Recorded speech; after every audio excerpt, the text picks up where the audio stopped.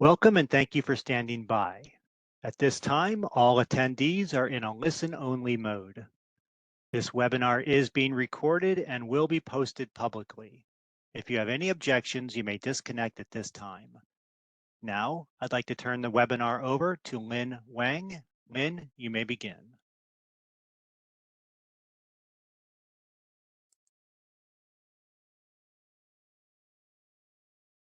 Good morning, everyone. Welcome to the FedCASIC 2023. My name is Lin Wang, and I'm honored to serve as the chair of the organization committee for this year's event. As we begin this workshop, I would like to take a moment to reflect on the significant role that FedCASIC has played in advancing survey research over the years. Since its inception, FedCASIC has served as a platform for sharing best practices, discussing new developments, and building a community of professionals who are passionate about using technology to improve the quality and efficiency of data collection and beyond. This year, the workshop promised to be another exceptional event, featuring a wide range of presentations and discussions on the latest trends and innovations in survey research. We have an outstanding lineup of panelists and presenters who will share their expertise and insights on a variety of topics. As you all know, chat with ChatGPT has become a phenomenon these days. When I started preparing my remarks a couple of weeks ago, I found out that would be interesting to consult with ChatGPT as well. So I asked ChatGPT 4 questions, and I would like to share the answers from ChatGPT with you today.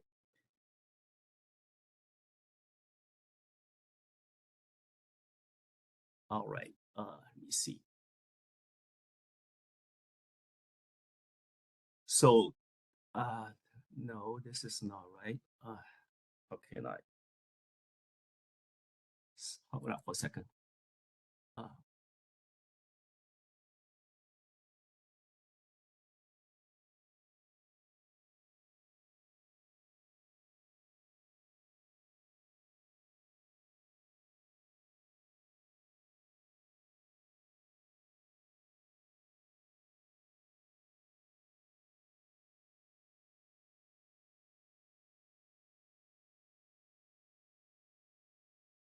Okay, so that's the first question. I asked the ChatGPT, have you ever heard of FedCASIC? Well, unfortunately, looks like ChatGPT is not that knowledgeable about that. So he couldn't tell me anything. Then I thought that, well, I would like to try it in a different way. So I asked the second question. Have you ever heard of Federal Computer Assisted Survey Information Collection, FedCASIC workshops? Now this time, looks like he got it. And he told me, FedCASIC was hosted by U.S. Census Bureaus, but he omitted BLS on this part. And he said, it is a gathering for all those professionals. Looks like pretty much accurate, right? And then I heard that ChatGPT can learn and grow. So I tried again to ask the same question, see if we get any improvement. This time, what is different mainly is that instead of saying this is sponsored by Census Bureau, it says that it is sponsored by Federal Committee on Statistical Methodology, which is not true. I don't know why. But anyway, so I move on to the third question. I was asking, what are the public opinions about the FedCASIC workshops? Well, it gives me a pretty lengthy answers, and then basically quite positive. And I think it is also accurate, right? It said that FedCASIC workshops are generally well regarded by attendees as their of opportunities for learning about the latest developments in survey research and methods, networking with other professionals in the field, and share experiences and insights. And to the end, it said that overall, FedCASIC are viewed positively and considered important events in the field of survey research. The last question I answered is I want to get something from FedCASIC to help my preparation of the opening remarks. So I asked FedCASIC to write up a 2-minute opening remarks for me. Looks like this is the best and most interesting thing for ChatGPT to do. And so it answered enthusiastically and gave me a paragraph, a text of this, which is longer than that. I don't have the space to display the whole writing. I'm not going to go through it for another 2 more minutes, but I do want to disclose to you that the first part of my opening remarks I've just said are actually largely coming from this writing by ChatGPT. All right, hold on for a second. I need to get my. So finally, I want to use the last part of ChatGPT writing to conclude my remarks. So I want to express my gratitude to the members of the organization committee and our WebEx team who have contributed to making this event a success. Okay, so please give my colleagues a big round of applause. And we hope that you find the workshop informative, engaging, and valuable. And we look forward to your active participation in these 2 days. Okay. Now, it's my great honor to introduce you our keynote speaker, Joseph Parson. Joe Parson is the chair of USDA's Agriculture Statistics Board and the director of the Methodology Division at the National Agricultural Statistics Services, aka NASS. In these capacities, he leads the preparation and the dissemination of market-sensitive agriculture-related forecasts and estimates, and provides leadership and oversight for the successful design, processing, and summarization of survey and census information. Since beginning his federal career in 1985, Parsons has had various roles and responsibilities at the NASS, including the agency's Chief Information Officer, Chief Data Officer, Senior Research Statistician, Chair of the agency's Strategic Planning Council, and leadership positions in multiple field offices. Growing up as a farm kid in the Midwest heartland, as authenticated in his family picture showing here on the right of the screen, Parsons worked on several farming operations throughout high school and college before graduating from the University of Missouri, Columbia, with honors in agricultural economics. He went on to earn a master's degree from the University of Maryland, College Park in survey methodology. Joe, we are very proud of you. With that, please join me welcome Joe.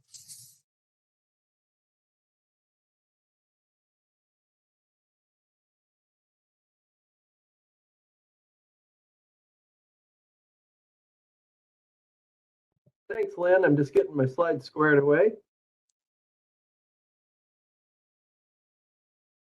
Oh, I think that's the right one.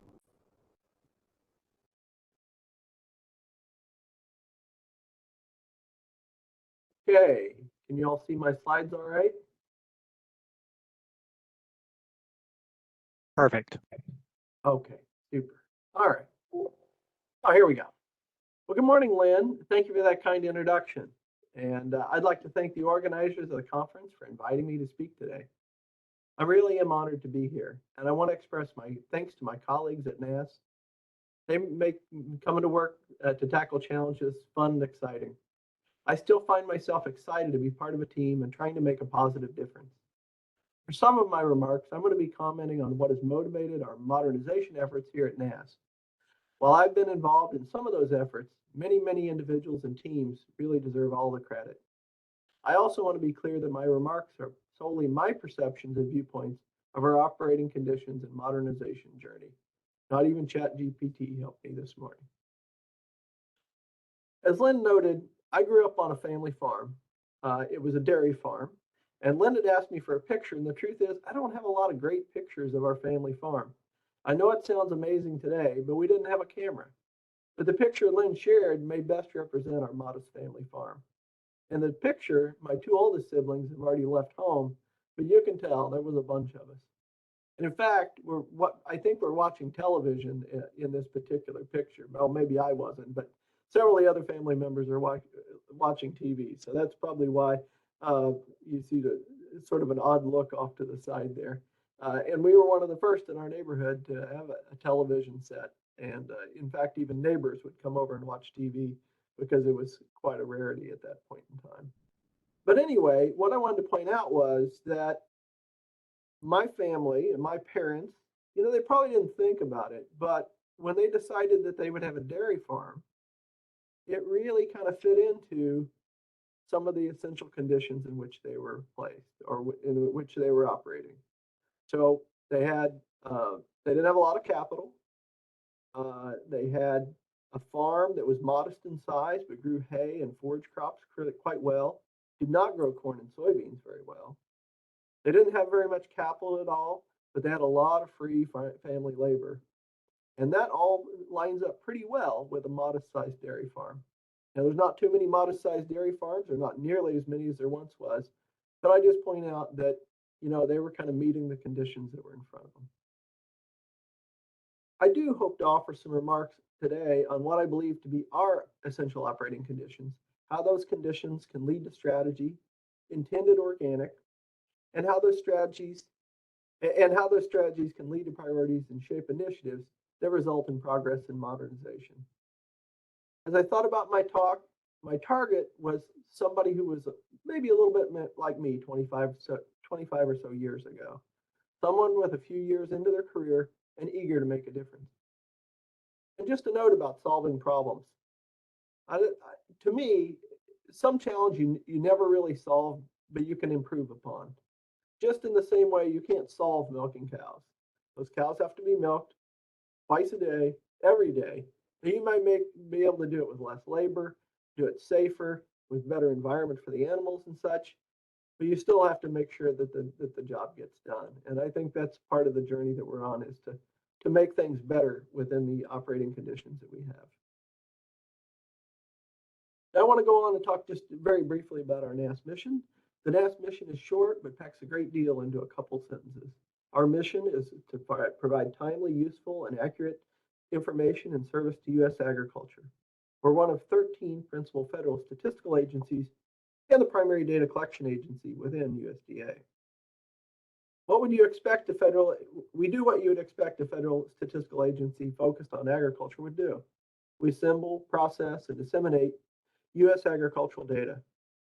We very frequently partner with USDA and other federal agencies, as well as universities and state departments of agriculture, on studies of common interest within agriculture. We believe this lowers the total burden on our populations of interest and allows us to coordinate and sometimes integrate local collections of interest with our federal program.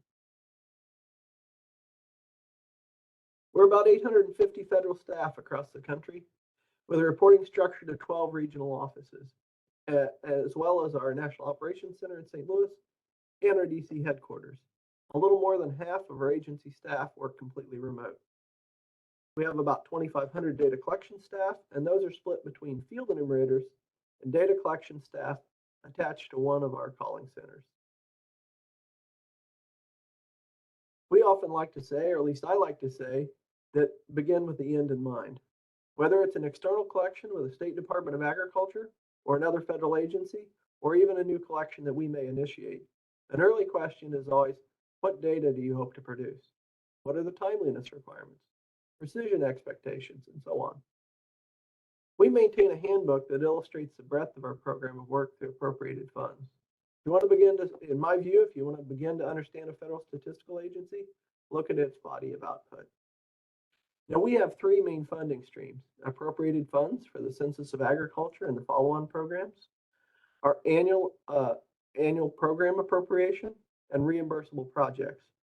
A few quick remarks about our program to inform the slides that follow.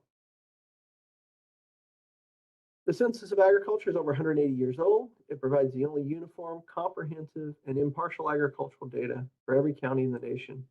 The census describes the nation's 2.042 million farms, at least as it was in 2017, and the more than 3.4 million farm decision makers. It's an invaluable source for all stakeholders interested in the nation's agriculture. I know that personally I get at least tangentially interested in agriculture every day around 8 a.m., noon, and again at 6 p.m. In addition to the main census release, we publish detailed reports from the data on several special topics. The COA, the Census of Ag program, also includes follow-on studies on aquaculture, irrigation, horticulture, organics, local food marketing, and ownership and transfers of farmland. One of the important things we do in our annual survey program is to estimate the supply function of domestic food, feed, fiber, and to some extent fuel. What will be grown, planted, growing conditions, amount harvested and stored, and similarly for livestock, over 150 different commodities. Pretty much all the ag commodities, products necessary to populate every aisle of your grocery store, from floriculture to maple syrup to soybeans. We produce annual data about farms and farmers, including land rental rates, an income and balance sheet for U.S. agriculture, as well as costs of major commodity, production costs of major commodities. We do that in conjunction with the Economic Research Service, production practices, wildlife damage, labor on farms and wage rates, prices received by farmers, conservation practices on farms, and many more topics. This represents some 420 to 450 reports a year. The 2023 schedule for release was prepared in early fall of 22 and includes about 35 principal federal economic indicator reports. We also produce several geospatial products, including the Cropland Data Layer, a remotely sensed land cover product using survey, administrative, and satellite imagery. For example, this little image shown down in the bottom corner is just outside of Yakima, Washington. I used to work in Washington State at one point. And the purple is wine grapes, and that greenish color are hop growing areas. And certainly an important contributor to the beverage aisle. From a distance, one might think that measuring agriculture is simple or straightforward. From my viewpoint, however, nothing can be further from the truth. Agriculture is so complex, multifaceted, and varied. Agriculture has a bearing on many important policy issues, including climate, food supply and quality, market concentration, and trade, just to name a few. I want to drill into that calendar just a little bit, and you can see that something gets published from NASS almost every single business day. Like other federal agencies, other federal statistical agencies, the release schedule and all the work that leads up to those many releases creates a near constant deadline-driven operational cadence. I mentioned a little earlier when I was talking about the family farm that I'm using the phrase essential operating conditions in this talk. And I may be making that term up, I don't know. I did find one reference, but it was about operating an industrial boiler. So if a boiler is not operating within essential operating conditions, the boiler commences to shutting down. Perhaps in our context, maybe think of these conditions as non-negotiable parameters or just the conditions under which the work will take place. I want to turn our attention a little bit to some of those essential operating conditions. Within our portfolio of data products, we have some collections which we publish on a weekly basis. Our data collection strategy is tuned for a very short data collection window, and the relevance of these data tends to have what I would call a short half-life. As we design our program of work, the cadence of reports are often informed by the rate of possible change in that subset of agriculture. For example, the production of chickens grown for meat, known as broilers, it takes about 21 days to incubate a fertilized egg to produce a chick, and that chick can grow to slaughter weight in as little as about 6 weeks after hatching and be in the grocery store within a couple of days, or restaurant for that matter, a couple of days after that. Cattle for beef production, like those behind me, 9 months of gestation, generally another 6 months with the calf's mother, and then at least another year or so before slaughter. With most crops, every year is new and potentially very different. The censuses are very good at measuring slower moving phenomena at fine granularity. Of course, data users always want more granularity, more frequency, and less time between the reference period and publication. I should say that our principal federal economic indicator reports, like all federal economic indicator reports, must abide by OMB Statistical Policy Directive number 3. The reference period and the public release date for a series issued quarterly or more frequently should be at most 22 working days. I'll say a bit more about this later on. Due to its size and scale, the Census of Agriculture has one of the longest collection and analysis windows. For the 22 version, we started mailing invitations to respond online in late November 22. The reference date, of course, is December 31, 2022. And we continue prompting respondents through email, text, phone, and in some cases, face-to-face collection through at least the end of May 2023, with an intended publication date in early 24. The timescale for collection and estimation affects the overall strategy and affects uptime requirements on survey processing tools and IT infrastructure. A little bit about farm producers. In the 2017 Census of Ag, we asked for details on up to 4 decision makers on the farm. Farm decision makers are less likely to be from some race other than white compared to the civilian labor force or the general population, as you can see in the table. And also, I would just point out that as you look at the table, the top is just the data, and the lower panel, where you see there's a line for white, and it's got a common scale among the 3 measures of the Census of Agriculture, the civilian labor force, and data from the American Community Survey. And then I zoom in some for the racial breakouts, as you can see down below. And so they are all on a common scale, but it's a much zoomed in scale.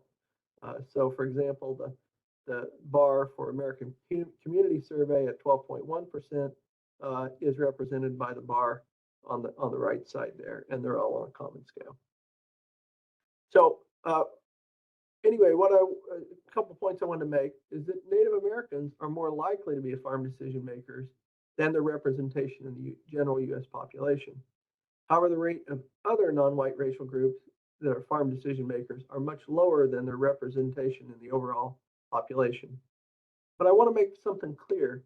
Don't misunderstand. There's a really high demand and relevance for quality data about all of these groups, as well as those of Hispanic origin, women decision makers, beginning farmers, and farmers with decision makers that have previous military experience, just for example. Some of the historically underserved groups have a contended mistreatment by USDA and have historically tended to cooperate at a lower rate than the overall farm population. It's incumbent upon us to make every effort to find these producers in our list building efforts and to do our part to gain cooperation from these groups. Although I'm not showing a chart on the topic, compared to civilian labor force, the nearly 3.4 million decision makers on those 2 million farms tend to be older. For example, the rate of 75-plus-year-old decision makers is nearly 10 times the rate of 75-plus age workers in the civilian labor force. Farming is both a job and a passion for many. It gets in your blood, as they say. And perhaps mechanization and technology are allowing older decision makers to stay more part of the active part of farming. Now, the overall farm population is substantially less likely to have broadband access than households measured by the American Community Survey. We do a small study called the NASS Technology Use Survey, and I'm making comparisons there. With regard to internet access, as you see on the far right, we can also look at another measure, which I don't have presented here on this slide, but we can look at farms from the 2017 Census of Agriculture, whose farm value of sales is greater than $250,000, and they report much higher access of 86% compared to those with less than 74% for those smaller farms. Larger farm value of sales farms are more likely to have internet access than small farms. This next slide, you notice the red intensity. That simply denotes the deeper the red, the higher the percent of farms in that county with internet access as of the 2017 census. And clearly, the internet access is not evenly distributed across rural areas. For example, note the high concentration or the high concentration in the Northeast and the low access areas of Arizona and New Mexico in that Four Corners region, which is also largely tribal lands. And also, if we look at through Mississippi and perhaps parts of Alabama and Louisiana, you'll see that relatively low internet access. Many black farm decision makers are located across the southern region. Generally, farms with one or more decision makers from a historically underserved group are less likely to have internet access. If we're to be equitable in measuring agriculture, we need to bear these differences in mind as we build our data collection strategy, and we do. Most Americans, to no surprise, live in or near cities. As this flashlight map, at least that's what I'm going to call it, a flashlight map, shows where the overall U.S. population is concentrated. Now, in this graphic, we can see that larger commercial farms are much more likely to be located in rural areas. Notice the differences, the difference in East Texas. Oh, anyway, I just want to point out that there's a high concentration of farms in Eastern Texas. You also see high concentrations in Kentucky and Tennessee. And then I want to move on to this next graphic and just show that this is the population of 250,000 or percent of farms that have more than $250,000 in farm sales. And you can see the upper Midwest, while they don't have that many farms, almost all of them, or many of them, have internet access. And so I guess what I'm trying to say is there are most farms in the northern plains are large farms. But then when we look in that Eastern Texas region, you can see that though there are many farms, there's not that many that are larger farms. And I'll come back to that a little bit later in my remarks. Next up, this is a detailed map of presidential voting in the 2016 election. As you may be aware, rural America tends to be more politically conservative. However, farm decision makers and farms are far from monolithic. Many farm decision makers strongly identify with their region, the commodities they raise, issues affecting their local area, or their heritage. It's useful to message in ways that resonates with groups of respondents.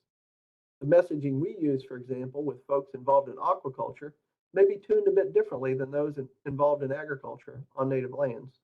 Both groups are important to reach and gain cooperation, but each may be somewhat different in the strategies, messaging, and partnerships best engage each group. We spend a great deal of energy to develop and maintain trust with commodity groups, community-based organizations, and others that can help us gain the trust necessary to engage and win cooperation with respondents. And I'm sure that's true in the other statistical agencies as well. I think I had Captain Obvious on the corner of one of my slides a little earlier. I'm going to bring Captain Obvious back. Farms are physical entities. The graphic on the screen is our cropland data layer, as I showed you a snippet a little bit earlier. Now, some crops are obvious during certain phenological stages of crop development. And we can see that here on the map, where you see these colored areas. Those are across the upper Midwest and the Midwest. You see corn and soybeans predominant. As you come down the Delta, you can see some rice and some other crops. Here's some sugar cane in Louisiana. And then that northern part of Texas with that bright red, you can see that those are areas of cotton production, for example. So this shows the sort of the concentration of area planted. But anyway, so very often you can gain a lot of insight during some crop stages by remotely sensed methods. And administrative data can be very useful. However, sometimes matching physical farm areas to specific farms and farm decision makers can be very challenging. In animal agriculture, animals are typically in buildings or constantly on the move, so remotely sensed data are of limited value. If your population it tends to be in rural areas, then it's useful to have folks who will do any face-to-face collection, also in those areas. Indeed, someone like us speaks to Cialdini's 7 principles of influence. It's also a practicality. Face-to-face interviewing in rural areas is expensive. You have to spend a lot for all the windshield time to get to the next interview. Internet availability and environmental conditions can also shape the requirements for technical solutions. As an example, imagine conducting an interview in a remote field in bright sunshine, for example. That's pretty tough to do on some laptops. Also, local conditions can make finding qualified applicants to serve as enumerators difficult. Think of like Western North Dakota during the shale oil boom as an illustration. Moving on to talking about a few other parameters or essential conditions. This graphic shows a very typical state level sample for cattle. There are many small producers, as shown in this first bar, the relative list population size, and relatively few producers with an expected number of a great many of the item of interest, more than 500 head of cattle in this case. Many of our collections are focused on a total or statistics for which gaining information from those with a great deal of the commodity is important. We estimate the total number of cattle in the United States every January and July.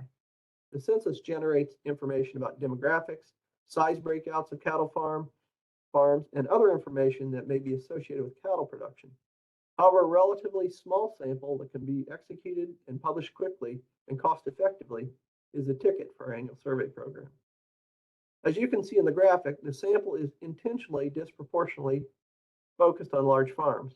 What if some of these cattle operations also have, for example, 5,000 acres of wheat, grow organic corn, or raise vegetables and melons on a commercial scale? In our annual program, farms involved in multiple enterprises with small membership or with large influence on a total may be sampled for multiple surveys within a year. And this graphic dives just a little bit deeper. In this graphic, you can see, like our cattle example, that most farms are small. Indeed, small farms only average about 2.5 minutes of burden in a typical year. And I measured that by simply looking at all of the records and how many estimated OMB burden minutes would be associated with that size group of farms in a typical year. Now, most of those farms, by the way, will have 0 burden minutes because they won't be in any surveys, with a fairly modest proportion of those with a modest proportion of those being in 1 or 2 surveys, perhaps. Larger farms, for example,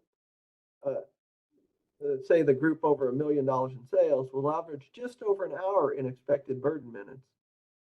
Now, most farms are just never even contacted between census periods. However, that small but important set of farms may be contacted dozens of times over the 5-year period. Farms in multiple surveys within the same data collection window are coordinated to ensure one contact. While these contacts are managed, the fact remains that those farms are important for the accuracy of the estimates.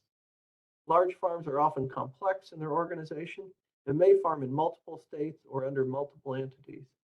Now, we, like others, have developed policies and tools to minimize the perceived burden on these producers. They're also a distinct area for our outreach efforts. And so this ongoing relationship provides us opportunities to understand how likely some respondents are to respond and by what mode of data collection works best for them. We need to do everything we can to manage that relationship that may last 40 years or more. A general sample of U.S. households would not have these considerations. And if a particular collection did not go well due to poor execution or maybe damaged some respondent relations, the next subsequent collection would generally not be effective because the sample would be with very little overlap. A poor impression by an enumerator or poorly executed survey could easily damage long-term cooperation. It's important that our tools and human engagement are always top-notch. I'm certain that's true for other federal agencies, statistical agencies as well. We talked a little bit about timescale a bit earlier. NASS surveys vary in the amount of time available, but the survey schedule interacts with other conditions.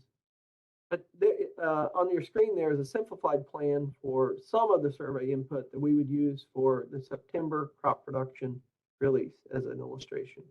Now, crop production is a principal federal economic indicator report, and it's issued between the 8th and 12th day of the month. We began the monthly crop production data series in 1863. These ag yield surveys that I'm showing here, depending on the month and mix of crops, can have a sample size of 20,000 records or so. Now you can see that we mail a letter with an invitation to cooperate online as well as the questionnaire. However, most of our responses in this survey come from phoning respondents. For this survey, it's also important to collect data at or near the reference date because we want to measure as of the first of the month. So you can see that we open our CADI calling on the 30th. The next day is the reference date. You've got Labor Day in here, and then we close data collection on the 7th. And then finally, all the preparation, and then we're going out on the 12th in this particular date. But as I say, that can be as early as on the 8th of the month. So as you can see, there's not a lot of room for downtime in the data collection window or the preparation for publishing. Now, we would like to receive all of our responses for every survey via the web and not need to use mail or other expensive modes of data collection. For example, we're pleased to have collected over 600,000 records in the 22 census so far via the web. However, using mail is still a part of the mix for us, at least to send notification of being in the survey and confidentiality pledges and so forth. With a hybrid work environment, we certainly seek to digitize any paper images as quickly as possible. We also use email and text, but that can have its own set of challenges. Mail to rural areas is likely slower than that to urban areas with regional mail hubs. But we need to make certain that we let the mail work for online and mail responses before we start calling. We've experienced periods when mail service was slower or faster. With tight deadlines, this can affect observed cooperation rates. It's really unfortunate when substantial mail response shows up after data collection closes. Now, one of the benefits of having repeated contacts with larger farms is that we can also track how respondents tend to report over time. Paradata, if you will. For folks that are consistent mail or online respondents, we will hold them back from CADI follow-up for a period of time and work on other records deemed less likely to report via self-administered mode. A minute ago, I mentioned coordination. So the respondent is selected for multiple surveys that occur in the same data collection window, receives only one contact. This leads to some use of paper questionnaires for our call center and field collection staff, though we seek to minimize the use of paper where possible. I don't think anybody would be surprised by this chart. Response rates, they're declining. Response rates are declining around the survey research world, and we're certainly no exception. I purposely didn't show the scale, but the line chart on the scale is typical, down and to the right. For example, the response rate for the 2017 Census of Agriculture was 71.8% compared to the 2012 iteration at 74.6% and 78.2% for the 2007 Census of Agriculture. So about an 8 percentage point drop over the decade. We don't yet know the 22 Census of Agriculture rate, but it'll almost be certainly lower than the 2017 rate despite our best efforts. Right now, we're tracking about 5 percentage points off of our 2017 pace. Our overall strategy is to use every mode and every tool that makes sense in the context of collection. We sent over 1 million email and text reminders for this census, and we want to reduce friction.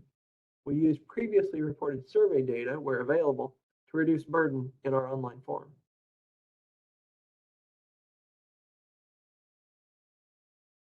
For other collections, and likely for the 2027 census, we seek to more effectively use administrative and other data to avoid burden in survey collection. Some of the items of interest are not easy to replace with other data due to the timing or nature of the items. For example, in our annual survey program, we conduct what we call the March prospective plantings report. What do you intend to plant is one of the main questions. And then we go through all the different crop items. And that's pretty hard to get from administrative data. And therefore we must make our best case for cooperation with proper messaging and engagement every day with every data collection effort. Now this picture is how I envision IT service providers must react when they hear the name of a federal statistical agency. We're only an agency of about 850 federal staff. That's less than 1% of the USDA staff population. We extend from the East Coast to Hawaii. We have a public-facing data collection activity virtually 365 days a year. Our call centers are active most weekends and late into the evening. We have processing running almost 24 hours a day. We host very market-sensitive data and publish principal federal economic indicators. For example, in those PFEIs, some of the first high-frequency trades in the commodity markets are milliseconds after the release of some of our data. We, like other agencies, have millions of pieces of SIP-protected proprietary business and personal data. We have many legacy systems and too many systems that perform the same function for different sets of surveys. Some team within NASS is on deadline virtually every day of the year. Bringing systems down for maintenance or shut down to introduce new processes is generally a non-starter. New processes or procedures must be robust and fully ready for an operational environment. Also, provisioning government-furnished equipment to rural data collection staff can be a challenge. It may also impact provisioning choices when the nearest PIV card center is maybe far away, and in some areas, in addition to being remote, we may experience high turnover with those data collection staff. Like other federal statistical agencies, our budget, to a large extent, is expended on people. We need people to collect data, people to manage systems, people to administer programs and engage with respondents, people to edit, process, and analyze data, and people to prepare and disseminate data. But on the other hand, we also need to manage labor costs. Labor costs are going up. On a percentage basis, the labor cost for data collection, at least for NASS, is going up very quickly. We need to attract and retain a great workforce. We need to consider how work can be more rewarding. Based on a sample of my two sons, new entrants to the workforce are not excited to do repetitive work with 20-year-old tools with clunky interfaces. We need to find ways to avoid cost and improve productivity in every aspect of our business while maintaining quality. We need to avoid expensive modes of collection while maintaining cooperation. We need to better use administrative or other data in principal ways that bring strength to official published estimates, perhaps even creating new useful data products. We need to model and find additional ways to borrow strength. Geospatial and remote sensing tools, especially as satellites with new capabilities are launched, paired with survey and other data in modeling, hold promise to improve many crop statistics. We need to make it easy for respondents and meet them where they're at. We need to be nimble given the breadth and diversity of our program and meet the needs of collaborating organizations. We need systems and procedures to be flexible and adaptable to a wide variety of situations to accommodate survey or program-specific requirements. We seek to have few and hopefully one enterprise tool for each key function to produce official statistics. We need to remain relevant to our data users. That's worth repeating. We need to remain relevant to our data users. We must make it easy and insightful for them to find the data that they need and use as they wish without struggle. We need to make it easier for machines to directly access and use our data, including AI tools like ChatGPT. When we have pertinent data, we need it to appear high in search results or just be returned in the search. I want to pause for a second and tell you a little bit of a story. When I first graduated with my undergraduate degree some 35 years ago, I started working as a financial manager trainee for an animal feeds manufacturer, and that's the picture of the plant in the upper left-hand corner. Now, that plant had been built in the 1920s, and I went to work there in the 1980s. And so the way that feed was produced in the 1920s, there was lots of big men pushing dollies around with many 100-pound burlap bags of feed around and loading them onto smaller trucks and such. That was not how feed was moved and handled in the 1980s. I found that plant to be, worked in the plant quite a little bit, as part of my training, and I found the plant to be dangerous and a pretty scary place. Because in the floors, they had done so much retrofitting that there's what they call legs, or the pipes that would move the feed or feed products around the mill. And there'd been so much retrofitting that the concrete floors had big holes cut in them and then patched over with like giant metal manhole covers, and they were everywhere. And there were other reasons why the plant was dangerous, but it was not a very efficient plant. And so shortly after I left and moved to greener pastures in the official statistics world, in the upper right-hand corner, you see a new plant that was built in St. Joe, Missouri.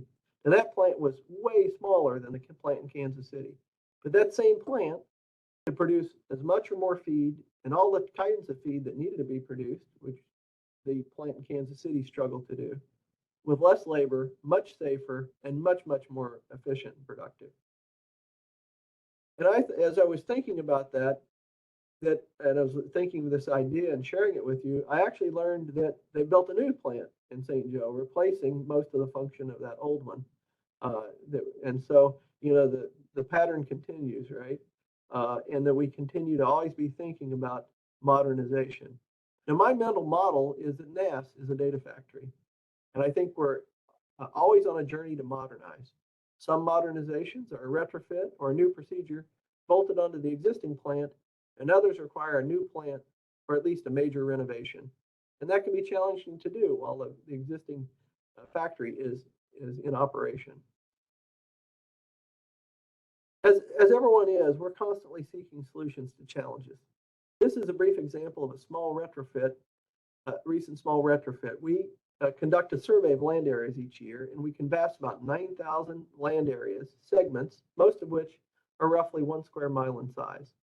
This survey is important for many reasons, and that's not so central to this discussion, but it's also very expensive. It's traditionally conducted with face-to-face enumeration. After canceling the survey in 2020 due to COVID, we had decided to conduct the survey in 2021 with a plan for no face-to-face collection. Now, historically, enumerators were given a blank map with the segment outline and a list of potential names and addresses of folks thought to be farming in the segment.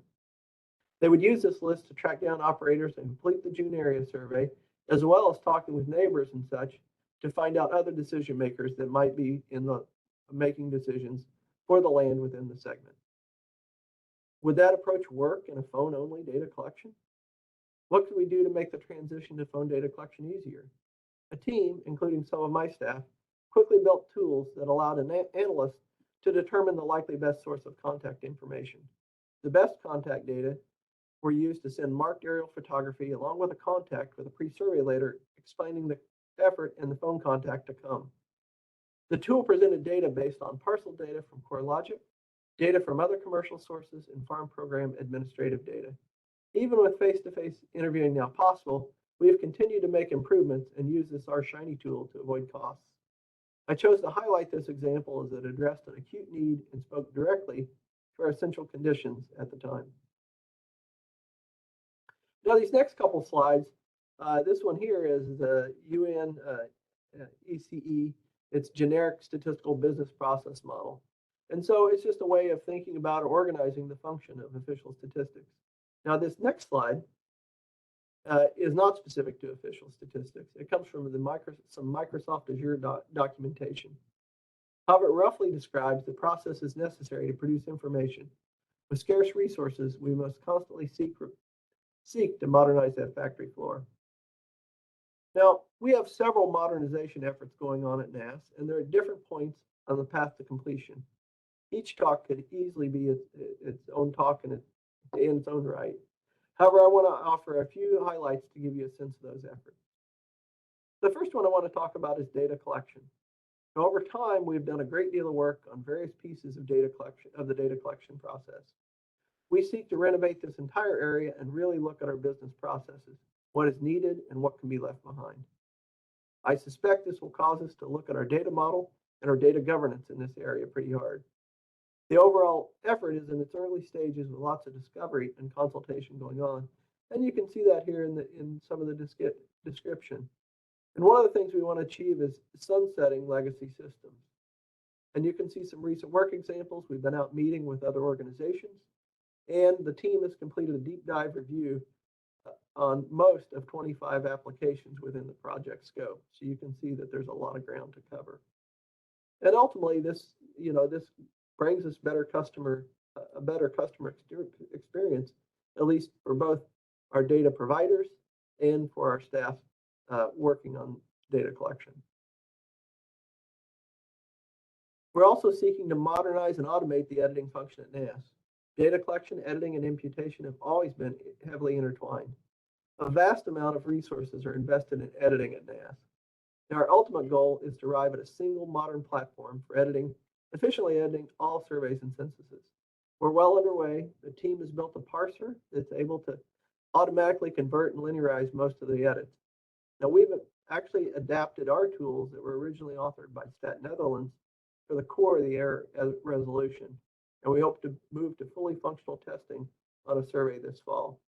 And, one of the impacts is, we want a better work for our staff and be able to move away from repetitive manual editing to really subject expert analysis.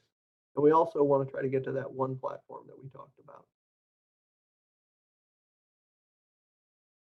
We're also seeking to modernize sorry, I jumped a slide. There are a host of activities around modeling and the use of other data. We talked about those a little bit earlier. We've had recent successes with modeling and operationalizing modeling into production to support our county estimates program, cash rents, and farm labor programs. I should mention that we engaged with the national academies regarding our county estimates programs, and several of the recommendations helped us to improve our approach. Right now, part of the focus is on creating and improving and implementing a prediction of crops planted at a field level for improved imputation in an area-based study, producing modeled early season estimates of planted acres and for select crops and regions, which is very challenging to do, and also to help us use previously reported data is one focus of this effort as well. Bottom line is we want to make better use of that other data.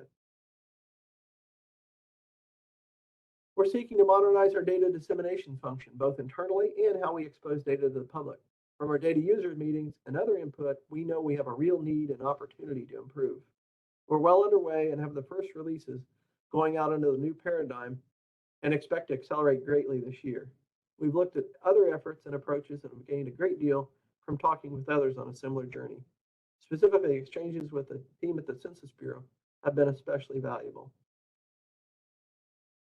And finally, we talked a little bit about how hard we are to support. We've moved several processes to a Microsoft Azure environment. We call it the RE-CIPSIA Cloud and have a roadmap to move all NASS computing there. There's a lot of other work going on as well besides these major initiatives. We're modernizing our internal analysis tools with our Shiny. We have some items that I would call on the on-deck circle. I think I mentioned earlier that to really understand a problem and get a sense for the state of the art before solutioning. For example, we had an outside team looking at our sampling and related processes and expect they will highlight improvement opportunities for us to consider. We're also looking at the state of the art regarding our disclosure avoidance as it pertains to our specific situation. These are some ways to build an agenda for thoughtful change.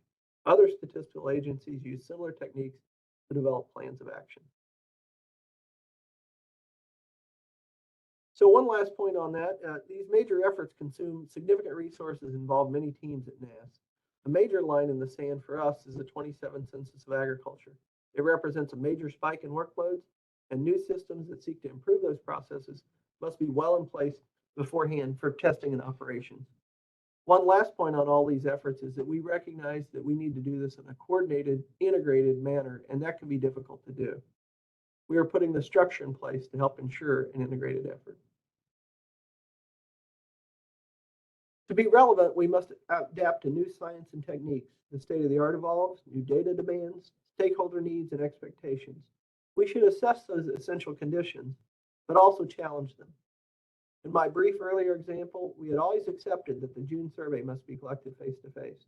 Only when we were faced with few alternatives did we really explore that assumption. Never waste a crisis. It might be a learning moment. Crises often increase the capacity of an organization to accept change. But certainly modernization and change is not optional. Most modernization efforts involve IT in some level of process. If the change is of any magnitude, it's my belief it's also a cultural change which must be considered to be successful. People always want to know, how will this affect me? How do I fit in a new paradigm? In many of these cases, it will involve staff giving up, at least temporarily, competence to learn new procedures. New things are new. New processes are prone to glitches. We need to be deliberate and honest about these aspects of change. Change is hard work. We need to name it and claim it and be deliberate. And be very deliberate about defining the problem or the issue to be solved, especially if previous attempts have failed. Be deliberate about communications, measuring effort, measuring risk, and be deliberate about moving through beta or testing and into production. We need to be optimistic but honest. Sizable project without risk or issues has never occurred in my experience. I advise you to make friends with your contract experts and also listen to them. Also, pay attention to your data model. If it's flexible and robust, it will meet your long-term needs. It'll help a great deal. Interfaces are relatively easy to change. Your data governance process is also a big deal. Awesome staff and dedicated contractors. Do they believe? If the team believes in the project, they'll most likely be successful. It may take a bit longer or suffer some setbacks, but it'll probably happen. And lastly, I wanted just a couple remarks to wrap up. I want to convey that I believe every federal statistical agency is on a journey to advance and modernize, and that journey is shaped by the context in which we operate. Coming back to where we started, I told you a little bit about me, my agency, and our operating environment, a couple stories, and some key work that we have going on to address important issues to our organization. Truth be told, you most likely won't recall those details for long, but that's okay. Moreover, many of you may not be the person that decides what efforts move forward or get funding, and that's okay too. What I hope you take away is that every organization, including yours, is operating within a particular set of conditions, has a particular sets of needs, wants, and priorities. If you want to make a difference, you need to speak to those conditions or highlight a need that should be part of the consideration. Also, if you want to make a difference, a real difference, don't stop at the idea or the solution. Go work through the full implementation and transition to steady state. Make certain that your work is informed by wide input, good feedback, and listening. And like the picture, the road ahead may contain a few potholes, but it's always exciting to see what possibilities lie around the bend. I've tried to touch on several topics here today related to operating conditions and modernization. And I know we're running short on time, but I look forward to our discussion with you on these thoughts. I recently saw this quote by former President Carter, and I think it fits with trying to move our organizations forward. I have one life and one chance to make it count for something. My faith demands I do whatever I can, wherever I am, whenever I can, for as long as I can, with whatever I have to make a difference. Thanks. Thank you, Joe, for an informative talk.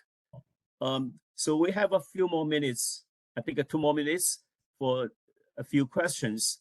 So you can ask a question either through chat, or if you want to speak verbally, you can raise your hand and the host will unmute you and you can ask.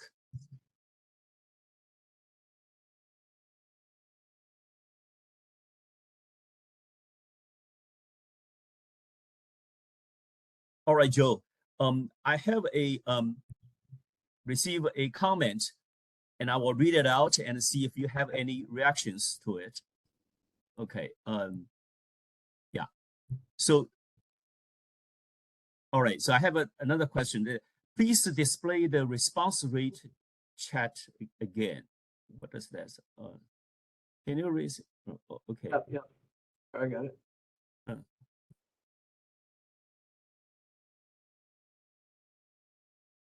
It's coming back up. There's really no scale on it. I mean, just to point out that you know, this is typical. I was just really just making the point that you know, for most of us, it's down and to the right. And yeah, looks like Celeste has her hand raised. Okay, so there's another question. Will farmers or lay stakeholders be involved in USDA survey design? To some extent, I didn't quite catch all the question, but you know, one thing that we have is we have both an advisory council on agricultural statistics, which we have folks that really represent the everything from organic production to farm workers to you know, big ag production on that advisory committee, of which we take input. And we also have a data users meeting. We hold it twice a year. I'm honored to host that meeting. And of course, for all of our OMB dockets, we seek input from stakeholders, and specifically, we reach out to a lot of the organizations that represent farmers and ranchers. Okay, thank you. So let me read a comment to you and then see if you have any reaction quickly. So I'm a white male farmer, fruit and vegetable farmer. Yeah. I see data collected on type of farmers, but not what they grow. What is the supply and the demand side for food to meet the needs? Oh, I thank grow you. Go ahead. Do you want to reflect on that? Okay. Yeah, well, I was highlighting just some demographic information that we collect, but you know, the value in the Census of Agriculture is not just that we collect demographic information, but also the detail that goes with it. So for example, do Black farmers, do they use crop insurance at the same rate that other farmers of similar size and type of operation might use, for example? So we do collect in the Census of Agriculture, it's about a 28-page questionnaire, many items about the other data points about agriculture. Also, during our annual survey program, every year, we collect production information. In fact, today we'll be releasing data about oranges and other citrus fruits later today. Okay, thank you. So still this comment. I grow Asian and African foods.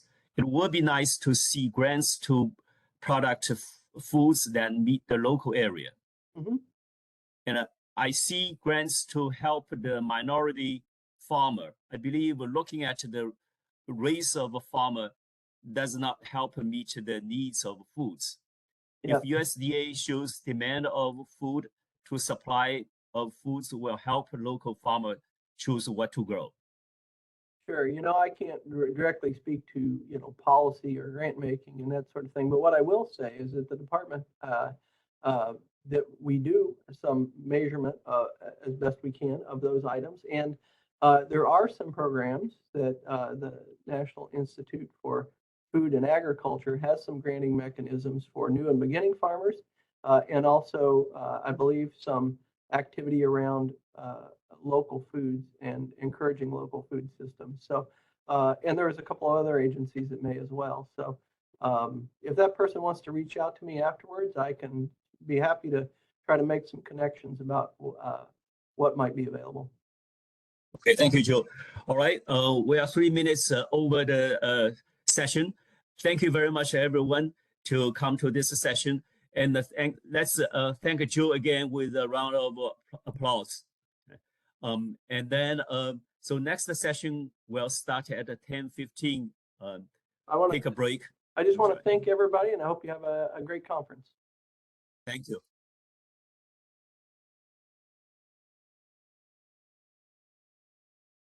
Welcome.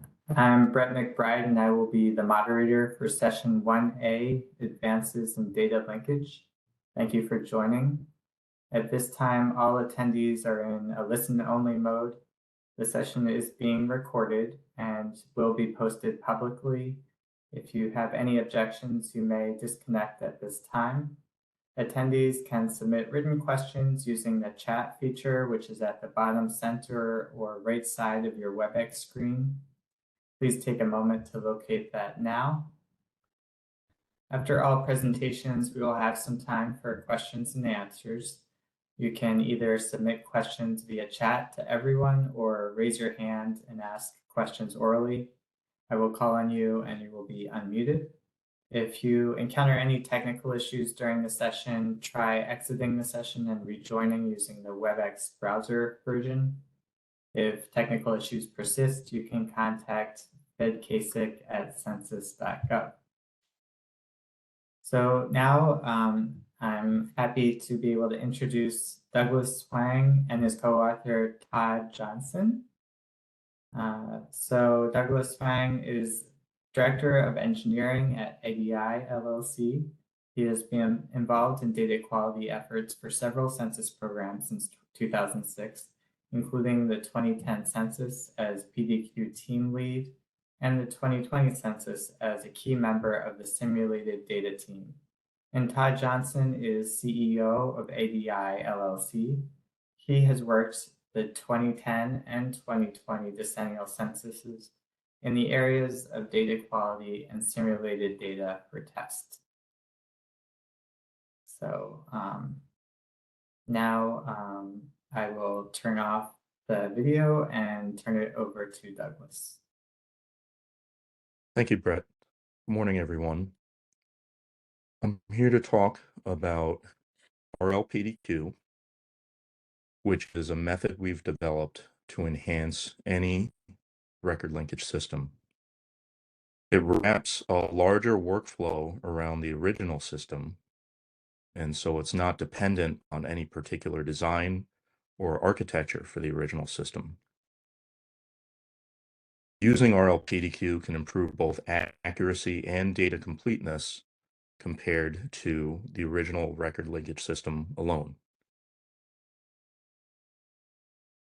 Some background: we've had experience and past success in improving data classification quality, particularly in developing the PDQ tool for the 2010 census.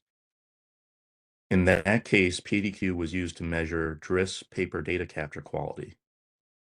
To accomplish that, it produced a high quality truth with a much lower error rate than that of a traditional double key and verify operation, using a small fraction of the manual effort typically required. We've taken the core principle of PDQ and applied it to record linkage to create RLPDQ. We admit that we don't have a lot of record linkage expertise. However, we do have quite a bit of past experience and expertise with improving data classification quality, particularly for the Census Bureau. And through developing a mathematical model and through experimentation, we believe RLPDQ has a solid basis for success.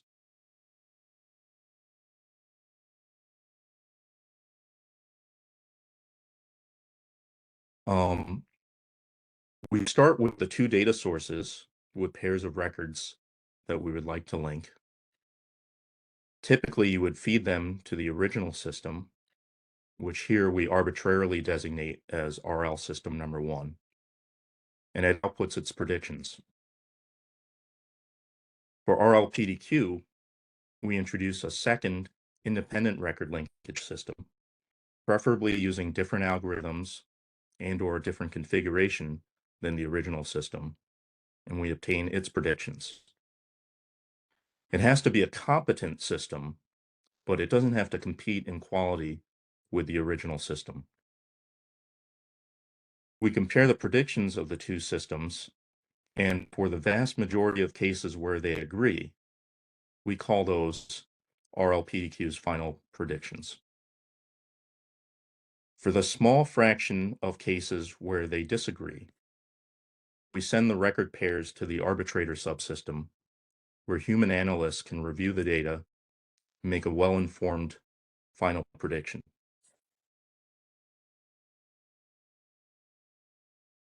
Some operational variables that I want to introduce before I show a mathematical example of the concept. We have the false negative rate, which is given by the number of false negatives divided by the total number of actual positive matches. False positive rate, which is given by the number of false positives divided by the total number of actual non-matches. And their respective complements, the true positive rate and the true negative rate.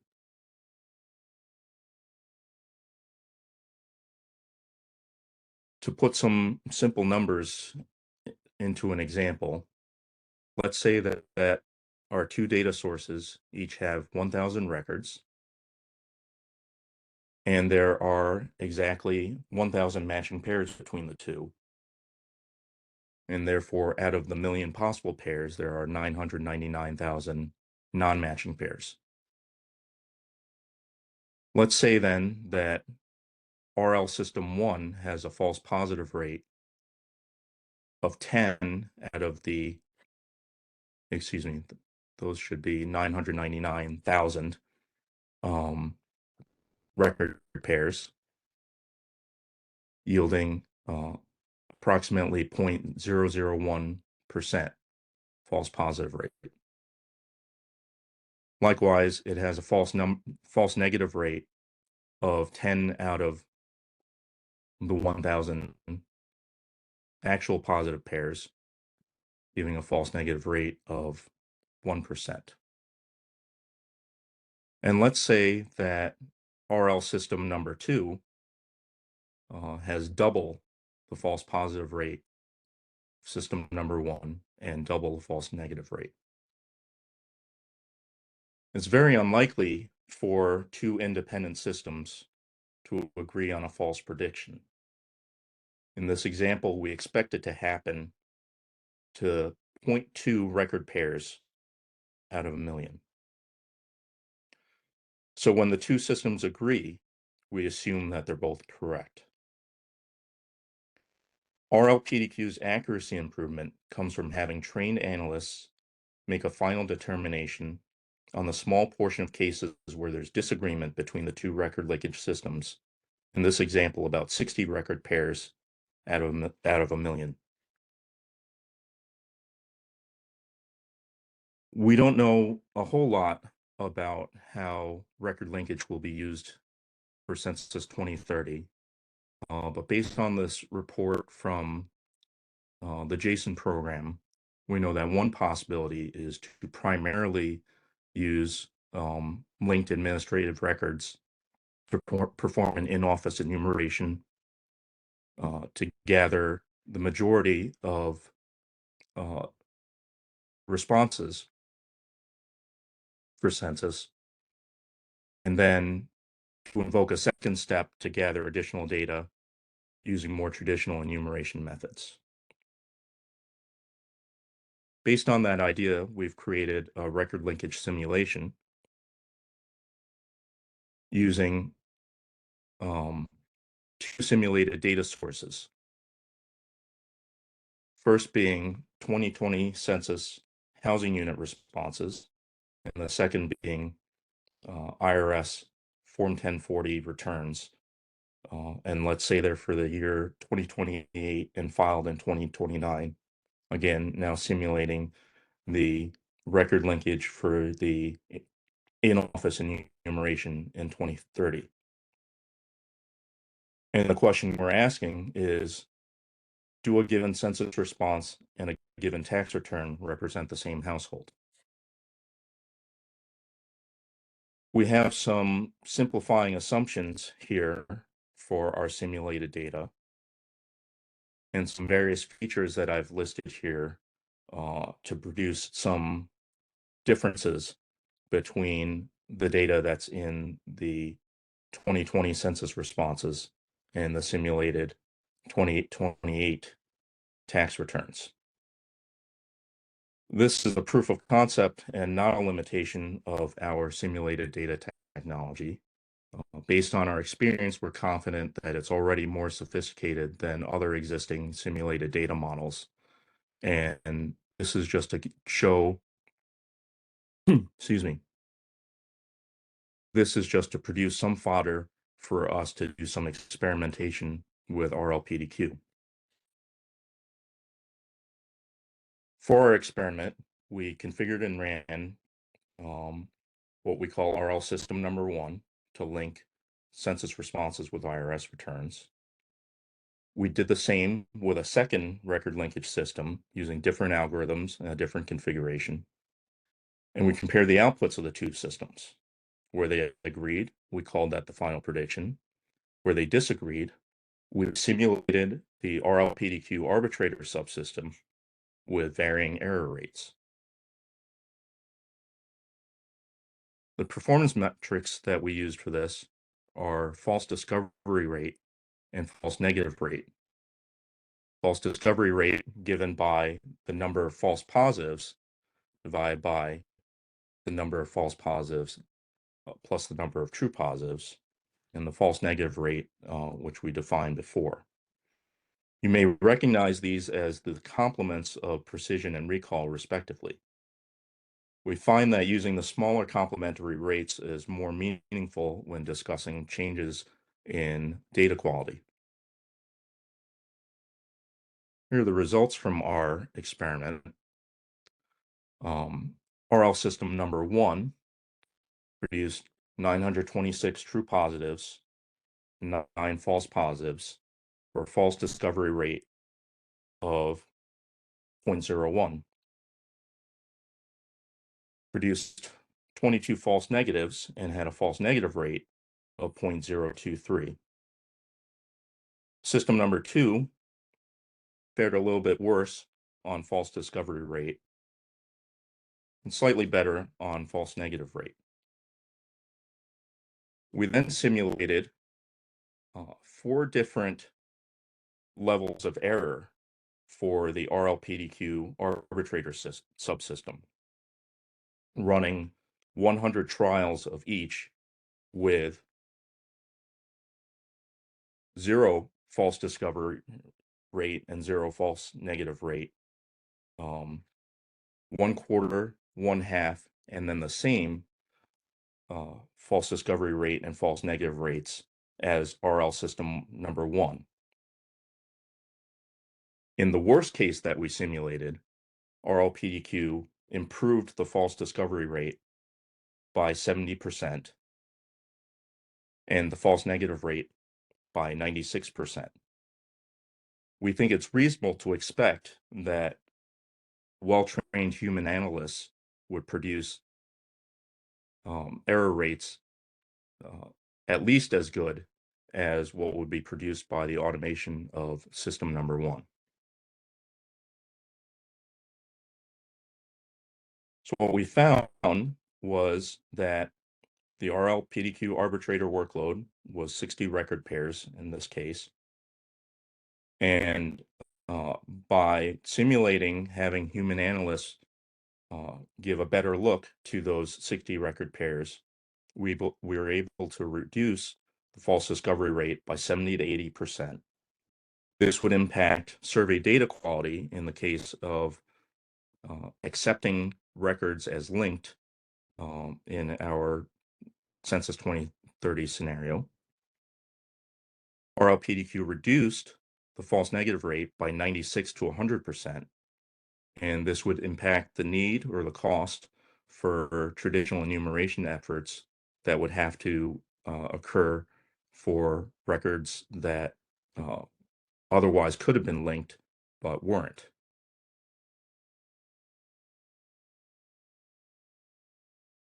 In order for RLPDQ to work well, systems 1 and 2 should have different operating characteristics for the best data quality. As a trade-off, they should each have lower false discovery rate and false negative rate in order to produce the best efficiency and send the fewest cases to the arbitrator subsystem. To recall what I said earlier, RLPDQ is a means for enhancing any existing record linkage system. It's not dependent on any particular design or architecture for the original system. And using RLPDQ can improve both accuracy and data completeness compared to the original record linkage system. We would love to engage with anyone who's doing record linkage research in order to refine our use case and so that we can apply our experimentation in a more appropriate manner to see how we might be able to help various programs using RLPDQ. Thank you.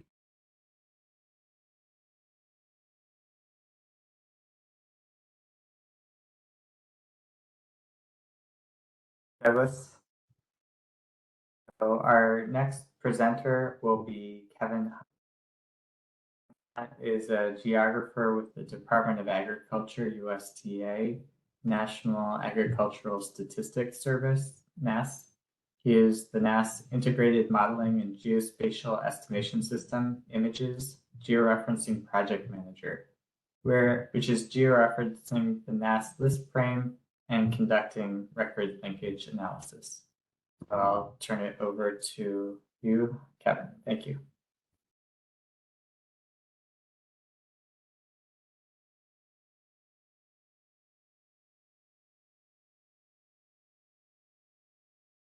Can you hear me?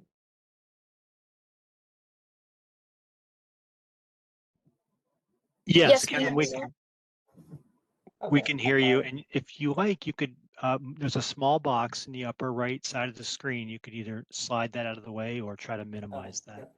Yeah, sorry about that. Can you see that now? Looks like it's gone. Thank you. Okay. All right. Good morning, everyone. I will be presenting today georeferencing the NASS list frame using new crop sequence boundaries and georeferenced administrative data sets. This research was by myself, Denise Abreu, Robert Emmett, and Rachel Jennings. Here's our disclaimer. I also want to acknowledge the NASS Images Georeferencing team. These individuals helped produce the results that we will go over today. In the presentation, I will first start with the problem statement, the study area, georeferencing data and processes, results, and conclusions. First, I want to talk about what agency I work for, the National Agricultural Statistics Service. NASS is the primary statistical agency for the U.S. Department of Agriculture that surveys and collects data from agricultural operators using a list frame. A farm by NASS the NASS standard is a farm is any place with $1,000 or more in sales or potential sales. And the NASS list frame is inherently incomplete, like many list frames. So the problem statement starts off with, in 2017, a report by the National Academies of Sciences, Engineering, and Medicine recommended that NASS update the list frame to a georeferenced farm-level database and develop linkages to other administrative sources to improve the coverage of the list frame. In 2019, NASS began implementing georeferencing the NASS list frame. Here is the study area that this presentation will focus on. Georeferencing and analysis have been completed for these 11 states. I'm going to go through some georeferenced data that we use. The first one is administrative data. The USDA Farm Service Agency maintains common land units, CLUs, that are individual contiguous farming parcels, which is the smallest unit of land that has 1, a permanent contiguous boundary, 2, common land cover and land management, 3, a common owner and or a common producer association. I just want to highlight that the CLUs are based on ownership and producer association, and they do rely on permanent contiguous boundaries. The second geospatial data set that I'm going to go over that we use in this process is The crop sequence boundaries.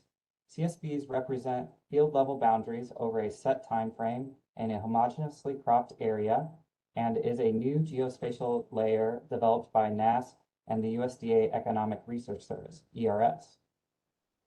Here's a list of their qualities. 1, automatically delineated field boundaries. 2, homogeneously cropped a homogeneously cropped field over a set time frame. 3, physical boundaries and boundaries between different crop types. And 4, the data set has complete coverage.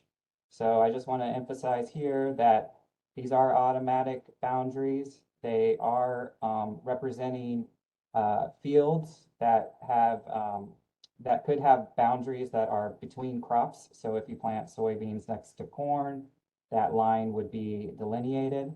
And this is complete coverage because this is an automated process, not based on ownership. So I'm going to go through the different geospatial processes that we do to do our georeferencing. Here I'm going to highlight the GIS overlays and intersects that we do. So on the upper left, you'll look at the base layer, which is the NASS cropland data layer, the CDL. This is a crop-specific data product that has an annual frequency. Yellow represents corn, green represents soybeans, and there are many other crop types. On the lower left is the imagery. This is just the ArcGIS Esri base layer. I just wanted to, notify or let you all see that these are actually crop fields. And now the overlaid data on the upper right is the common land unit. These are the FSA data sets in green. As you can see, they're not complete coverage. There is some corn on the base layer showing through. And then below that in red is the crop sequence boundaries. And they are mostly complete through this automated process. I just want to highlight in that section, there are fields being identified with the CSBs automatically that are not in the CLU data set. So as you can see, there are still some areas that may not be completely covered by the CSBs. So we do have a manual identification of non-FSA fields, and this is completed by image analysts after CSBs and CLU polygons are overlaid. So as you can see here, the FSA data is gray. The CSBs in this example are purple. And then we also do have the image analysts identifying non-FSA fields not covered by the CLUs or the CSBs, and they are outlined in blue.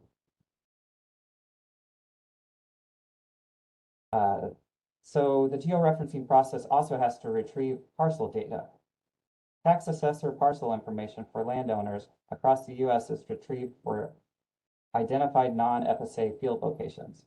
This parcel information is linked to the list frame and new records added to the list frame, the NASS list frame. So number one, as I just went over, we identify non-FSA fields. It may be hard to see, but this polygon here is capturing this pixelated area of corn. We then retrieve the parcel data, which is the purple lines, and those are parcels. And then the record link, then we record link the parcel data. So every parcel has an attribute. It's usually names and addresses and other land use information that you can find on public tax assessor websites. So there is also just the process of record linkage, and that's completed by NASS. Just an outline here, probability record linkage was conducted.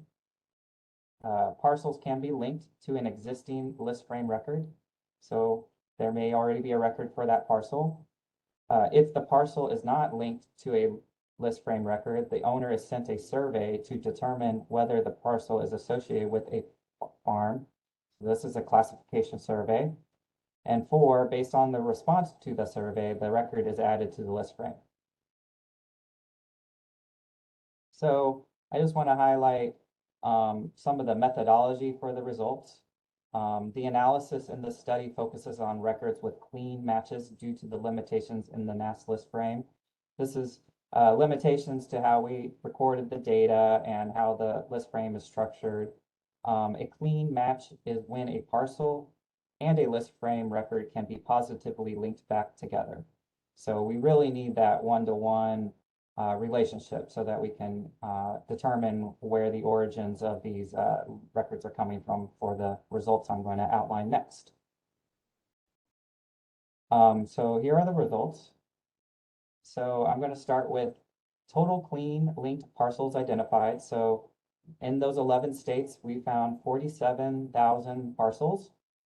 Of those parcels, 39,000 or 83% originated from crop sequence boundaries. So through that automated process of intersecting and overlaying the CLUs, we had 83% of our data coming from that. 7,900 or 17% of parcels originated from hand digitized. So we are finding a fair number of parcels that way. And of the 47,000 parcels, 10,000 of them, or about 21%, were linked to the list frame already. So these are now georeferenced records with a parcel identified for the record we already had.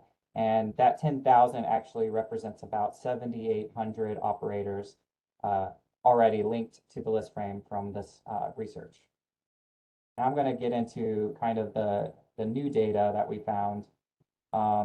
So we then, after we do the previously linked to the list frame parcels, the remaining parcels left represent about 3,200 operators, and they were sent criteria surveys. Of those, 20,000 or 63% responded, which is pretty good. Operators that responded as agriculture was about 3,900 or 18% of the responding operators. So in essence, we found about 3,900 new operators in those 11 states. Of those, many were found in metro areas, and many new farms are in counties with known Amish populations. And I just wanted to highlight Amish populations because this is a known limitation in our list frame. Traditionally, Amish do not report to government programs, so it is a known population that we are needing more information for. So that is the results. So here are some conclusions. One, NASS has successfully started to georeference its list frame using previously georeferenced administrative data through record linkages. So this is the original problem statement that we are now trying to complete. Number two, the automated approach of utilizing CSVs are finding many non-FSA parcels, which is greatly reducing labor-intensive methods by image analysts to identify the remaining agriculture manually. So as you can imagine, finding those small fields is a laborious process. So having much of that automated makes the work more efficient. And number three, the georeferencing methods are likely identifying and adding new farms in more urban counties and potentially in underrepresented populations like Amish communities. So this concludes my presentation. Thank you for participating.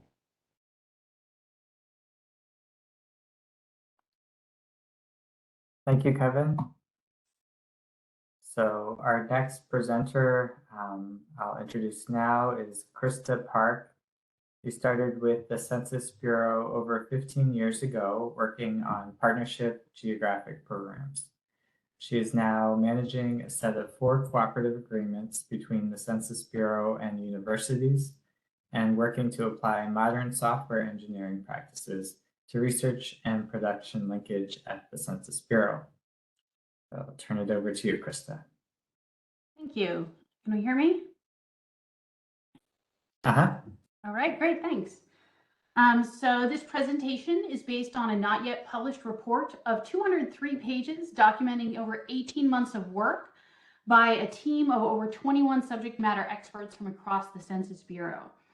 And it covers several different roles and processes in the record linkage process. I've only joined this effort only in the last 2 months, so my role is more of a distilling the lessons learned and reporting out so the entire scientific community can learn from this.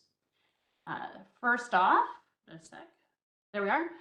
The typical disclaimer. In addition, I really want to call out that I have many people. I'm standing on the shoulders of giants, and they did not get to review the presentation. So all errors are definitely mine. I'm going to start, though, by giving you their names because they are crucially important. The first off is the set of SMEs, the subject matter experts who provided input as record linkage people.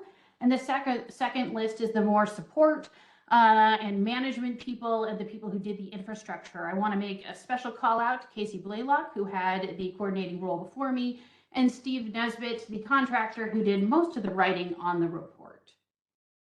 Next up, I want to give you a quick overview of the entire record linkage process so the different pieces make sense. Record linkage isn't just about the linkage algorithm. First, you have to identify the project. You have to decide your data sets. You have to get the schema aligned so you can compare different parts of the data sets accurately. So you have to get first names instead of, say, first name and a whole name. And then you go on to designing your linkage. This is usually after you've seen the restricted access data and done a little exploratory data analysis. Then you move on to the matching process itself. So this is the matching design that was in part the beginning of the focus of our first presenter today. This is where at Census we use a lot of Flagey-Sunter algorithm to do the matching and then do a Jara-Winkler comparison between two records. It's very common for us. After you do the actual linking, you come through, it actually happens, you review your outputs, you do quality networks quality checks, and perhaps you send some of the records back to relink with a slightly different algorithm. And then finally you come out and you didn't do linkage for no reason. You pass it on to the next action in your science project where you may need to look at error metrics or other things that could impact how you do your record linkage. Moving on from there, I want to describe the process that our team went through in this analysis of alternatives. First, define the difference between research and production record linkage. The biggest thing to understand is when you're doing research record linkage, you don't always know what your data sets are to begin with, and you don't always have the same questions. So you need a nimble tool that allows you to switch things up, get your linkage to work. But then you need it to be done in a way that documents what's happening so you can move that linkage setup over to production really quickly without having to recode everything. And so this is why it's really important to recognize that we were thinking both about research and production linkage. In production linkage, you're probably doing the same data sets over and over, and thus you can be a little slower, you can be a little more stable, you don't have to change things as frequently. These are the steps of our requirements gathering. It is 8 steps. It lasted from March of 2021 through September of 2022, so 19 months. They began by getting the assessment of where we were currently in census, gathering our current software, gathering our current research papers, internal reports, understanding the lay of the land as we do production.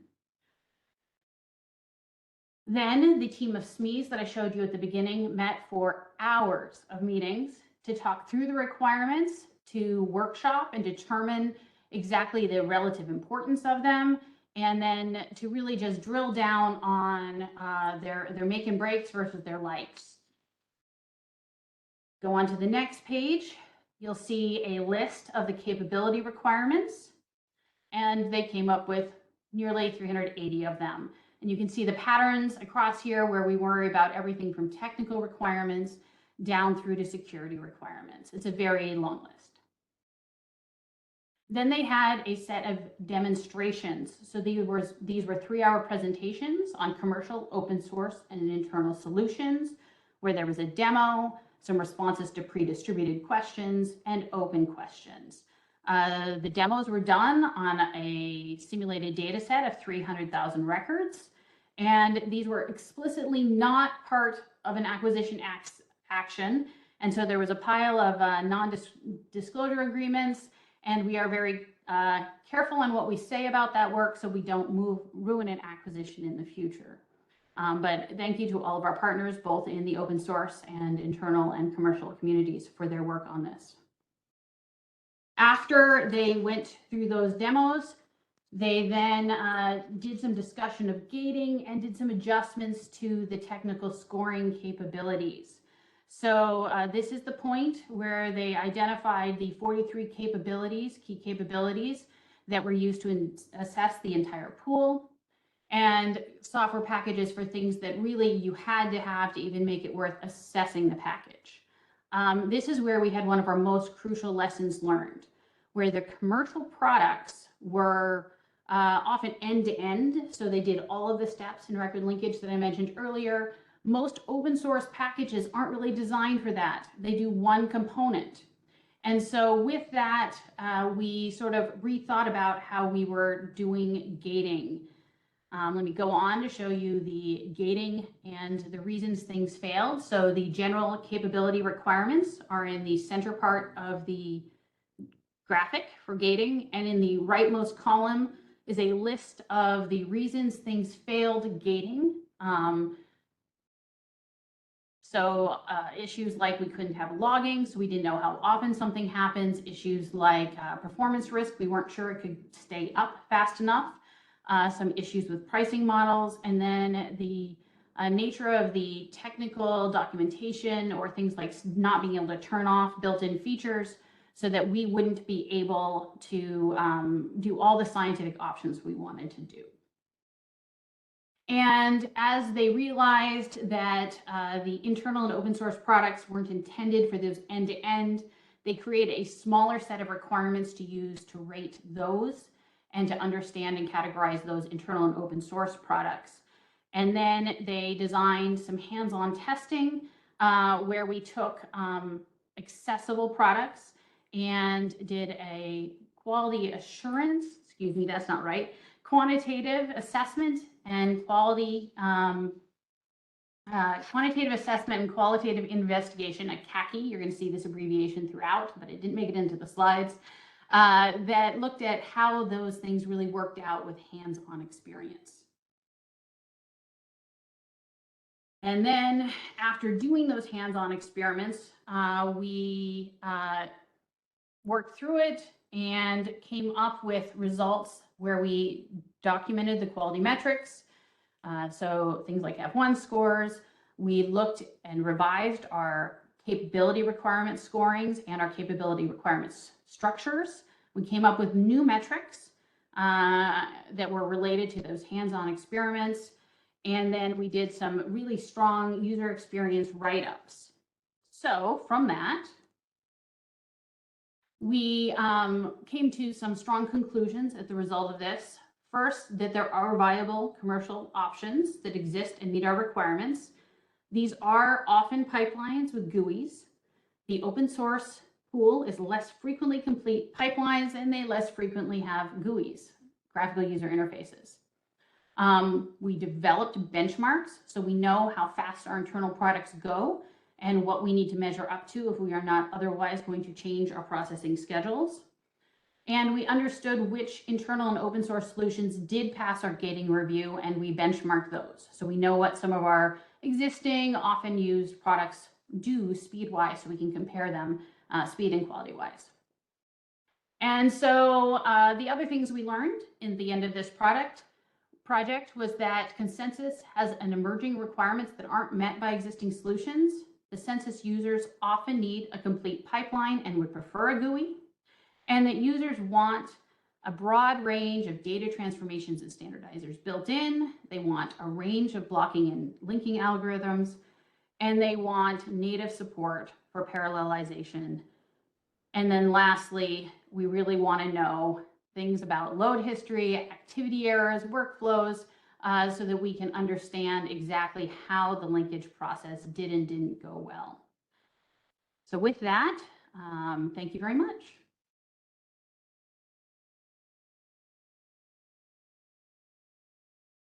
Thank you, Krista. So next, I think we're going to move along and hear from Uni Lee. So Uni Lee is a research scientist at the Coleridge Initiative and an economist by training.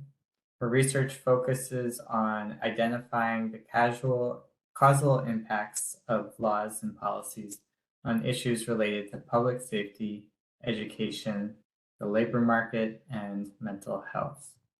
So if you can start your video and unmute, Uni. Yeah. Okay. Hi, everyone. Thank you. Yeah, let me see. I can share my screen. Can everyone see my screen now? Yes. Okay, so so today we talk about our project on creating a new data infrastructure for the population of foreign-born scientists and engineers. This is a collaborative work between a Coleridge Initiative and the state of New Jersey, which is the Henrich Center for Workforce Development from the Rutgers University of New Jersey, and the Arkansas Department of Transformation and Shared Services, as well as the Kentucky Center for Statistics. So I will go over the some project goals, the data model that we built for our project, data assessment, and finally I will talk about the data linkage and the lesson that we learned from our collaborative work.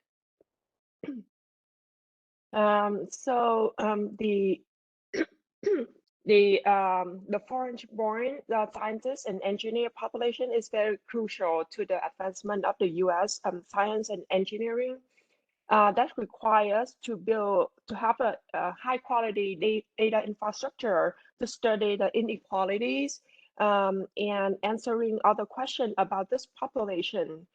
So to do that, we team up with 3 states, which is New Jersey, Arkansas, and Kentucky. And so if you want to learn about more of our project on the evidence building to understand this population, I put here the link to our webpage. So the goal of our project is to build a national linked data infrastructure for the population of foreign-born scientists and engineers that we use state administrative data from New Jersey, Arkansas, and Kentucky, and then the federal data sources. In the first year, where we assess the feasibility of building this data infrastructure, we develop a plan to build it. In the first year, where we document the key issues such as measurement, data quality and coverage, as well as data technical approaches to address these issues and what could be done with additional data sources. And we also provide guidance on how to structure and link disparate data. So first, we build an aspirational data model where we want to link the demographic data of the foreign-born population, like visa status, household composition, and country of origin, to education data, including both secondary and post-secondary data, and then link it to the workforce data to get the information on employment and outcome, as well as innovation and productivity data, like patent data, grants award, or like business ownership. And also we also want to link to other data sets to get the other characteristics related to like the criminal justice, human services, and then home ownership, etc. And to get there, we need to first a linkage to the federal sources to build a data model and documentation. We also met with like the panel of legal experts on this field, and then we built a template for a data sharing agreement. Some of the data sources that we been looking at is the state post-secondary education administrative data from the state of Arkansas, Kentucky, and New Jersey. We also access to the public available data and restricted data use of the federal survey data. So from like the American Community Survey from the Census Bureau, from the National Center for Education Statistics, we use the data from the National Post-Secondary Student Study, the Beginning Post-Secondary Student Longitudinal Study, and the Baccalaureate and Beyond Longitudinal Study. From the National Center for Science and Engineering Statistics, we look at the survey of underdoctorate data. So first, we want to benchmark and compare the data coverage from all of our sources. However, we run into the issue because you know, each data source have their own definition of the measure that we are interested in. So for the time constraint, I will just like highlight only two most important measure, and that are very different from sources to sources, which is the population that each data source cover and the definition that they use for foreign-born. So for the population cover, the state data cover students who graduated with the US degree, including a bachelor, master, a doctoral degree, including like professional degree in academic year. However, the data from the NCES, they only survey students who enroll in a US degree program at the time of the survey. So those who are attend a degree but not enroll in a program at the time of the survey will be missed out in the data. For the survey of doctorate from the NCSES, they are cover the whole universe of those who graduated with only the doctoral degree, not including a professional degree. And from census data, they including the individual, any individual who currently live in the state that attend a degree. So one of the different thing is like the first three sources, the state is the state of the institution that they graduated from. But from census, we only know the state where they currently live. And for the foreign-born status, most of our sources only have information on the citizenship status. So they define foreign-born as those who don't have US citizenship, but that will miss out the population who are naturalized citizen, because those are foreign-born but got naturalized and become a US citizen. So from our data source, only the state of Kentucky and the data from the NCES, they have rich information that we can identify their immigrant status, whether their parents are US born or not, and we also know their country of origin. So that also very you know, limited information that like constrain us to compare the data across our sources and for our linkages. For the linkage approach, the work is done by the team from the state of Arkansas, and they're working on testing the record linkage using their state data from on the post-secondary education and unemployment insurance wage data. So as the first part of the first year plan, they're testing the deterministic first matching and probabilities approach that is matched based on the SSN, first name and last name. The linkage was done based on using the entire population in Arkansas and also on the foreign-born population. However, the the data based on SSN, the coverage is not really well because foreign-born account for 4.5% of the total population in Arkansas, and among those foreign-born, 33% of them don't have a valid SSN. For the counterpart, the U.S. born, only 2% have invalid SSN. So because of very high number of invalid SSN, when we try to match between the education data with the unemployment insurance wage record data, only 2% of the foreign-born who have a valid SSN found a match in the wage record data.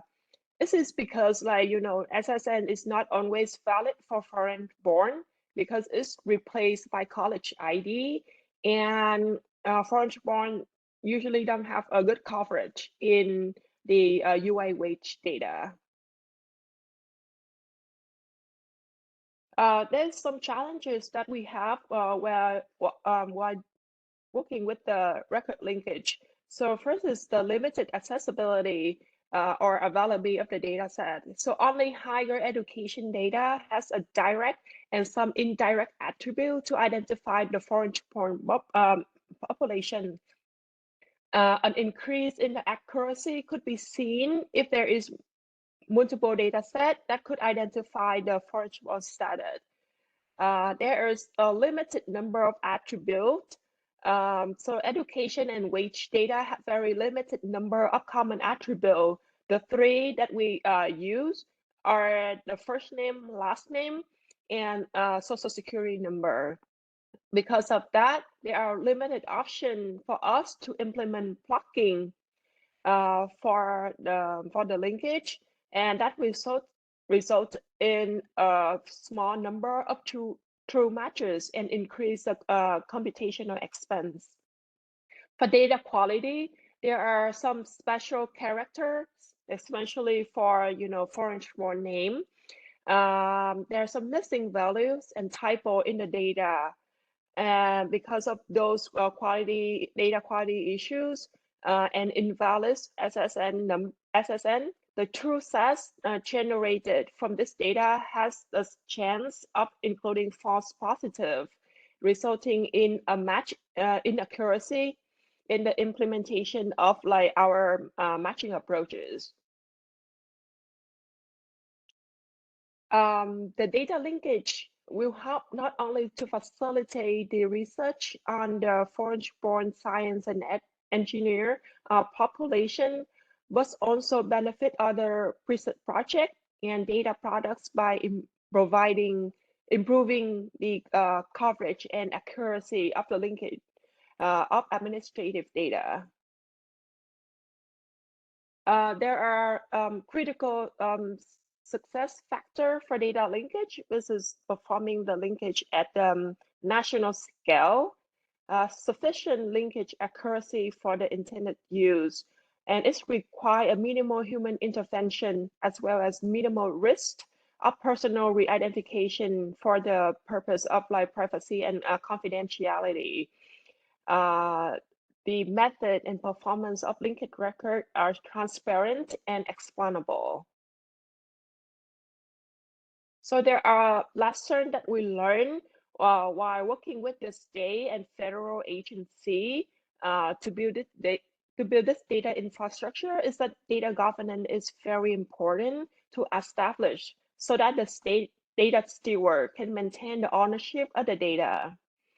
The state unemployment insurance wage record may not provide adequate coverage for the population of a foreign-born.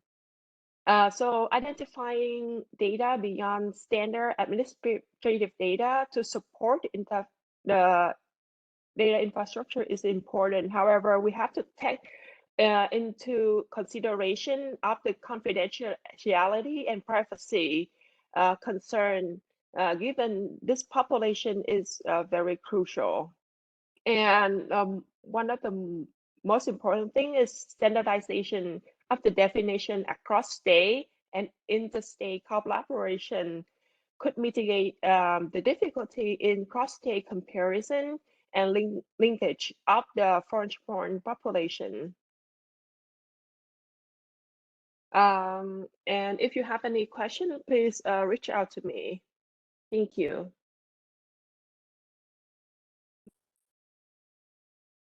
Uni. So our next presenter will be Yang Yang, who's a master's PhD student at Feinberg School of Medicine. He is a candidate in the Health and Biomedical Informatics program with an interest in population health linkage and electronic health record data. Yang? Thanks for the intro, Brett. So I'm going to be sharing my talk, which is supplementing data completeness in the All of Us research program using record linkage.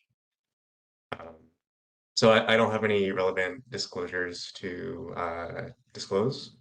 And first, I'm going to give an introduction to the All of Us research program for those that are familiar. But All of Us is basically an effort to build a large longitudinal patient data cohort that was started in the later years of the Obama administration as a federal initiative and continues to receive funding and support to today.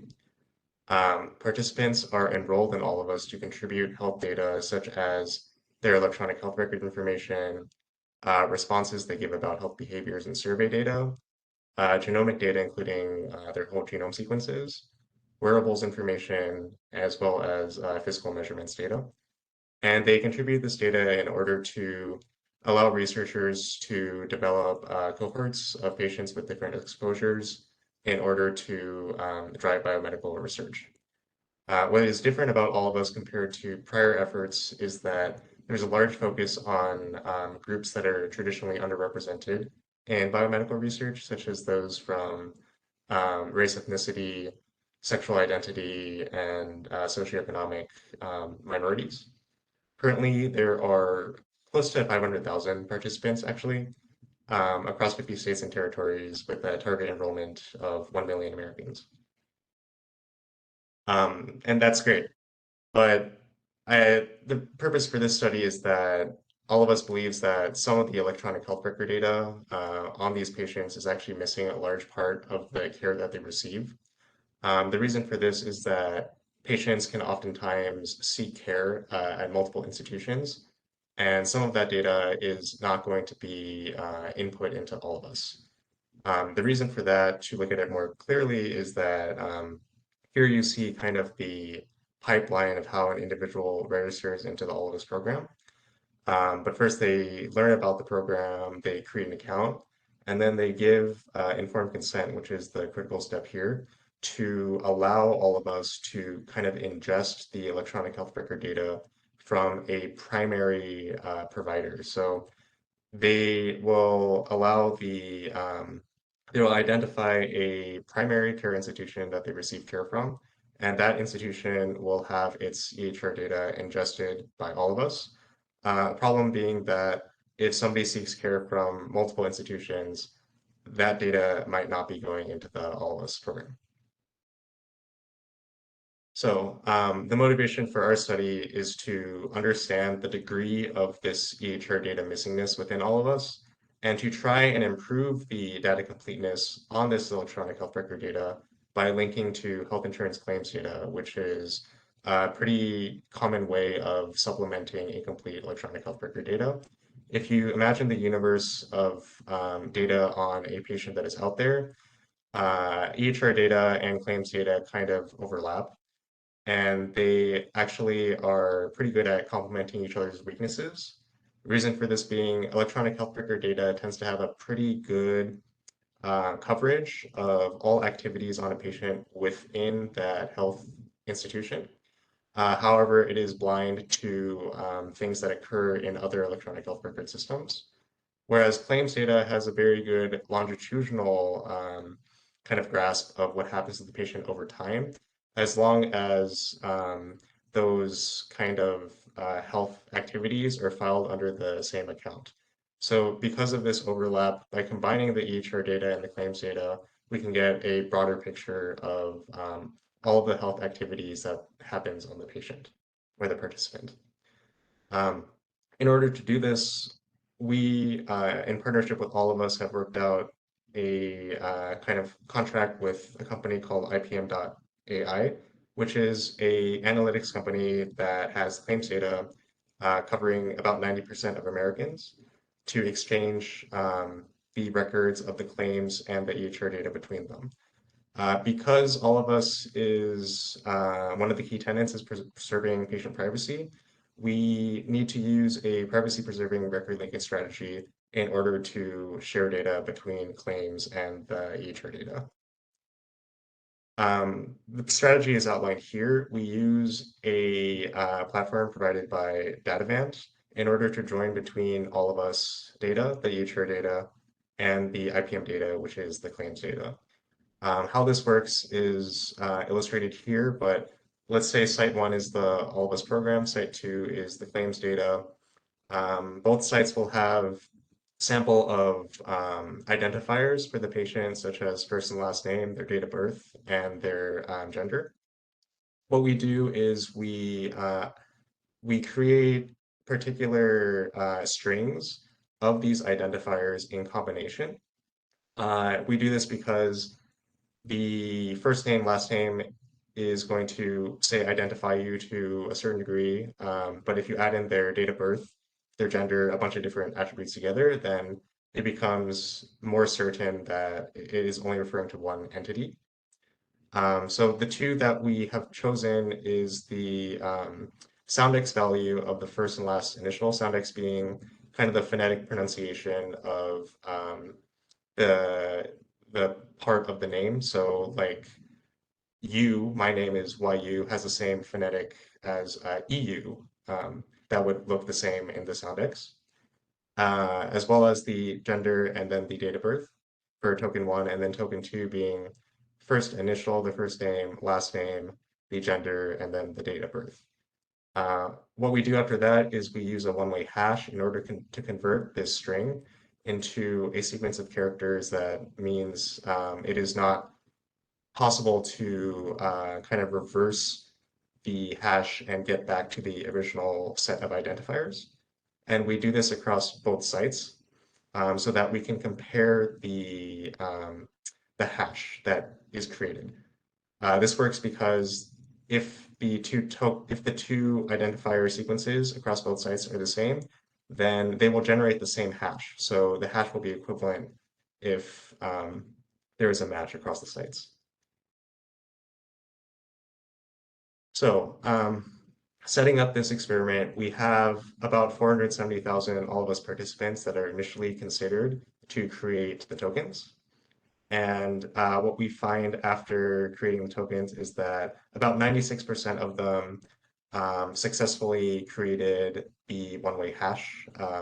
The other participants had some issue because the tokenization error occurred, which means that one of the fields used to create the token, such as the first and last name or the date of birth, is empty.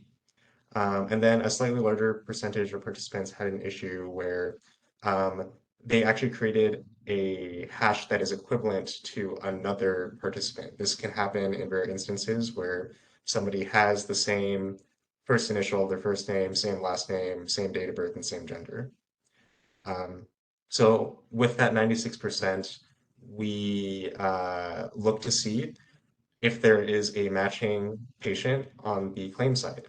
And we find that about 95% of this 450,000 do match with somebody on the claim side. So we have a match rate of about 95%. Okay, so after identifying the matches between the two data sources, we need to define some outcomes of interest that we want to look at. For us, we're interested in looking at whether or not clinical activity occurs on the same date across the two sites. So I'm going to get more into the definition of our metric, which is a patient event month, in the next slide. But broadly, it refers to whether or not clinical activity occurs on the same date across the two sites. And we create we're looking at four types of this metric of whether or not clinical activity occurs on the same date. We look at if a visit occurs on the same date across both data sets, if a diagnosis is recorded on the same date across both data sets, if a procedure is recorded on the same date, and if a prescription is recorded on the same date.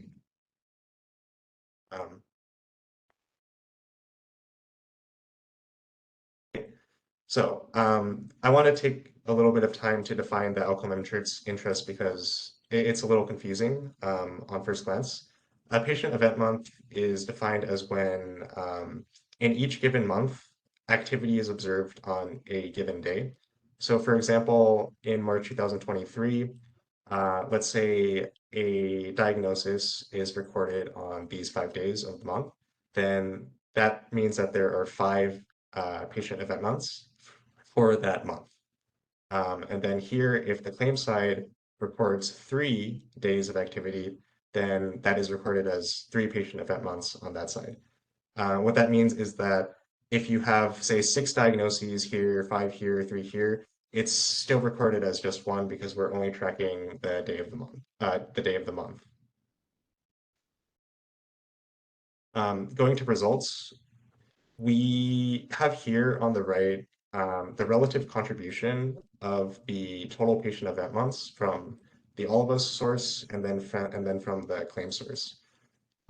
What we see here is that this data, which goes from 2011 to 2021, is that at the beginning years, most of the contribution of data for service dates, procedures, diagnoses, and drug codes comes from all of us alone.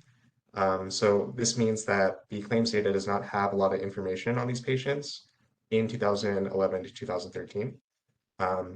However, we see that the claims data rapidly increases up to around 2013, 2014, where the relative contribution of data from either source stabilizes. We see after that point, a little bit more than half of the data is coming from the claim side, and then a little under half of the data is coming from the all of us side. If you look into kind of the distributions across these 4 figures, you can start to see some interesting patterns that I will talk about next. So when you look at the total count of the patient event months by source, so if they came from all of us or if they came from the claim side, we see that the claims data is particularly strong in observing procedure counts compared to the all of us data, and slightly stronger in observing service dates and diagnosis data. We see that the all of us data is stronger than the claims in observing medication codes. So in general, we find that the claims data does have more information than the all of us data, and about 1.5 times more in service dates and diagnoses, and 3 times more in the procedures, whereas the medications, they observe about the same. It becomes especially apparent when you look at the total counts of data for when only all of us or only the claims data observes activity. So this refers to, all of us only refers to patient event months in which only all of us have recorded data. And then the purple IPM only refers to patient event months in only which the claims have recorded data. What this means, going back to the figure about the patient event months, is that it would be an instance where one site recorded a 0 here, so no activity in a given month, and the other site recorded some amount of activity. When you look at it like this, we can see that both all of us and the claims data are bringing in unique months of activity to the shared data set, with the claims data providing a lot of months that were not originally included in all of us data. We can also look at the shared months. So in these months, both all of us data the electronic health record data, and then the claims data from IPM record patient activity in the same given month. However, when you do look at it like this, we see that even though they both record activity in the same month, the type of activity they record is somewhat different. We see that service states and diagnoses are about the same for all of us and for the claims data. However, again, for procedures, the claims data is recording a lot more procedures data.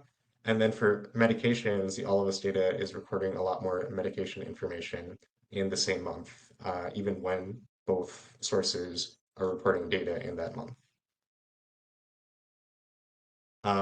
Broadly, what this means is that claims data would add a significant amount of information to the All of Us program.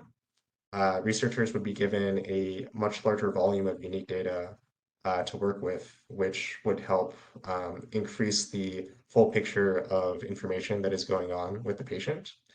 And we also find that the data sets complement each other pretty well, with both data sources being stronger in unique data type for the claims data being procedures, and then for the all of us data being for drugs. We have some limitations in this study. For one, the dates of service may vary slightly between the claims and the EHR data, although we don't think that they vary tremendously, more so in the order of days rather than weeks or months. But this could skew our metric a bit because we're looking at activity by the monthly level. And so if you have a activity on the last day of this month in one site, and then that is the first day of the next month in the other site, they could represent the same service event. So next step, it would be good to kind of create a sliding window where instead of looking at it at the monthly level, we could give some slack and allow comparison where the patient event month needs to be at least 2 months between the all of us data and the claims data to count. Also, this study is pretty low granularity. We just look at broadly the type of activity that is occurring on the patient, but we're not looking at a specific medication code or procedure code. So we don't know which of these codes are driving some of the differences between the claims and the electronic health record data. For example, the procedure data that is highly represented in claims and not very well represented in all of us in comparison could come from activities such as vaccinations, which are done at a local drugstore, which is recorded in claims and not recorded in the All of Us program. And then next steps, we are going to be doing some group level comparisons because we've received permission from all of us in order to look at the differences in counts of these medical activities between claims data and between all of us data at the group level. So currently we're looking at it only at aggregate yearly level of patients and all of us, but now we will be able to look at it for patients with certain unique attributes like geography to see if some of these gains from the claims data is greater in patients where there's more options for care compared to a more rural location where there might be only 1 or 2 choices for healthcare. We can also look at those differences in depending on patient demographics and patient conditions to see if patients with conditions that might necessitate them to get a second opinion and seek care from different organizations, like something like sickle cell disease, gain more from claims data because they are having more fragmented care that is not being recorded in all of us. So I just want to acknowledge my collaborators who've helped me in this project from Vanderbilt, Northwestern, the NIH, as well as IPM. And I think that's it. So if you have any questions, feel free to ask or email me at this link.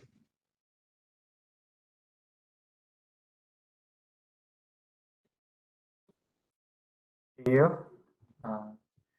So thanks to all of the presenters for these interesting talks.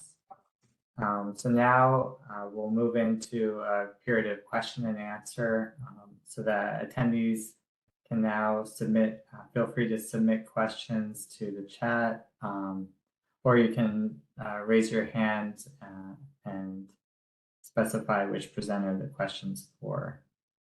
So I'll just see we have some questions in the chat.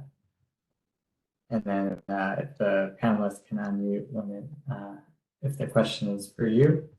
So, so the first is, I see a question from Krista for you. It's regarding the tokenization collision rate, about 5%. Can you analyze the demographic characteristics and if that leads to any bias? Yeah, that's a good question. And actually, we did at an earlier step in this project. So prior to this, we had an issue where about half of the patients were not being matched, which is an extremely low match rate and not typical. So we did some digging around as to why that was, and we found that the issue was that most female patients were accidentally being tokenized as male, which made them pretty much unmatchable. As a side effect of doing this analysis, we also looked to see if other patient attributes caused a lower match rate. We found that the match rate, and this is only in men, we have not repeated this analysis for the full data set, but in that time frame, the males matched about 95%. So for the men, we think that it should be the same now that the women have been tokenized to female. But for them, we saw that the match rate is pretty equivalent actually in major racial groups. By that, I mean Black, white, Hispanic, and Asian. However, there are some lower match rates in less represented ethnic categories, like Native Hawaiian, I think is one, and then Native American, some other categories. We think that might have to do with how the soundex is interpreted for these groups. I'm not really sure if it was designed to deal with names that are not very highly represented. So I think that might be an issue that's going on. Lower representation in less represented ethnic groups. Let's see. For age, I think it's about the same. And then for state, we also looked at, but I think it's mainly just the less represented ethnic groups that we're having some issues with.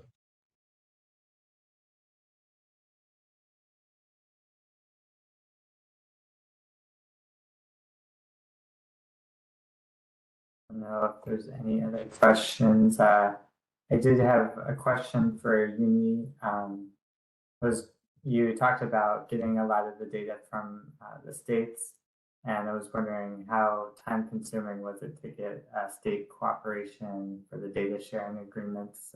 Do they request some information or need in return for granting data access? So at the college, we have like a secure data enclave where the state can store the data. So basically, we already have the data in our system. But then for this project, like the state prefer to using the data on their old system. And so there at first there was some contractual issues because like the state want to keep their ownership on the data. But then the federal data that we're working with is currently in our college system.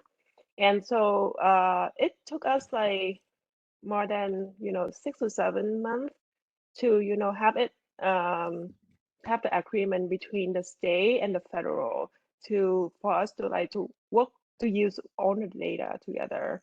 And so the state work with that own data, and then college work on the federal data. And then, we also go through like, export review and non-disclosure agreement. So that like, we can come up to this stage where the data needed were export, but then we cannot like, present any result yet because they request us to show there the final product, which is the final report that we still are working on. So yeah, so for today, I cannot share any finding from the data.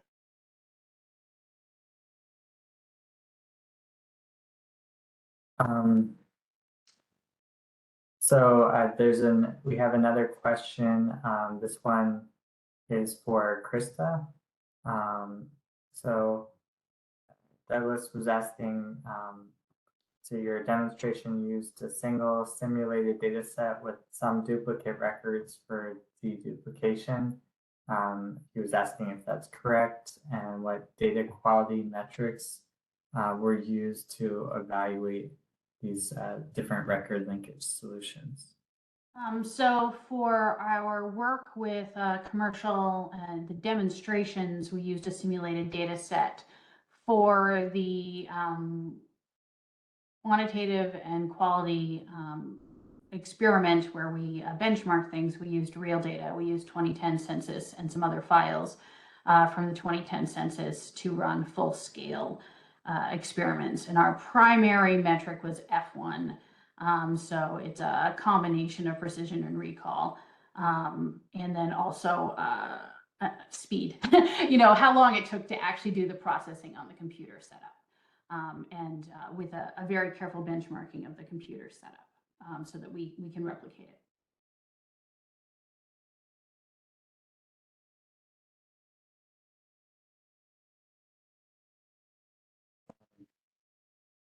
it. I guess I was going to ask how the team dealt with trade-offs between varying categories. So if, like, say, a package was good technically, but too costly or had security flaws, were there certain non-negotiable aspects the TSA was looking at? So if something hit one of those benchmarks, one of those the gating categories, it just didn't go further. So those were agreed upon. We knew we couldn't go further with it. We would never do it. Since we didn't in the end do an acquisition and we have not finished our development, we haven't had to make other decisions yet. We are still in the process of weighing, comparing, and doing both more development and more experiments in all of our activities.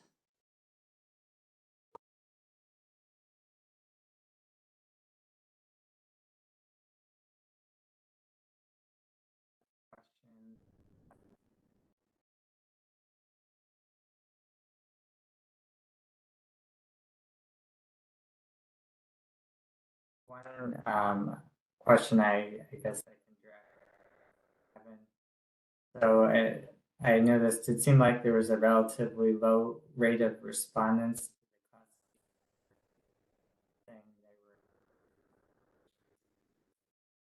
A function of the completeness of the tax assessor's parcel information, relatively high FSA coverage, or what do you attribute that to? Well, so the nature of NASS's records is we keep it at the operator level. So the landowner potentially doesn't associate with the land and the farm that is on their property. So that's one of the challenges that we knew we were going to have when we did parcel information, but we wanted to see what we could find that way first because it is georeferenced. So that was the reason behind that. So we could probably, find ways to increase that if we could figure out more ways to find the operators on the rented land or different characteristics like that. But yeah, that's kind of why.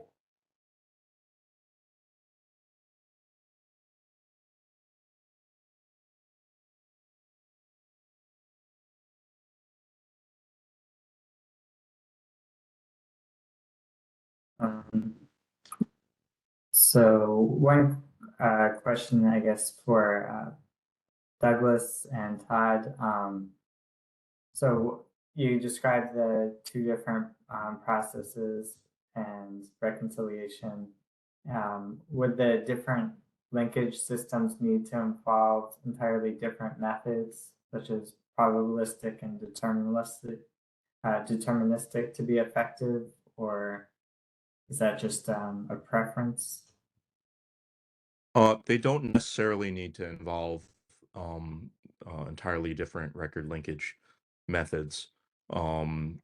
Really, the key is that they sort of, even if they're developed by the same people, that they be developed in an independent manner so that there isn't too much undue influence between the development of the two systems. And it could potentially use the same algorithm, just configured differently, perhaps looking at different data fields. Really, the key is just that they're different.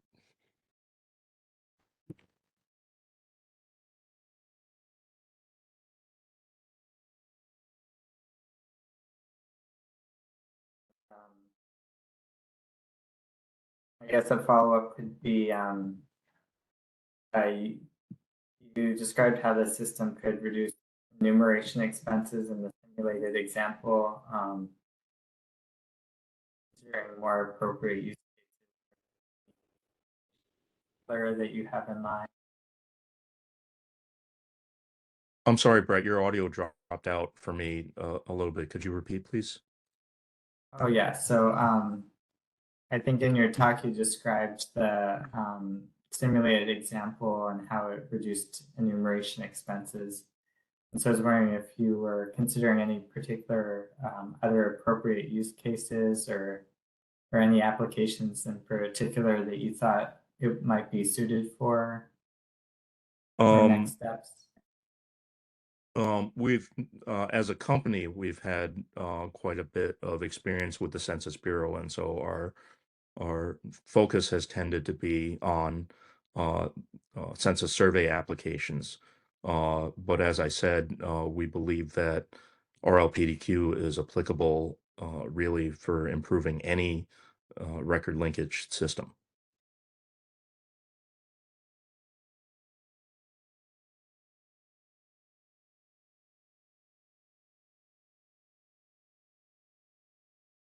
Is there any other questions? I guess I will close out the session.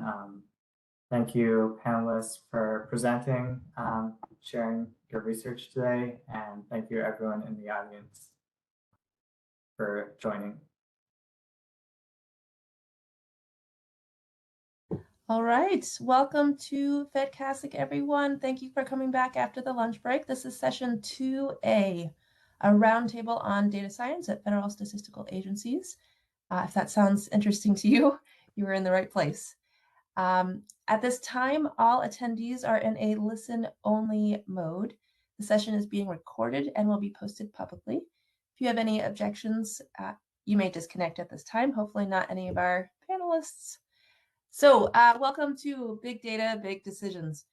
Over the last few years, we've started to see data science really take off and develop, but no matter where your agency is in this process, there's always more work to do. We have a great set of panelists for you today who represent a range of positions and viewpoints at different federal statistical agencies. And by bringing all of these folks together in one room, we will get to hear about different approaches that people are taking to build data science capabilities at different agencies. So hopefully each of you will see or hear something today that will you'll be able to take back with you to your office, something to think about, something that sparks an idea. We will be starting by hearing brief introductions from each panelist about themselves and their agency. That'll just be a couple minutes for each person. And then I'll lead the roundtable discussion by asking questions of our panelists. And towards the end of the session, I'll open things up to the audience. If you'd like to ask the panelists anything, audience, please write it in the chat and I'll be monitoring that, or use the WebEx feature to raise your hand. All right, let's kick off the introductions, going from person to person with who's on my left screen. I've got Josh on my upper left. Josh? Hi, good afternoon. I'm Josh De La Rosa. I am the Director of the Annual Reports and Information Staff at the National Center of Education Statistics within the Institute of Education Sciences within the Department of Education. Our role is to produce information that helps report on the condition of education in the United States and across America. We are using data science to visualize information and help it make it more accessible. And then also behind the scenes to help make the data more timely and more accurate whenever possible. And just the site disclosure, the views expressed do not necessarily represent those of the Department of Education. Look forward to talking to the panelists and hearing from those attending the session today. Thank you, Josh. And how about Shalise? Good afternoon, everyone. My name is Shalise Romelu. I'm an economist in the Labor Force Statistics branch of United States Census Bureau. I'm thrilled to be here to participate in this roundtable discussion and using data science in the public sector. As an economist by training and the leader of the machine learning and artificial intelligence group at Census, I have the privilege of inspiring my colleagues to leverage data science in their research and production projects. And I'm also proud to say that I recently graduated from a data science training program at Census last summer. I completed a rigorous 5-month training program that was designed to help Census Bureau retain its role as the nation's leading provider of quality data. So today I will be speaking about my experiences in those capacities, and all the views expressed during this presentation also are solely mine and do not represent the views of Census Bureau. And I'm very happy to be part of a conversation that explores key challenges and best practices, for using data science in public sector. So thank you so much for having me. Thank you. All right, and Hiro, how about you next? Okay, my name is Hiro Minato. I am the mathematical statistician at the in the Office of Energy Demand and Integrated Statistics at the EIA. Well, EIA actually has like basically 3 big program offices: energy statistics and energy analysis, and then of course very important resource and technology management offices. And really support everybody.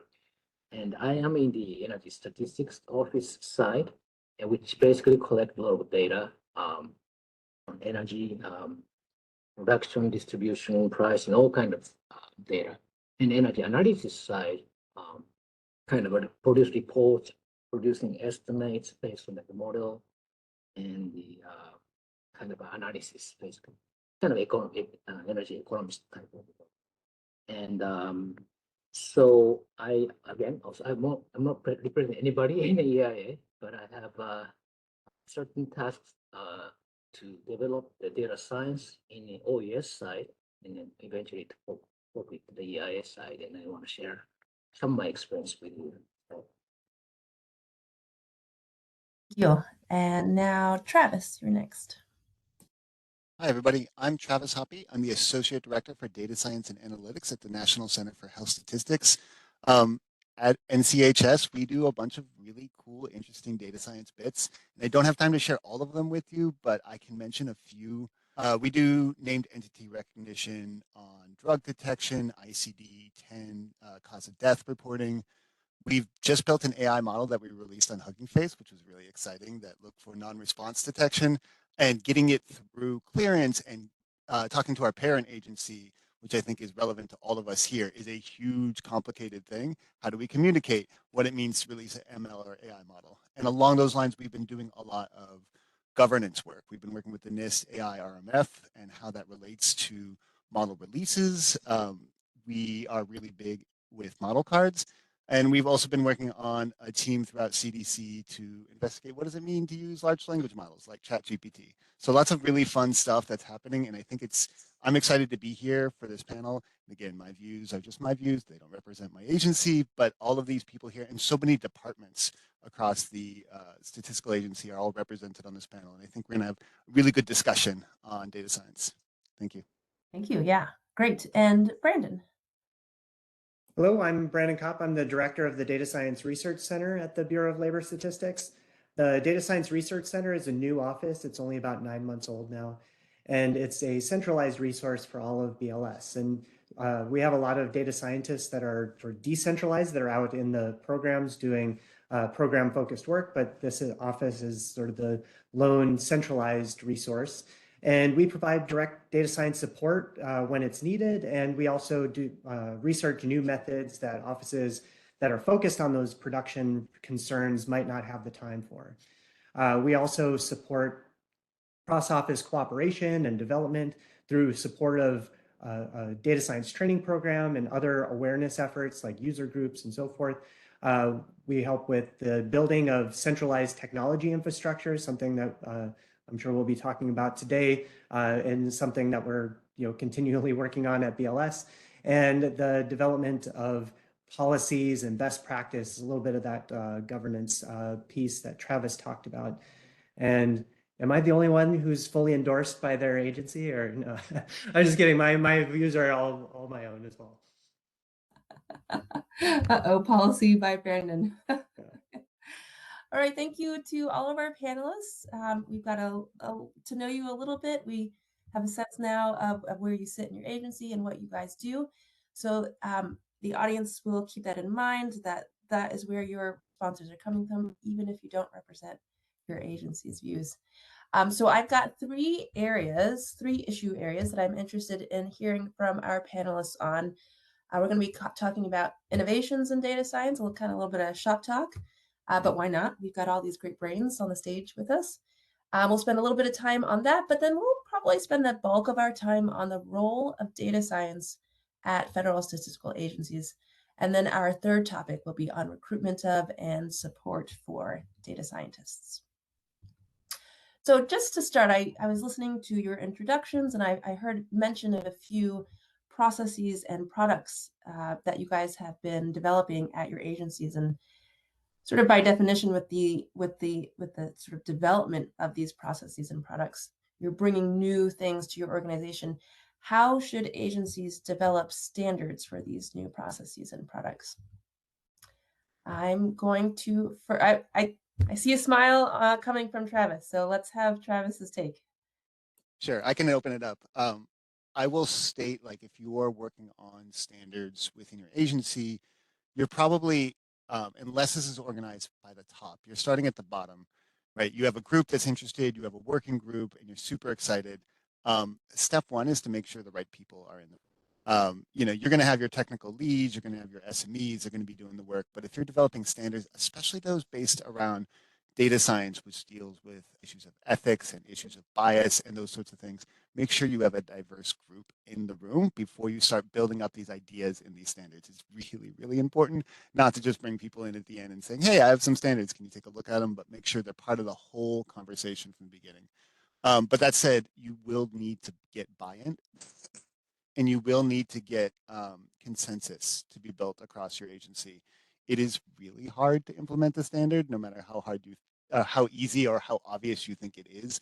And so it's, you start with the knowledge of the thing you need to do. And I think a lot of the people on this call here, and definitely the people on the panel, we understand data science. We understand, the things that we're talking about, but not everybody does. And how do you communicate that?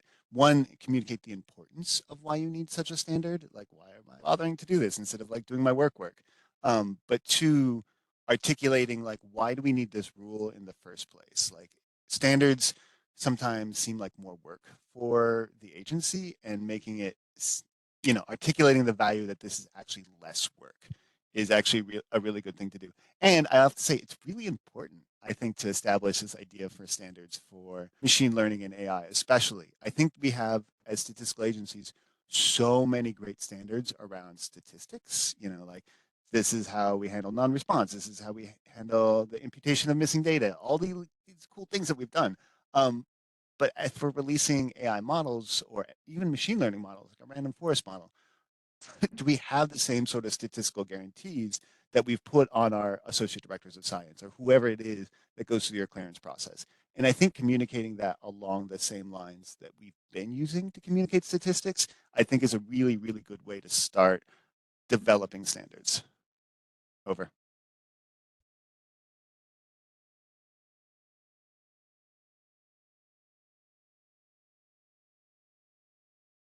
I have Hero got a hand up. Yes, go for it.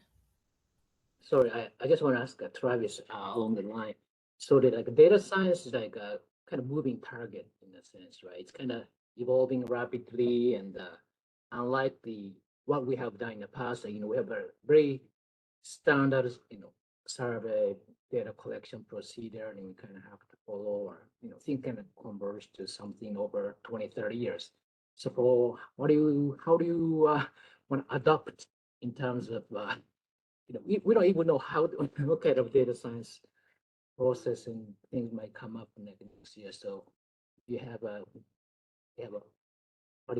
what's your thought on how you might adopt the standard or whatever over time? So we're actually working on this right now, and get ready for my hot take of the session, or at least the first one. I think because, and Hiro, you said this, it's moving so fast right now. Like data science has been moving quickly, and then the AI, the ML piece is moving faster, and the AI piece is moving so fast, right? We can't let perfect be the enemy of good when it comes to developing standards, right? It is better to have guidance for staff. It is better to understand, here are the risks if we're going to start using these models, and let's lay them out there. Let them be standards version 1.0, and let's revisit it in a year. The situation will change. We may not fully understand it.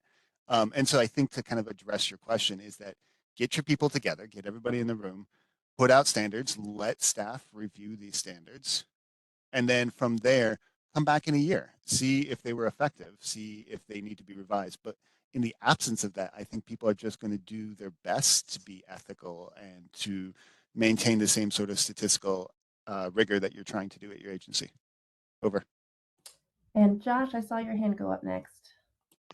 I think one of the things that you've mentioned, Travis, that's implied, which is the value of standards. One thing that's generalizable across all of us is that we have a requirement to be credible, to be trusted by the community, to be relevant, and relevant means timely.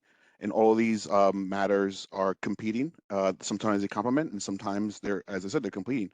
So what makes for a good standard is a good standard takes these all into account. Some of the things I think about is, when should a standard be very prescriptive? Like the PII is one of those examples that should be very prescriptive. There's no slack in when PII being released is okay. On the other end, where technology changes a lot, if the standard is very prescriptive, when the technology changes, you're not going to be able to leverage that. So maybe you don't want to leverage it because you want to be able to interrogate the technology before you incorporate it. So being able to understand what makes for a good standard and when the standard needs to be revised is a good starting point, making sure that everyone's in the room to be able to participate in the conversation is a good starting point.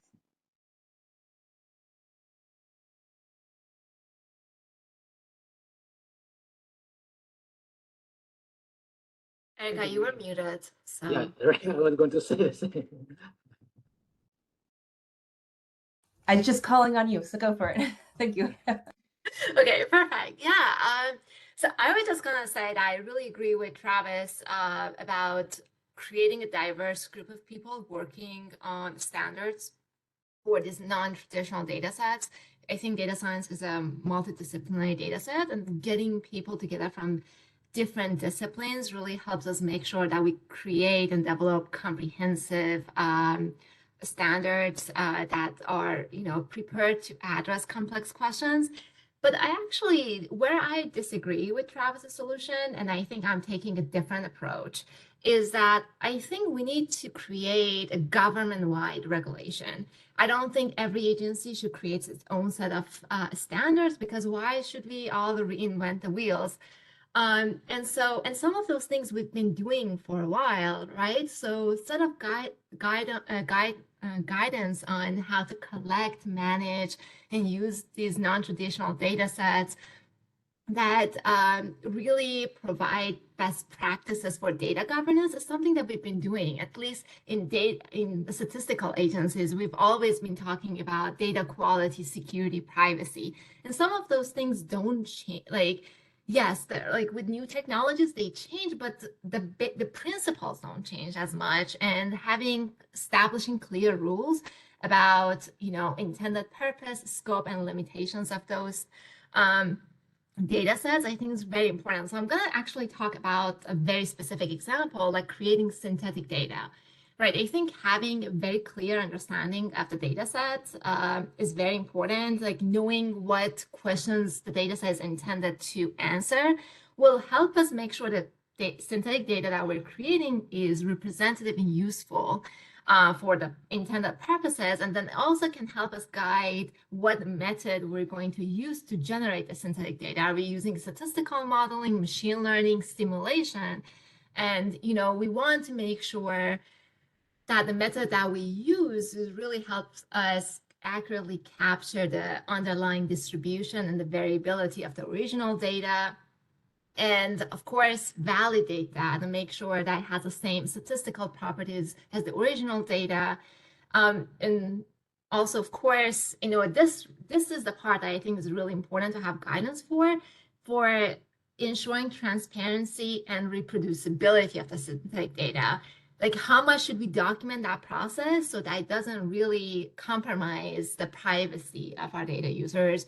But so having a set of clear rules really is not meant to broaden the scope of government, but it's really meant to create like a standard across all the agencies. So if a new agency is creating these data sets for the first time, they have a set of best practices to follow, and they don't have to reinvent the wheel themselves. Yeah, that makes a lot of sense. I'm seeing some nodding. I'm going to give Brandon a chance to jump in. Yeah. Yeah, I agree with everything that's been said so far. And just to tie together Shali's and Josh's point, I think to the extent that things are objective and not really up for question, the higher you can filter that, the easier it is for everybody to kind of understand it. And the more standardization you can have, the more interoperable and shareable all these things are. And then there's all this tension between, is it guidelines? Is it best practices? Is it policy? Is it overly prescriptive, to Josh's point? And I think for that, like having something that is flexible and allows for experimentation at some of those lower levels and allows those sort of ideas to percolate and have the sort of the marketplace of ideas sort out what things should become policy over time is useful. But having the ability to experiment with that stuff by having flexibility in the rules is important. One thing that I heard was this comparison to standards we have for the statistical products that we produce. And I was wondering, are those exactly the same standards, or do you guys see, I don't know, maybe the needs for these data science driven products are different? Are there any places where you would deviate from those, even if that's your starting point? Yeah, Travis, go ahead. I think that we see standards that exist, especially I would say for AI and ML, getting to Shalisa's point about there should be standards for all of the government, which I agree, and I would love to adopt them. But I would say that a lot of the things that exist out there, like the NIST AI RMF framework, is not an implementation guideline, right? Like it's like, you should do these things. You should care about these things. I'm like, but what does that mean for us with health statistics? It's going to look different for census. It's going to look different for ed. And like these sort of implementation guidelines, I think are, when I'm thinking more about standards, I'm like, how do we take the work that's already been done, the really good work? Like our department has a trustworthy AI playbook, the Fed, like OSTP has tons of stuff that have come out. And like, how do we take all that good stuff and turn it into something like we can use? And so like going back to your question, Erica, with all of the statistical stuff that's come out, FCSM has a bunch of things that they've put out for statistical data quality and other sorts of pieces. Like, how do we incorporate them in there? I think there's a lot of lessons to be learned, but there's definitely some specific things that don't look the same. I think data science can broadly be captured by a lot of this stuff because it's, there's a lot of statistics that's the same.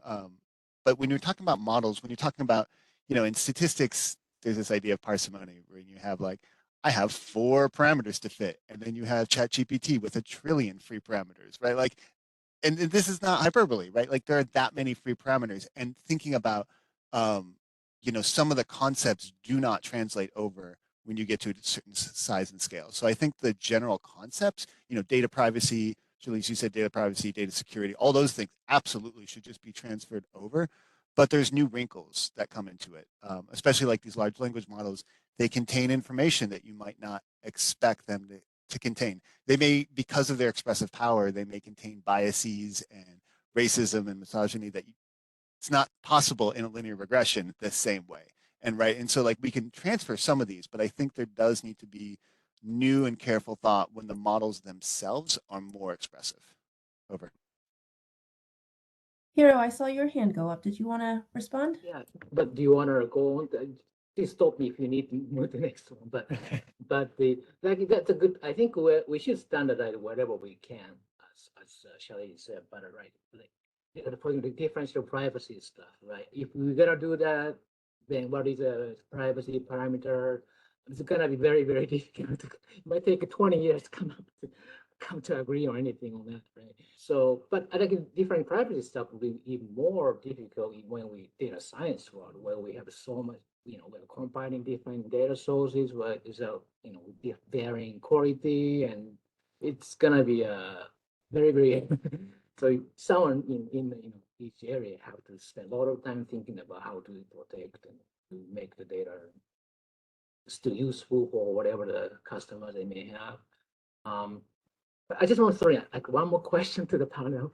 We're talking about data, so we produce a lot of data and statistics, but as I said, EIA produce a lot of analysis too, and I guess you guys are too. And then in that become a little bit similar to like a publication, like academic publication. You heard about, they produce a lot of junk, and they don't reproduce and stuff like that.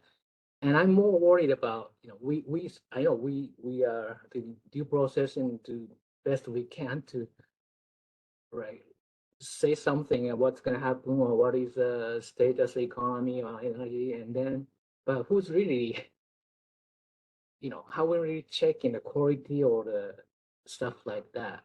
And for that, we have probably it's very hard to put a standard, right? We have no journals or don't have, but I might have some idea, maybe some kind of, everything we produce should be like a preliminary, Then we could have certain like a peer review process or something like that. And then, if, I like it, I think this is pretty good, or in over time, some years or some, time, and then maybe, some people can just say, recommend, this results analysis seem to be very useful. Even data, it might be produced a lot of, I don't want to say junk data, but data nobody uses, so cares, right? And so, well, that's different. The quality, of course, we can check, but so, I think the question is very good, and it's very, I think, touching different aspects of, bigger problem, I think. And so back to the analysis stuff, if anybody has any idea when you write something and report to the public, how do you, go to bed after you do that? Josh, what are your thoughts on that? The best I can offer is transparency. I think about Cisco Policy Directive 4 and being able to communicate the known limitations and caveats with every data product. The best thing that we have is our data users trust us. So as long as they understand the limitations and caveats, and I go back to Travis's point, we don't always, there's always better ways of doing things, and we can't let the that stop us from releasing any statistic. But if we can caveat and describe the limitations, I think our users are going to trust us more. And what comes to mind is, not something here, actually BLS, right? When they release part of the establishment side of the employment situation where they provide revisions. And it's a known aspect of, the trade-off, and being able to describe the uncertainty. I think the users appreciate that. And I think wherever we introduce new methods, or wherever we describe a product and say this is an experimental product, or a product where there's uncertainty, I think it's our obligation to describe that. But I also feel our users would appreciate that as well. And I think that's the fair trade-off with being able to try new things and getting closer to being more accurate and more timely without having, perfect be the enemy of good. Hiro, we have a disclosure review board within our agency. Is that sort of similar, where you would have some barrier before a product goes out to the public, it would be reviewed internally. Is that what you're thinking, or are you thinking on a larger scale? Well, but substance, I mean, disclosure, that like actor, I mean, regulation that, right, we have to follow the law, the 6C code, and so. But again, right, there's no perfect way to protect privacy or keep the confidentiality. I mean, yeah. So, but that's not what I, more of like, you know, being honest and transparent. And research could be wrong, right? So I think that's what the, you know, George was saying. Uncertainty is very important. You have to be transparent about, to know that you're not certain about what you're. So, but you know, but we often say government. We hear the number 2.5% inflation. That's correct. There's no, you know, perfectly clear. And I don't know. It's just anyway to be a little more.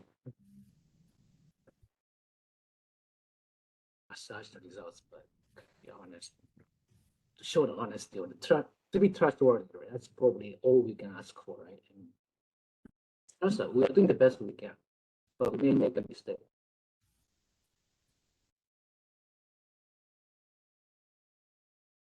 Travis, did you have a response? Yeah, just really quickly. I don't think our disclosure review board would love a discussion about pets, privacy enhancing technologies, which is like, I cannot imagine going to our DRB and be like, let's talk about homomorphic encryption. Let's talk about differential privacy. Like maybe Census is a little bit better at that because they've like implemented some of this. But introducing like a fundamentally new technology to the DRB, like I work with these people quite a bit. They're great people, but it's not their world, right? Like maybe there is a need for something like an IRB, DRB for data science for these methods. And I think that's a really cool, interesting idea. But it's probably not the DRB. They're not trained for it. And there's so much in the PETS technology and PET space right now for data science that is just really, really cool. And I don't know we don't have a formal group at the agency to review a proposal like that. Right. Yeah, I was on the same page. I think like, okay, you've got the statisticians on your disclosure review board, and then you have some other set of experts that are evaluating these new products that you're putting in. I think that would be a neat idea. Any last comments before we move on to the next topic? No. Okay, great. Let's move on to the role of data science within the agency. I'd love to hear you guys' thoughts on this.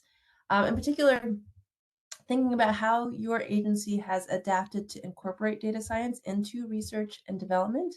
We've been hearing about all these new things that you guys have been working on in your agencies. So how is that process working to adapt these ideas into R&D, but also into production? Because eventually I think that's the goal, that a lot of these ideas will become part of the machinery. So how does that work? Who'd like to go first? Jalise, great. Thank you for volunteering. Of course. Okay, so let me figure out how to lower my hands so that's not distracting. Okay. Keep raising it, but okay. All right, I got it. So I think at Census, we've really recognized the importance of incorporating data science in our research and production systems. And because of that, we've implemented this data science training program that I spoke a little bit about in my introduction. And really, the program is designed to educate and train our employees on the latest data science techniques and technologies. And in fact, last summer, we graduated 40 employees from the program. The program consisted of a rigorous 5-month training program with virtual and online courses in 2 specific tracks, right? One was a data science generalist track, and the other one was a machine learning specialist tracks that were followed by a 10-week capstone project where the participants got to really apply and reinforce the skills that they learned through the program. And the capstone project focused on supporting the work the Census does in the decennial demographic and its communication directorates, and required the participants to learn how to work with the new data systems, solve complex data science issues, and even present their results and recommendations to subject matter experts internally. And, you know, as a graduate of the program myself, I can definitely attest to the value of the training that we received. And because of that, we are better equipped to apply data science techniques to our research and production work. And I think moving forward, Census really plans to continue to educate and train the employees on data science to really make sure that we stay at the forefront of this, data science field that is rapidly evolving.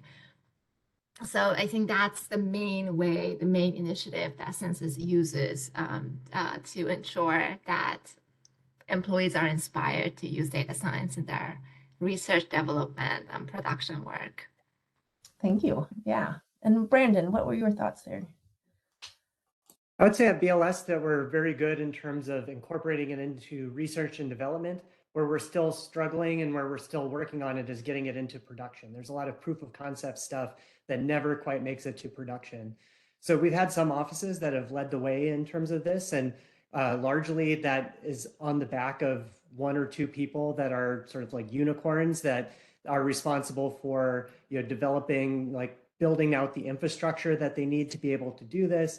They have to write the code to train those machine learning models or do whatever, but they also have to build user interfaces that incorporate those things. They have to set up databases to store the output from those systems. They have to run scheduled tasks to make sure everything runs in the order that it's supposed to do and all of that stuff. And there's, most of this is happening with economists, statisticians, and now more recently data scientists. And so the issue there generally is that once you get somebody that knows how to do all that stuff, we can't afford them anymore, right? And so then they move on to something else. And then everybody's like, oh, well, this is why we can't have data science, is because people will leave. But that's because we didn't sort of like build out the infrastructure to support them, because those people shouldn't be doing all of those jobs to begin with. Like there needs to be a better sort of division of labor as far as all of that stuff is concerned, and more of a agency-wide development process for some of these things. And we're really kind of on the getting there, I think, in terms of what we're working on at BLS. And so we're engaging with IT staff, trying to figure out the roles and responsibilities that are kind of how we want to divide those up, trying to build more like self-service type infrastructure that allows people to kind of do some of those things, but do them much more simply so it doesn't take up a big chunk of their time. And then also it makes it easier to maintain those long term. So yeah, I think the hard part really is that transition from a research project that somebody has on a laptop to something that's actually feeding into production systems. Travis, go ahead. You were motivated to respond to something Brandon said, I think. Not probably directly related to Brandon. I want to I guess, articulate how our agency sits, and it's as an example that all of these statistical agencies look so different, and it's so hard to generalize some of these different things. Like we don't have a data science training program, but CDC does, right? And so we sit under CDC, and there's this DSU, which sounds a lot, the Data Science University. It sounds a lot like Census's kind of data science training program, but it's not geared for health statistics. It's not geared for us. It's kind of these generic tools for other systems. And because we're kind of tied to those enterprise pieces, we have to use those. And I know the size of the agencies and the budgets, even on this call, very, very dramatically between all of us and across all the different agencies. And I think it's really difficult from a workforce development perspective. Census has got this kind of robust data science ecosystem, and they've got all these different programs working together, and they really do see it as a agency priority, and they've invested lots of dollars into that.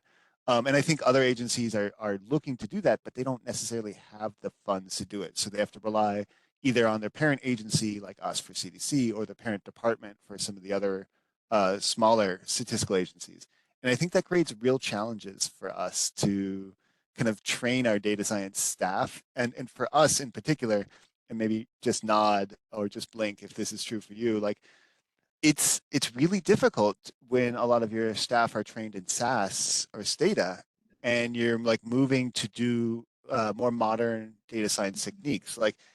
It's not really easy to train a neural network in SAS. It's like not a thing that's going to be even NLP, right? Like you're doing just regular expression matching if you're lucky in some of these proprietary closed source languages.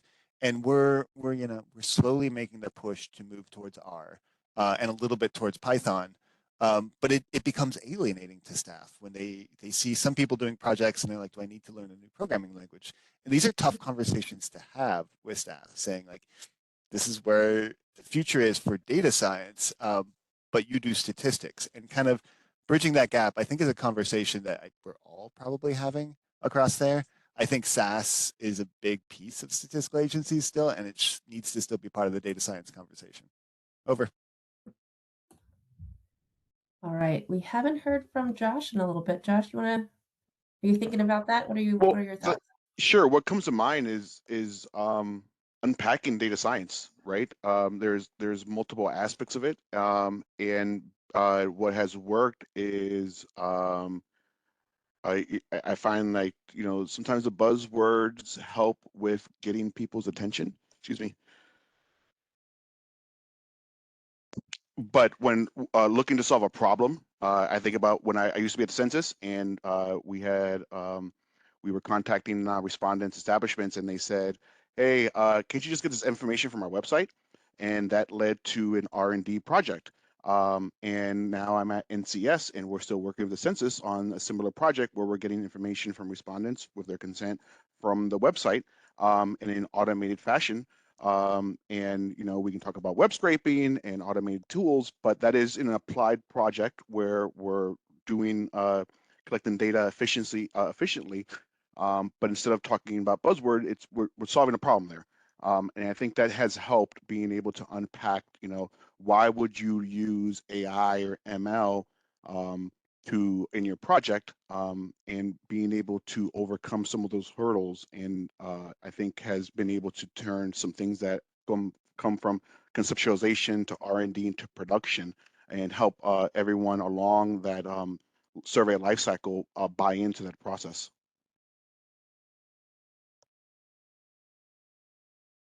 And here, let's hear from you. What are your thoughts? Maybe I can ask some questions. I want to know, like Shelley, you said actually EIA is trying to actually imitate the census training program a little bit in-house. But I know, so you have a capstone project for the data science program, right? Can you share what kind of a capstone project you actually have, you have?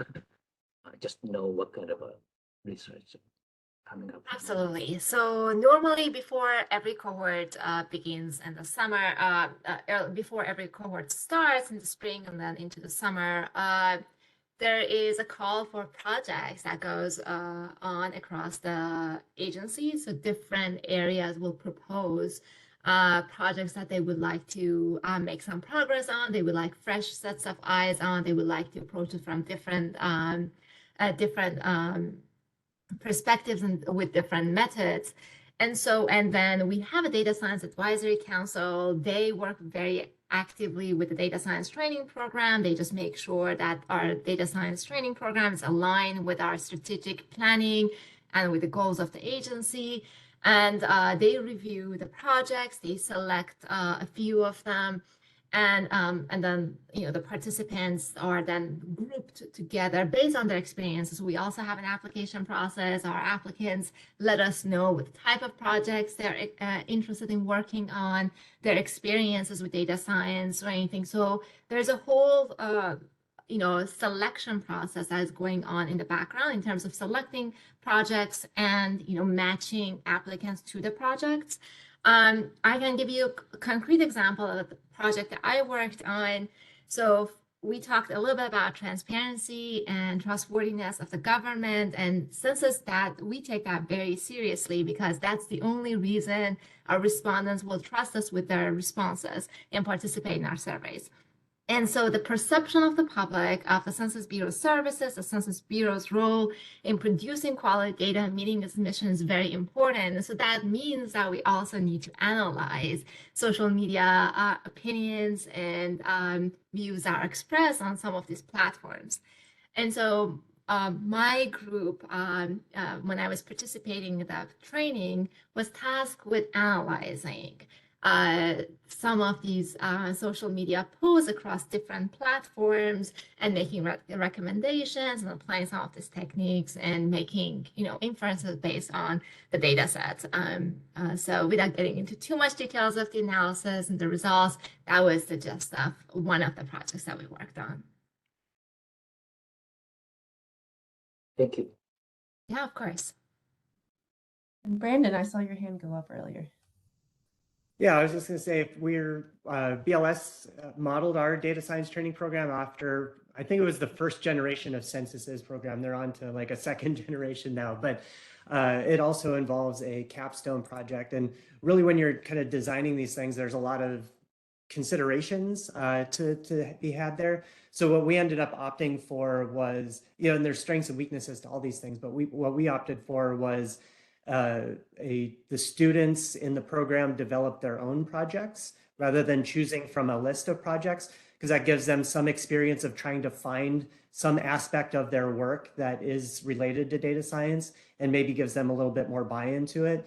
And we also opted for individualized project as opposed to group projects, because sometimes people find it easy to move into the background in terms of those projects. And so I think a well-managed program, as I'm sure the Census one is, helps people make sure everybody's contributing to that. But I think that is a challenge in terms of the group project. So we opted for that.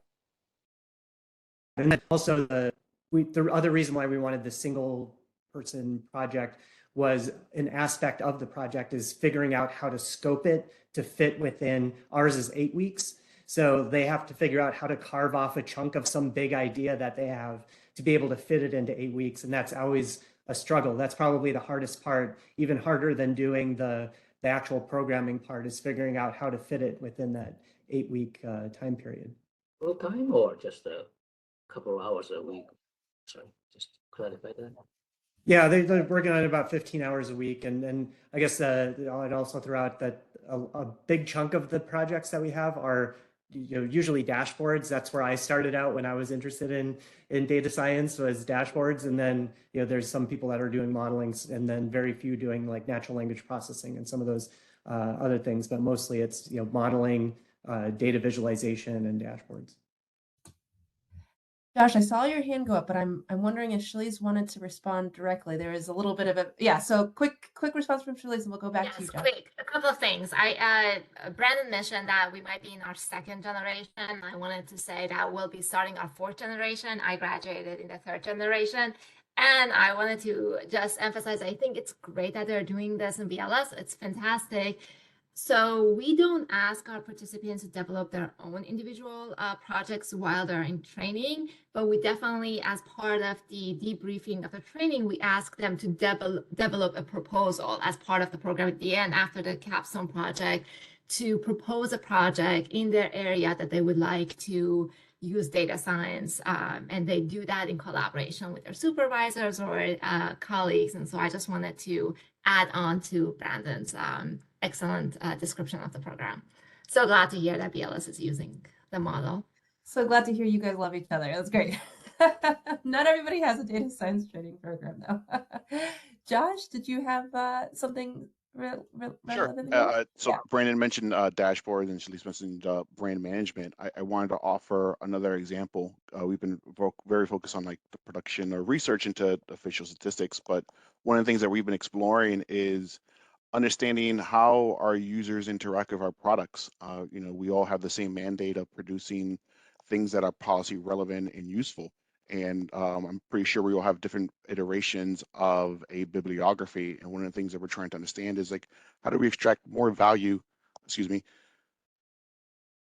how do we extract more value out of the bibliography and understand what does the bibliography tell us? Like, what are the other data sets also mentioned alongside of our data sets, so that maybe there's other associations there that we could between these different federal agencies that we could explore more, or where are topics our data sets are not mentioned that we should investigate that a little bit further. And that's another use of data science where we're not producing official statistics, but we're learning a little bit more about ourselves and how to produce information that, again, meets our mandate of producing overall data that is relevant and useful to the clients. And that is, again, we already have bibliographies, but it is an application of data science so that the data that we produce, again, comes out in a way that is more useful to us. So I just wanted to offer that as another example. It's just not tied to official statistics. And Josh, while I got you, do you guys have a data science training program at your agency? Yeah, similar to Travis, the Office of the Chief Data Officer it offers a data science program, and it's goes through a similar cycle of different avenues of data science. So yeah, our staff does participate there. We're a little bit smaller size regarding obviously everyone's smaller compared to census, but I think what we can all agree is what has worked well just hearing these use cases around is having the resources for staff to do the training and the time for them to do training. Sounds like there's a return on investment there that the American public has been able to reap from, which is, I think, some commonality that we're all hearing here. And Hiro, you kicked off this conversation. Is this something that you guys are thinking of starting at your agency? Yes. So, I mean, if everybody just kind of go to learn by himself or herself, that's great. But we are learning. We probably have to put like some structured program or curriculum to not to force them, but really nudge them. And then for that, it's actually right. In data sciences, as in George mentioned, it's kind of a multifaceted, and it's what are you gonna learn, right? I mean, so it's very difficult to actually develop, just like all the education institution having a little trouble with what is it, data science school or department or whatever. But I'm trying to like define the problem first, like so like a practicum could be like at the end of the like a training, but I think maybe some specific problem that we care about, and then for that, what kind of skill sets you might need. And once you know what the skill set, then you know what courses might help you to develop the skill set, right?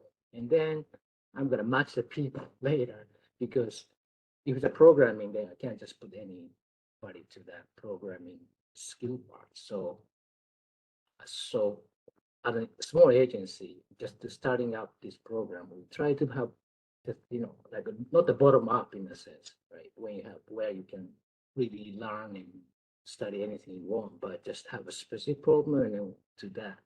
And then even the people, not everybody gonna be trained at the same time, just can train for specific or to basically to accomplish a kind of practical problem. So if I can maybe increase or develop multiple practicums that might cover stuff. That's my kind of what I'm thinking right now. We have really implemented, but that's a strategy where maybe anybody can have any advice or comment on that would be helpful. Well, I'm curious, this isn't the same problem, but I did hear Travis say that the training that the staff at your agency go through through the CDC doesn't quite match the tools or the processes that you guys have. Do you find you have to tailor or supplement that training to get people where they need to be? I think that's something we're thinking about. I want to call out the DSU, our data science university. It is really, really good. And I think it looks like the census program. So you get a cohort together, 3 to 4 people, they have a capstone, they have this intensive program. I actually think the problem is it's less of a tailored issue, but more it's really competitive to get in. And we only get about 4 to 8 staff per cycle. And I think there's 2 cycles per year that gets in it. And we have a greater need than that to get in. And so the staff that are extremely motivated and can put together a project proposal, because you have to come in with your own proposal. So it's like even more aggressive than the other 2. You have to come in. I have thought this up. I have the ability to access the data and all of these things. You have to come in with that proposal and then start your data science program. really does limit to staff who are like, I just want to learn how to do things. And that, I think, is where we have a gap within NCHS, is the staff that are interested and they just want to pick something up, but they don't want to do self-study off YouTube, for example, to learn R. Maybe they don't want to be a data scientist, but they want to use some data science. Right. And I think that what we define as a data scientist is a big fight. And we could, you know, especially with statisticians on the line here, like what is statistics and what is data science, I think is a huge piece about this. I want to call out one piece. It's like, well, I guess I'm pointing this way here to Josh on my screen. He brought up bibliometrics and he brought up biographies in, you know, the role of data science. And I think this is a little bit off topic for the workforce discussion we're having, but really, really interesting in that how we cite our data science products and how they're being cited. Like, how do our data sets get cited in a paper, right? You know, like, do people cite GitHub? Do people cite models? Should we have DOIs for these things? There's lots of really, really deep and important questions, I think, that are related to all this. And it's a whole, that's why I said it's a side topic. Josh, and you're shaking your head and I love it. There's so many things to be said about this, and they're specifically related to data science. Like, so much so that when we put together like a little publication dashboard, which I think everybody does as they mature as data scientists, like, I'm gonna go in bibliometrics, I'm gonna play around with PubMed or whatever it is that's your piece here. I realized that federal agencies, and especially the ones like us who like put out material that isn't necessarily peer reviewed, but it's used in publications all over. Like CDC does a lot of these things, and so does NCHS, where we put out, here's a data set, just use it. It's cited, and it's cited as a URL in a paper. And so we went through all of PubMed, all 36 million publications, and looked at the reference section. Whenever there's a .gov URL, we pulled it out and we wrote a little paper about who's in that data set of data sets, right? And I think it's really interesting to see, and I just bring this up to highlight, agencies really want to understand their stakeholders. This is like a thing we do all the time.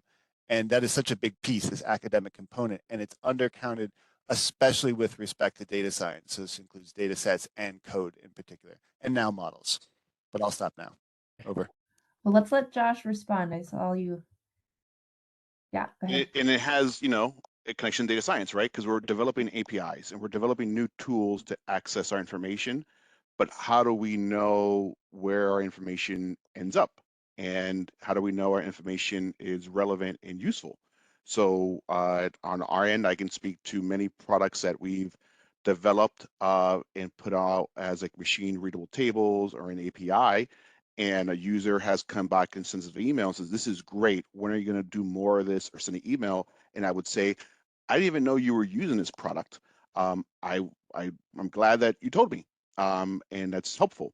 And how do we use data science to be able to inform these decisions to say, well, if we're going to make investments and prioritize information, we should know how people are interacting with our products in a way that is equitable as well, right? Because we want to make sure that we're able to capture this across the spectrum so that we can make informed decisions. So it's not only you know, data science as a way to measure these products, but we're producing new products in a way that we're encouraging developers and we're encouraging data scientists outside of the federal government to use our products. But how do we get feedback from them, the good and the bad, so that we can tweak our approach and meet their evolving needs? Great conversation. Yeah, I want to move us to the next topic, the HR and support for data scientists. And I'll start by using Brandon's unicorns. Are unicorns born or are they developed? What do you guys think? Do you recruit your data scientists fully formed and that's the best way forward? Or do you prefer to train your existing staff, maybe your statisticians, your economists, your health statisticians, and then turn them into data scientists? Who wants to kick us off?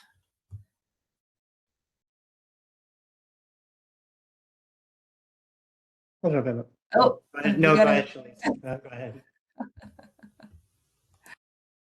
Did I win? I guess. Okay, I guess I won that one. Okay, I would just say that up until about 9 months ago, BLS has, for the most part, been growing our data scientists. And I'll sort of to the last point you made in the last conversation, point out that we kind of sell our data science training program as an upskilling sort of program and not a reskilling program. We're not trying to turn people into data scientists. We're trying to give data science skills to people that are economists, statisticians, people working in our Office of Publications, people working in the Office of Administration, all of those things. And I think that's where I started, where I was a research psychologist and I wanted some of these data science skills, and then I found them exciting and fun and started to kind of develop more of them, and kind of snowballed to where I'm at now. And I think, most of the data scientists that BLS has had traditionally were of that sort of framing. About December 2021, when the 1560 Data Science Job Series came out, that sort of marked a new sort of way of approaching this problem, because I think there was a significant problem with people not being able to find these jobs before. So even if we wanted to hire this talent, like they would have to sort through statistician job announcements, economist job announcements, IT job announcements to find those ones that sort of met their skill sets. So now that we have the 1560 Data Science Job Series, it gives us a sort of place where they can go to find them. And we've recently hired, I think, about 9 or so data scientists over the last 9 months. And that's great. That would be the ideal way to do it, right? Is bring in a lot of people with this talent. Other than I think having the content knowledge is a big part of data science. So having those skills as an economist and being able to use those, but having all of the school trained data scientists that went to a 4-year data science bachelor's program or a 2 years master's program, I think that's and then presumably if we could get them from industry, that would be for them to bring those skills over, that would be the ideal way to do it. But I think we're kind of at that balancing point now between still needing to upskill a lot of folks into those positions and being able to be competitive in terms of hiring and bringing those skills in. Shalise, would you like to take that next? Sure. I will just add, everything that Brandon said applies at Census as well. We have this same dual approach of recruiting fully formed data scientists. We use a data scientist job series. We've had data science work at Census for a while, but having a specific job series dedicated to data science, I think it really helps with recruitment. But of course, we talked about some of the formal training that Census also takes on for helping staff gain some of those data science skills that they want to. But in addition to that, that is not the only training program that we have. We also have ACTS licenses to online learning platforms. Staff are always encouraged to attend workshops and conferences. And we have peer mentoring as well for data science, and we do hire experts in various fields that could be considered data science as well.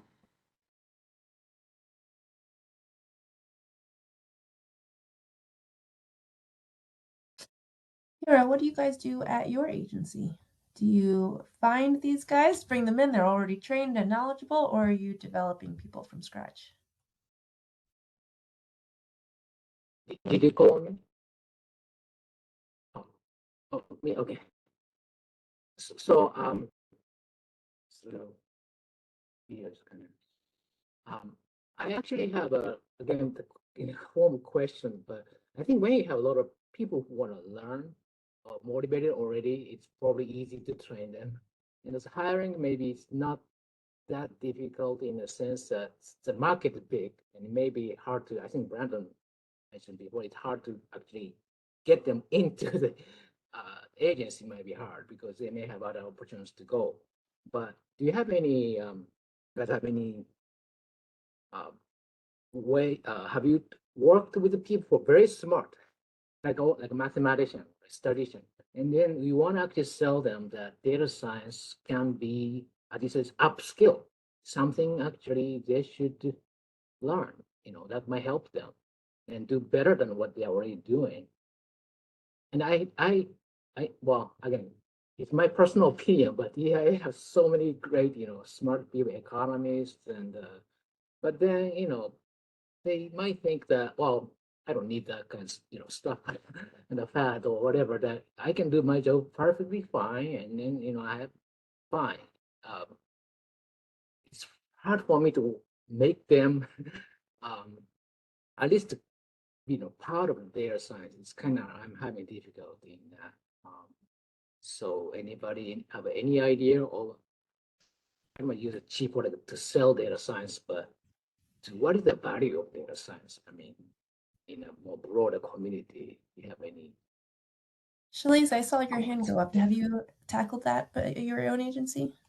Yes, I was just going to say to Hiro that I think it's important to recognize that data science is a tool, just like any other tools that we learn for our disciplines and areas of interest. And I think it's important that once we learn or have this shiny new hammer, we don't see every problem as a nail, right? And so I think the approach that you encourage everyone to learn data science, regardless of the problem, I think that's not effective.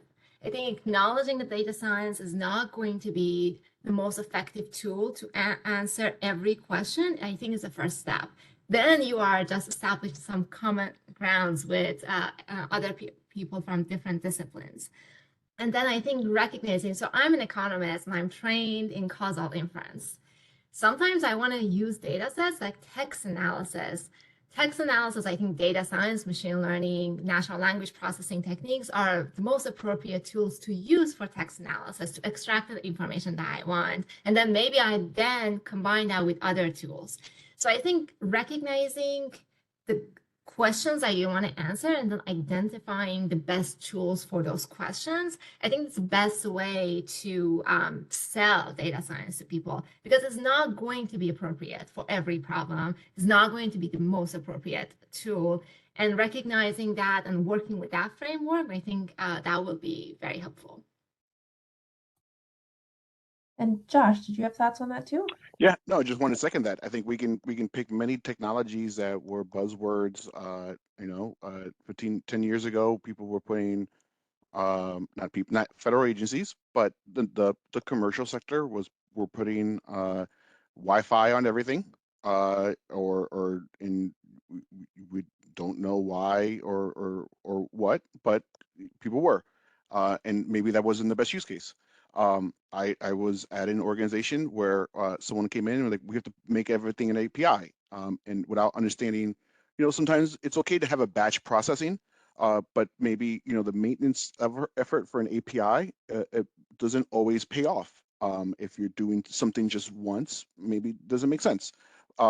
And also, we talked about this. I think that there's variations of data scientists, not only in the focus, but into the degree or the spectrum, right? So you may interact with a machine learning model, or you may design a machine learning model.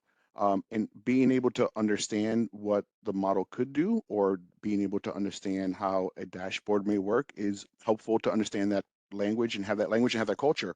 So that I think we talked about the hammer, and I read an article this weekend that said not using a hammer to make lasagna. So now that there's a firm appreciation for AI, that's great, but we don't need AI for everything, especially if you don't know how to go under the hood and see what's going on there. And we really don't need AI for that either. So I think to your point, I guess the original question was, we can at least build the underlying baseline culture and see what does it do and what problem could it solve. Many of these models are good at things that are routine, things that can be automated. That's a good starting point. But if something that takes a lot of analytical processing, maybe that's not a good starting point there. And then we can start having that baseline discussion. And Travis, let's hear from you. What are your thoughts? So I would agree, I think, with what Shelley said. Data science really, especially for our agencies, it creates features for statistics. Like, that's its best I think, tool for everything. NLP, great. You can do stuff with unstructured text you couldn't do with statistics. But really, what we should be looking at, and the way we should be communicating this to staff, is that you have all these new rich data sources you couldn't get to before. You've got geospatial data, you've got image data, you've got audio data, you've got text data. Data science is a really great, or you've got data at a scale you've never been able to process before. You got petabytes of data. Data science will be that tool for you to turn that into something where you can get a statistic out of. Like, that's what we're good at. That's what we can produce in our reports. That's what we can synthesize. And so there are a few things that are data science that have no parallel in statistics, and they're not like creating features. I think some unsupervised learning might fall under that, and chatbots might fall under that, but those are kind of niche topics. The bulk of what we do for data science is to create features for statisticians. All right, thanks. Oh, yeah. Thanks, guys. So we're closing in on the end of our session. It's 1:55. I want to, oh, go ahead, Travis. There was one more topic you had on your bullet list of questions that we had talked about before that I think is so important, and that's talking about building a culture of data science within your agency.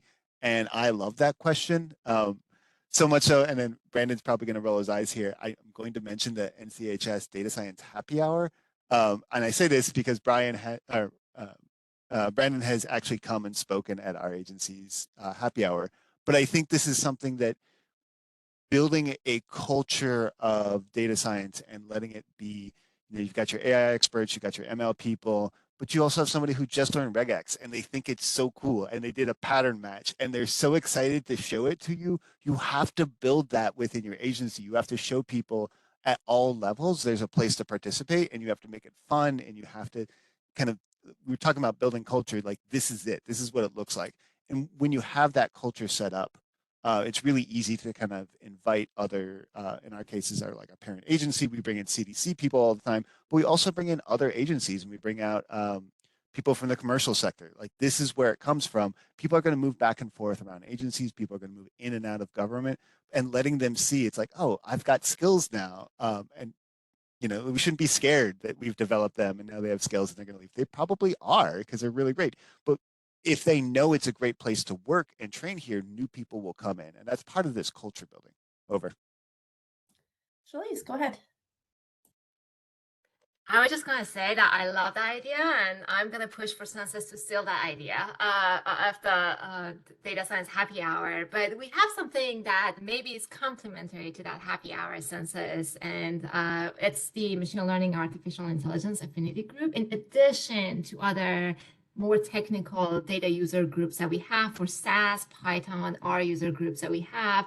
But that's really a discussion group that we started in September of 2021 to really spark participants' curiosity about the successful applications of machine learning, artificial intelligence for the type of work that we do at Census. And I mean, that is something that we've been developing, and now we've scaled it to an affinity group, to the enterprise level group. And I think that's been very successful to expose people to the ideas and applications and really empower them to investigate some of the ideas that they're introduced in during these discussion sessions on their own later, and network with external speakers and internal speakers. But I'm going to leave it at that because I know we're approaching the end of our session and Brandon has his hands up.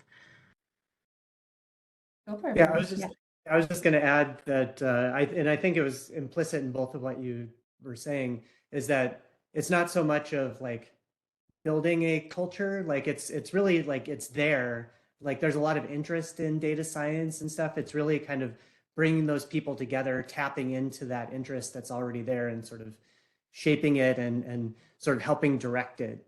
Because and then it becomes sort of difficult to sustain. I was excited to participate in the NCHS happy hour, and I'm sort of like I am like the leader of our data science user group now, and the sort of co-organizer of our users group, and they've both been kind of on hiatus a little bit, I think, because there's just so many things going on, a lot of like FedCASIC, and there's like interagency groups where people are getting together for data science. There's a lot of these things, and so I felt like it was very intense. But I guess not everybody's going to all of those except for me. So maybe I'm But yeah, that's definitely something we have to revive, I think, at BLS.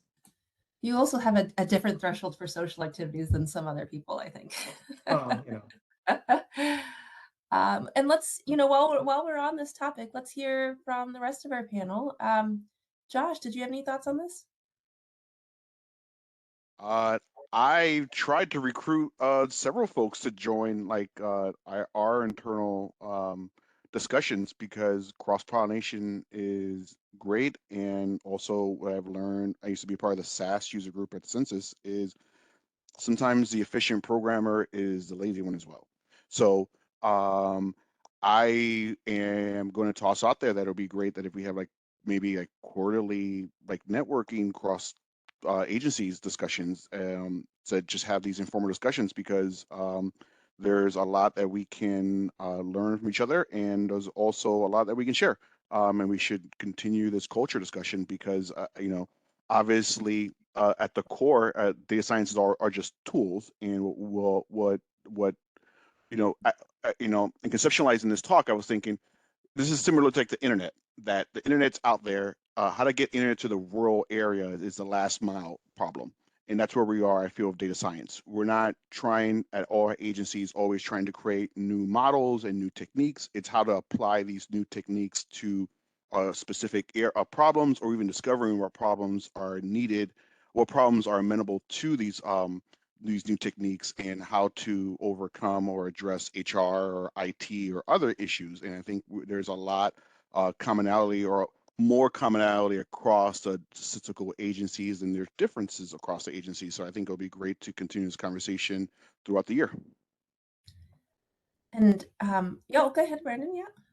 So I'd be all about it. I'll just point out for you and for the group as well that the interagency R users group is a good group for those discussions. I can, if anybody wants to reach out to me, I can get you connected.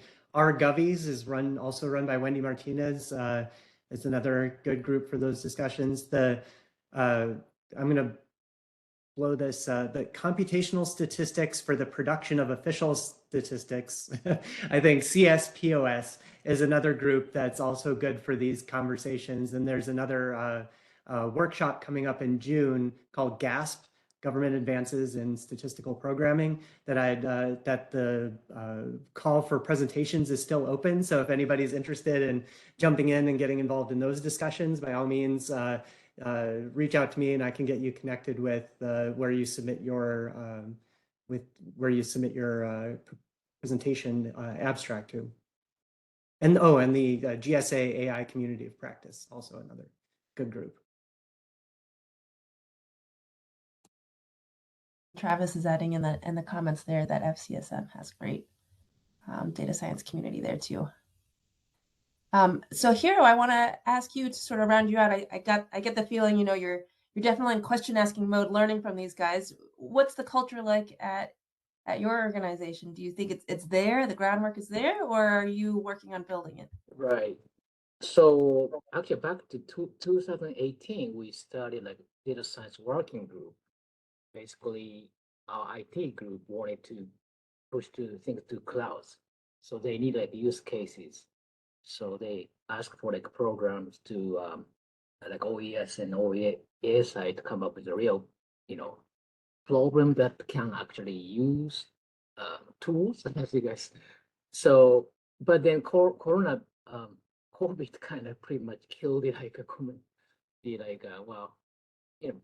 different things become more priority, and also we lost people. And I just back to culture thing. I think it's all like people are the most important thing, right? If we don't have a people who work with us, it's just not gonna happen. Nothing gonna happen, right? So, I guess I'm just and we have like a small community of data science community, but it's just I don't know how the thing to get roaring. People just get busy with whatever they are doing, and seem like preaching the choir is not that hard, right? But how to make it the choir bigger is just the way we have like a Python user group, R user group. We have, again, a lot of programmers too, and analysts and super smart, but just we are not gathered, or nobody can think we are doing like a data science community or culture, and we maybe don't need it, right? We are just an energy data group organization, and we're doing the work. So, but I just feel like they are missing a little bit by not find the body in data science tools or whatever. If they become part of data science, I think they can do even more things faster, or but it just kind of sounds having a little bit of a disconnect. That's my feeling. So. Okay. Well, thank you, group, for that discussion. I know that was a popular topic. I'm sure a lot of the audience was interested in your responses. We're closing in. We've got just under 15 minutes left. I wanted the audience to have a chance to ask a few questions. I saw in the chat from Francis Smart, would the panelists mind talking about the differences and challenges they see between big data applications in the federal government and commercial applications? Travis, go for it. Yeah, I saw that question come up, and I think it's a really great question. I think we, both for legal reasons and also for ethical reasons, care about the privacy and protection of data in ways that don't happen in the commercial sector. We're bound by laws, and like for us, CIPSI is our big law, and it is for some of you others. I know Census has a whole bunch of other hosts of laws that they go through, but those are things that we legally have to follow, but we actually really do care about disclosure of a single individual. We actually care about the harm. And I'm not saying that in the commercial sector, nobody does care, but in the government, we are driven by this need to work for the people. And in the private sector, they're generally driven by business needs.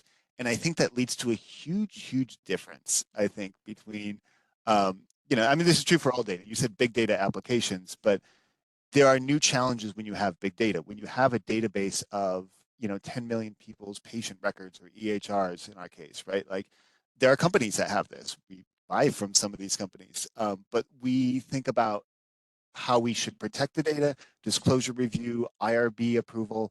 All of these things play into it, and they don't necessarily come into it when you think about it for commercial applications. So I love this question, and I would love to hear what the other panelists have to say that are beyond, the disclosure and privacy piece.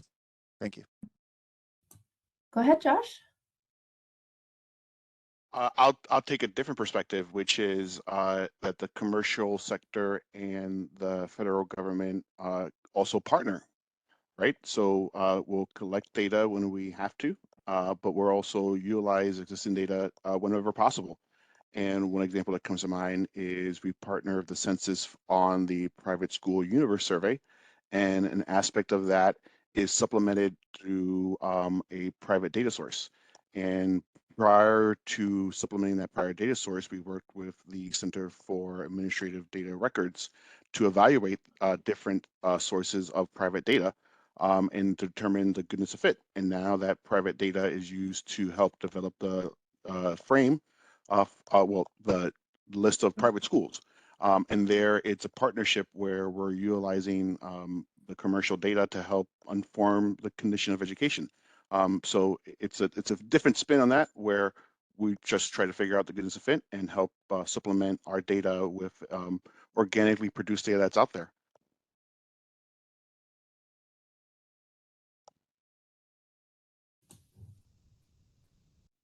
Charlize, any thoughts on this topic? Sure.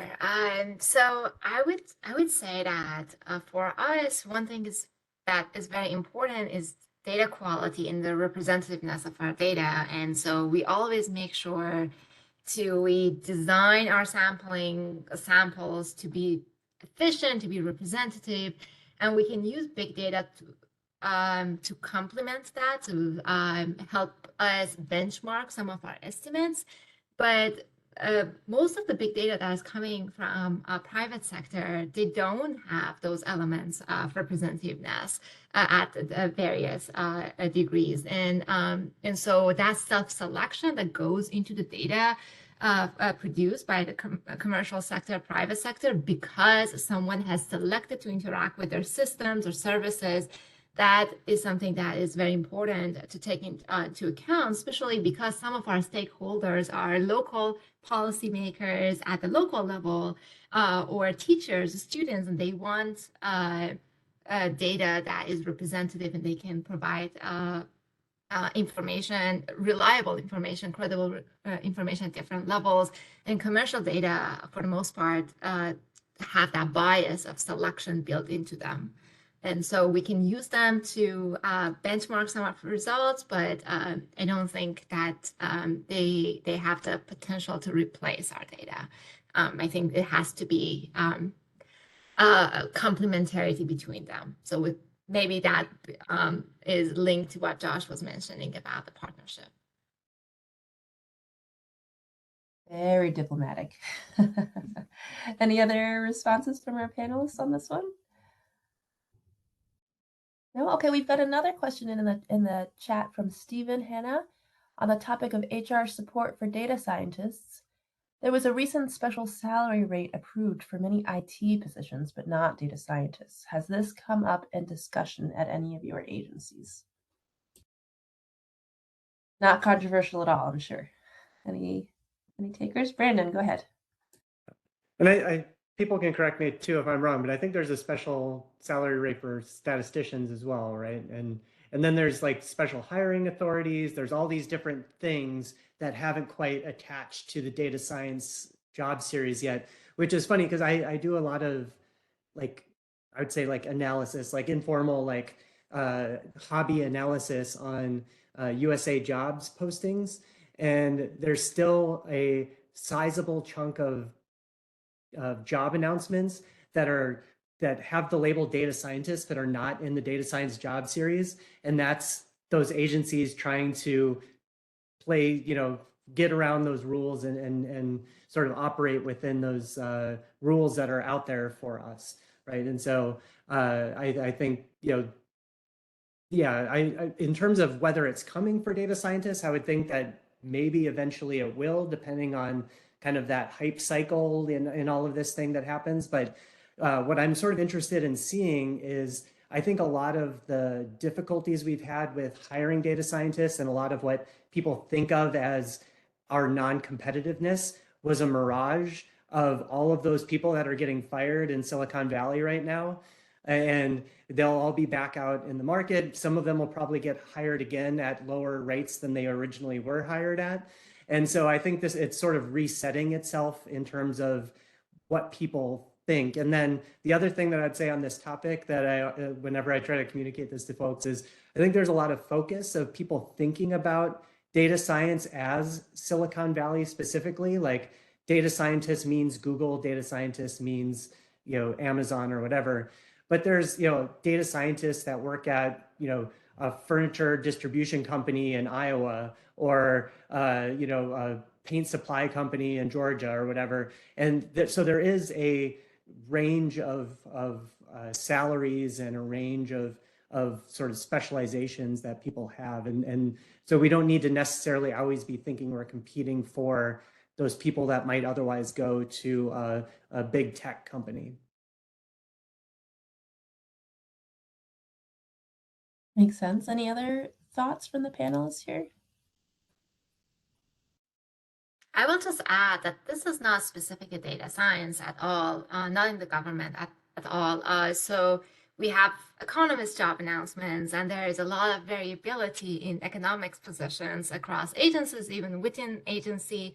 Not all economists work in a job series that is labeled economics. Some economists work as statisticians, demographers. That's also true for statisticians, supervisor economists. So there isn't always a one-to-one map between education and training and the occupational labels that we have in the job series that we have in government. So I just wanted to make sure that this is not, we're not targeting data scientists in any way. This is not specific to them. This is a problem that all disciplines face. Yeah, hand up. Is that Suresh? Do you have a question? We might need Greg to, oh, there you are. Interesting, but unfortunately I had something else going on. So if you already answered the question, I apologize. A lot of the tools available for data science is cloud-based, at least the better tools it looks like. Given that a lot of agencies have not fully embraced cloud-based services, how do you accommodate that?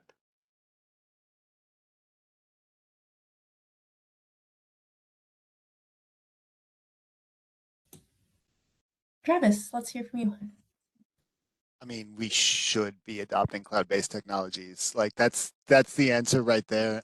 It's not easy for us to do so. It's really difficult. Like for us, the struggle of getting CIPSI protected data on the cloud, like from our policies, we looked at the legislation and it's like, oh, you have to physically inspect your servers to comply with CIPSI. And like that's really hard to do in the cloud, right?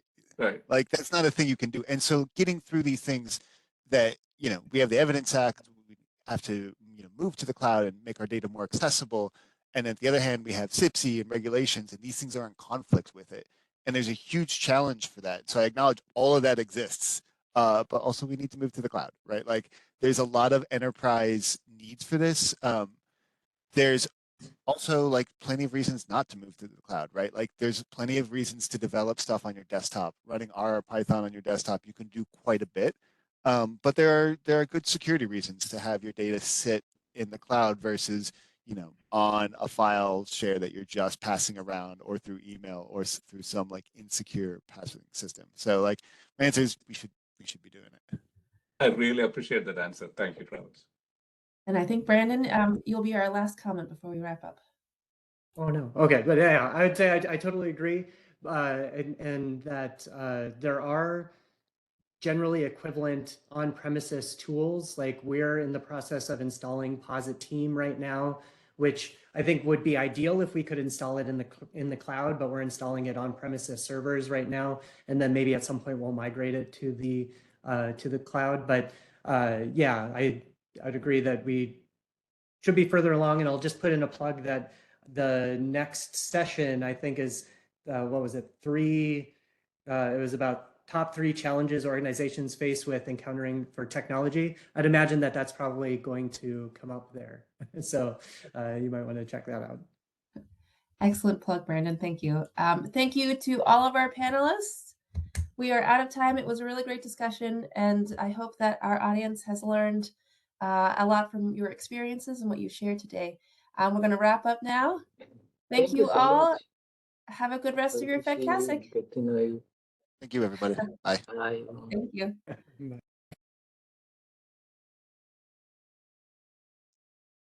Hello, welcome to FedCASIC 2023 and to the Management Challenges panel sessions. I'm Jane Shepard from WestAt, and I'll be moderating this panel.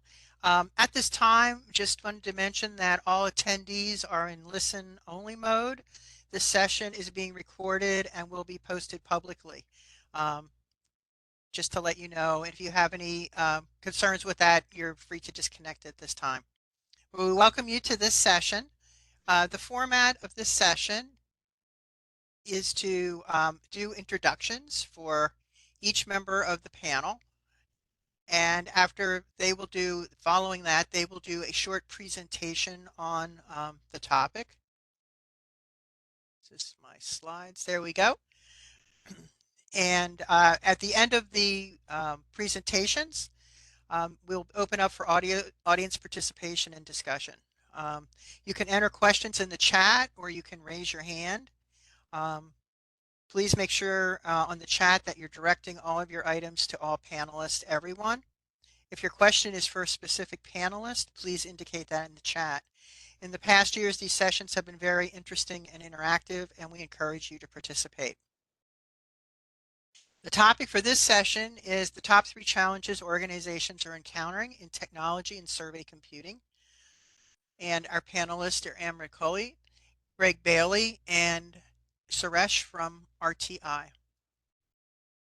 I just want to read briefly the abstract for the session before Amrit starts. The panelists will identify the top challenges facing their organizations today, given the challenging survey technology, data systems, and hybrid work environments for systems managers and programmers. Projects today often include innovative survey technologies, enterprise software solutions, cloud deployments, and use of specialized programming customizations, and incorporate administrative and extant data sources. The panelists will discuss the ways that their organizations are dealing with the environmental changes that they have identified and offer examples and lessons learned in addressing these challenges. So I am going to turn over to Amrit now to begin from the Bureau of Labor Statistics. Good afternoon, everybody. My name is Amrit Kohli, and as Jane mentioned, I'm from the Bureau of Labor Statistics. I'm going to take myself off the camera so I'm not a distraction.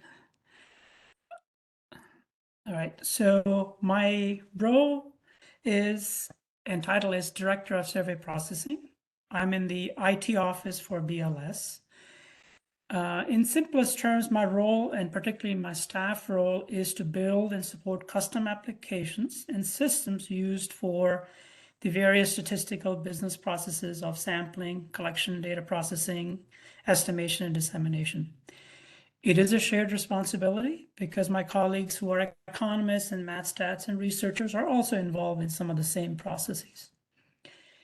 I'm here to discuss the top 3 challenges we face in technology and survey computing, but rather than looking at them as challenges, I'm thinking that we should view these as opportunities as well. I also want to state that what I'm going to relate to you are my personal views and not those necessarily of my agency. So next, please. Next slide, please. There's a little delay, so there we go. Okay. The first one is the executive order on cybersecurity, and also, sometimes known as zero trust. Next thing is a very general topic, adapting to change. And then the third one is shadow IT. So I'm going to bring up, so can you bring up the next slide, please? Yeah, thank you. So, everybody knows about the executive order on cybersecurity, and in some forms is known as zero trust. I'm not here to talk about that the objectives of zero trust or the executive order on cyber is an expensive proposition, and there are many complexities. What I'm here to let you know about is there's a particular OMB memo.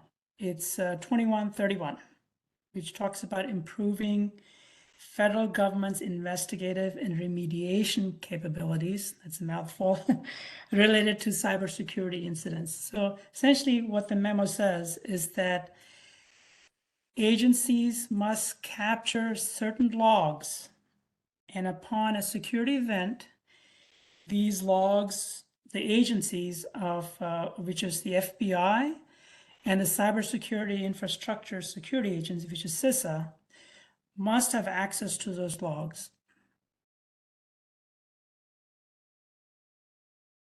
However, this is on, if something happens, they should get access to those logs. However, the more ideal and mature solution that CISA is looking for is that they should be able to get access to these logs on a continual basis. It is recommended that agencies implement this logging for all high-value IT assets, anything that's on premise, data centers, and those that are internet accessible. So the logging requirement at this point conflicts with the current statutes and laws such as CIPSI. And for, census, it would be Title 13 and 26. So I'll just touch upon the CIPSI and respondent confidentiality concerns for BLS. Essentially, many of our systems for which we have to now record logs, will contain respondent identifying information. And that causes some concerns within at least BLS, okay, because we would be violating CPSI. Typically, enforcement has been kept at arm's length from data used for statistical purposes. And if we go out our way to assure our respondents that this information will be used for statistical purposes and for statistical purposes only, and if it's disseminated, it'll be in aggregate form, okay? So part of the memo, that's OMB 2131 and the executive order on cybersecurity, statistical agencies are on the hook to share all logs with CISA, but it is in violation of our CPSI pledge. So,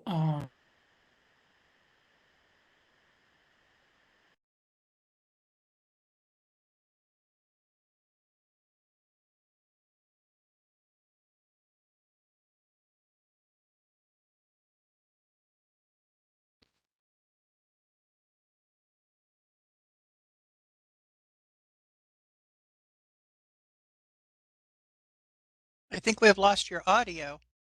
oh, can you hear me now? Yes. Okay, great. Thank you. So the second topic is adapting to change. Even though the topic is about survey processing, we are encountering declining survey responses. And this didn't just happen over the pandemic, but it's been happening over time. One could be survey fatigue, but to resolve some of this stuff, agencies are starting to add non-survey data, such as those available from alternative sources, either as existing administrative data sets or data from respondent that is more comprehensive than what was originally scoped as part of our sampling methodology. So regardless, this requires changes to IT systems to fit these alternative data collection methods into our current business processes, okay? To minimize burden, typically we tell our data providers, hey, we'll take whatever you can give us and we'll extract what we need. For this reason, the ingestion of these data sources tend to be one-off solutions. We seek these data sets, we evaluate their fit to our methodology, figure out what data to extract, and then over an experimental period to ensure that our process of extraction works consistently, we continue to do that for a little bit. This work tends to be done typically by non-IT teams. For example, the researchers or math stat who are looking at the data to see if we can fit our models. Once they have determined that this will work, it's turned over to the IT department to say, okay, go ahead and implement it into the production process. And then this process is repeated for each new type of alternative data being acquired. The concern we have is this IT systems can quickly become like a bit of spaghetti code, each data set being a customization as we process each alternative data set. Sometimes even the method to acquire each data set can be quite different. So there's an opportunity here to figure out what is the end game, what are the big requirements, what type of data and files do we need to ingest, process, and pass on to the next stage. Okay. The next is our move from SAS to Python. This is actually probably a topic in the earlier session that was discussing data science. We have spent about 20 plus years building our statistical systems using SAS. And we have reliable systems. We have trained IT and non-IT staff to use SAS effectively. We have a legacy code base and business reliance on these SAS systems to perform essential survey processing function, estimation, publication in a few cases. Our new economists and statistician graduates come to the organization knowledgeable and skilled in Python and R, and they can be quite productive to the organization without the cost and time of learning SAS. It would not be a surprise that more and more analysis work is being done in Python and R than in the past. Costly SaaS licenses is another reason why agencies are ready to consider alternatives. We at BLS have come to a fork in the road. Do we stay with SaaS or whatever next generation SaaS offers us, or do we take the path as some of our peers have and start our move away from SaaS? Not just for the cost reason, but also take advantage of community offerings, expanding libraries, packages, tools that these alternatives of Python and R offer us. So, but however, moving away from SaaS is a big task because we've invested so heavily in SaaS to perform many of the key data processing tasks. Another angle for us thinking of using Python and R is that we have a goal of getting our IT systems built using more automated system or more automated processes, and unfortunately SaaS does not fit that model really well. And so we are thinking of using programming tools that can implement automated testing, for example, or DevSecOps. And the last item that I want to talk about is, our move to the cloud. So this seems to be like a natural progression of where our infrastructure, as well as software development is headed. Cloud, unfortunately, is its own beast. Unlike a programming language where you can learn its syntax and ecosystem, libraries and packages, and start writing a solution pretty quickly, learning about the cloud for a traditional software developer is quite a challenge. To do this properly, a software development actually has to know a little bit about networking and security and microservices. And if they're used to building monolithic applications, they may even need to learn a little bit about use of APIs. Okay. And that's not to say just learning about the hundreds of services that are available on the cloud. So this is a new skill that IT staff, both developers, infrastructure folks, and IT security folks must learn and learn rapidly. Okay. Some of our peers have moved to the cloud, outsourcing this work to contractors with very few federal staff involved in the nitty-gritty details. Our federal staff, in this case, remained on the sideline handling the day-to-day activities that we currently have, or the legacy applications. It's a tactical challenge for us to get federal staff skilled and well-versed in cloud technologies, while they still remain responsible for their day jobs. The opportunity is there for those wanting to grow their skill sets and careers, but we are not quite there yet. Okay. Next slide, please. So I mentioned shadow IT, but I have crossed out shadow. So in my view, shadow IT can be good. But it's only if you can get it out of the shadows and accept it as an adjunct to traditional IT shops. For as long as I've been in IT, it's been considered the bane of IT leadership and particularly IT security for many years.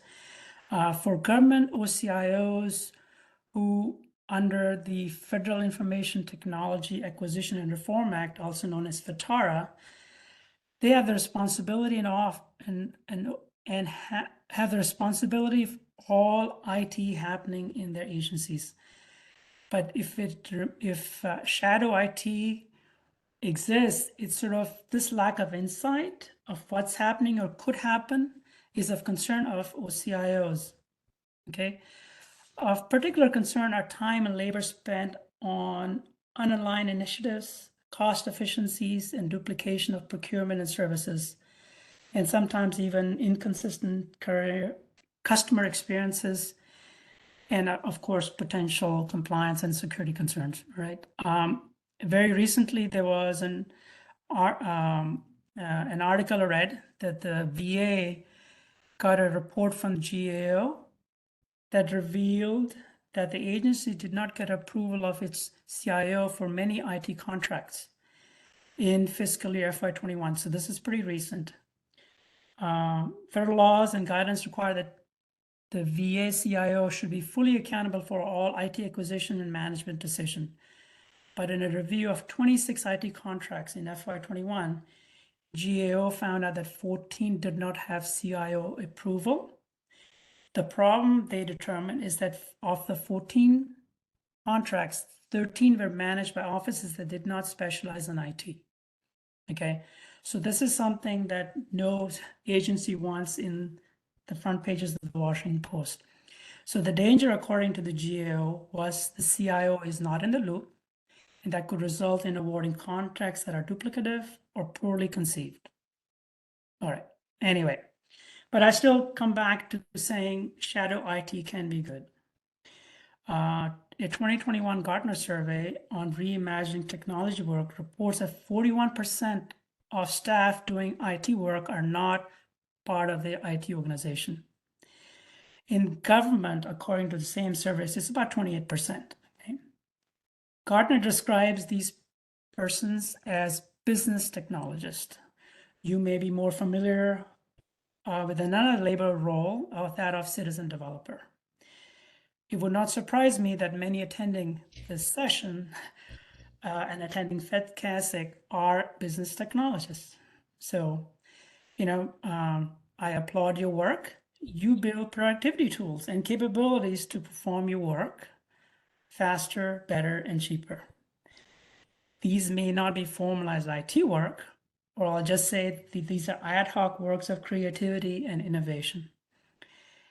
As an example, the existing IT system may deliver to you reams of data tables, but you, using Excel macros or writing Python and R, convert these data into dashboards for analysis and visualizations, such as identifying outliers.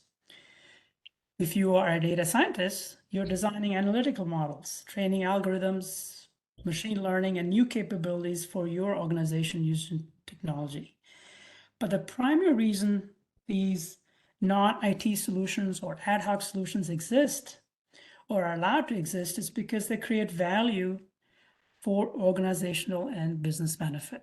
Okay, so much so that over time, these solutions have become essential for an agency to do their work.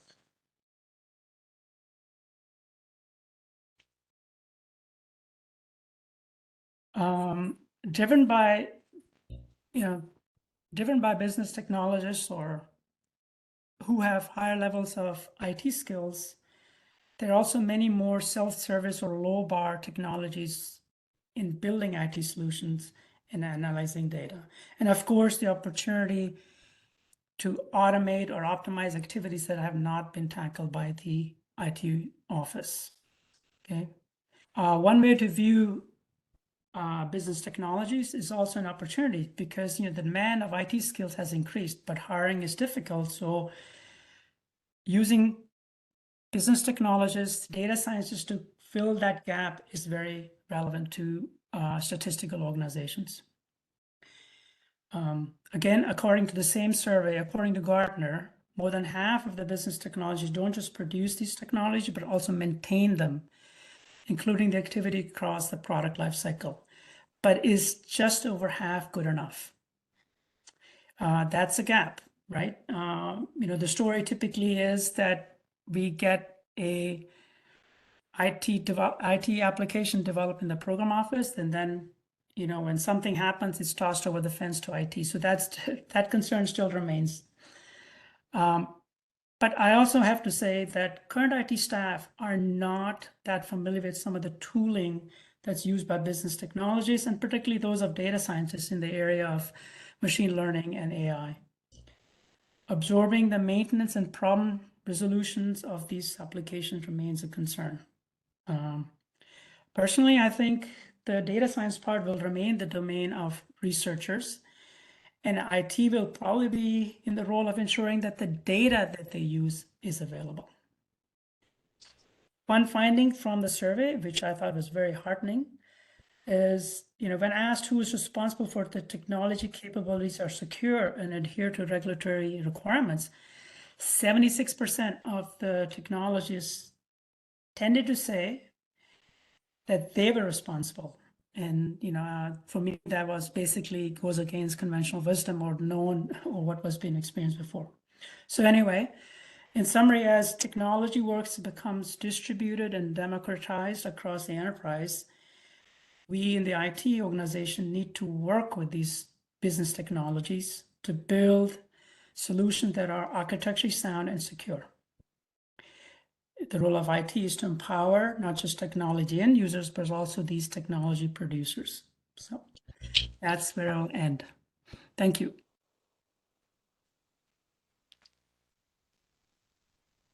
Thank you very much. And here is contact information for Amrit. And thank you. We'll address questions at the end. Our next speaker is Skip Bailey. Skip joined the Census Bureau as the Deputy CIO and Assistant Director for Information Technology in 2018. He brings a background in public and private IT management and leadership. Previously, Dr. Bailey was the founder and CEO of Elegant IT Solutions. And prior to that, he was engaged with Deloitte Consulting as a federal competency director and technology strategy and architecture platform for 6 years. In addition to working with the Department of Justice and other federal clients, Dr. Bailey has been the federal lead for cloud computing with Deloitte, and he has also held positions with ATF and with the FBI. He is the recipient of the 2007 Presidential Rank Award, Meritorious Senior Professionals and Executives. This award is the top award in the federal government for senior executives, and he is credited with contributing toward a variety of publications and technical reports, as well as teaching at a number of universities. He holds a PhD and MA from New Mexico State University and a BS from Brigham Young. Turning this over to Skip Bailey. Thank you. Can everybody hear me all right? Yes, we can hear you. Okay, good. Well, I appreciate that introduction. That sounded better than I am, so thank you. I took this challenge from a very high level approach. I actually really appreciate the previous presentation, and I think I can say we concur with pretty much every problem and conclusion that they were drawing on. And you'll notice in this, there's some that kind of overlap or are very similar. So let's talk about our three challenges at the Census Bureau. Let's go to the next slide.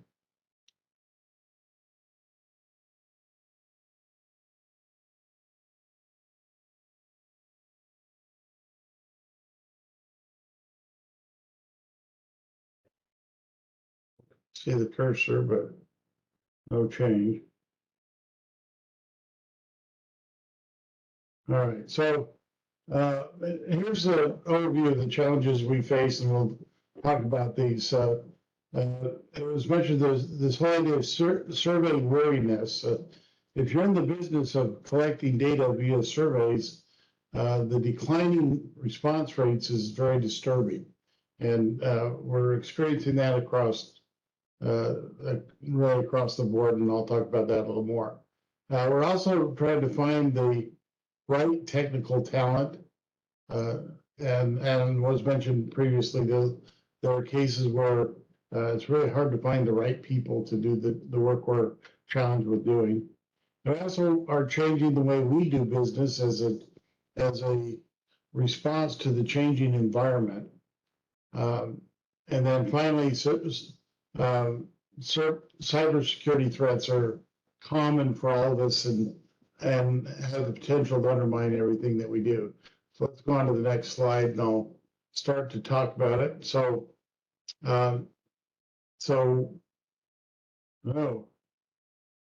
we got down to the challenge 3. Did we skip a few slides?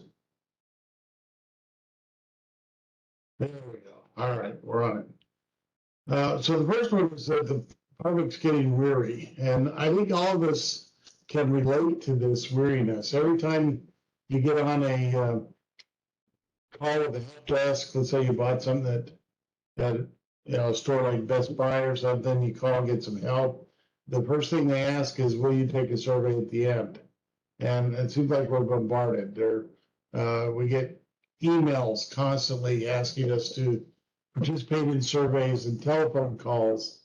And I think this alone has made people very reticent to do surveys. But on top of that, we've had telemarketers using surveys to get their foot in the door so they can try to sell us something.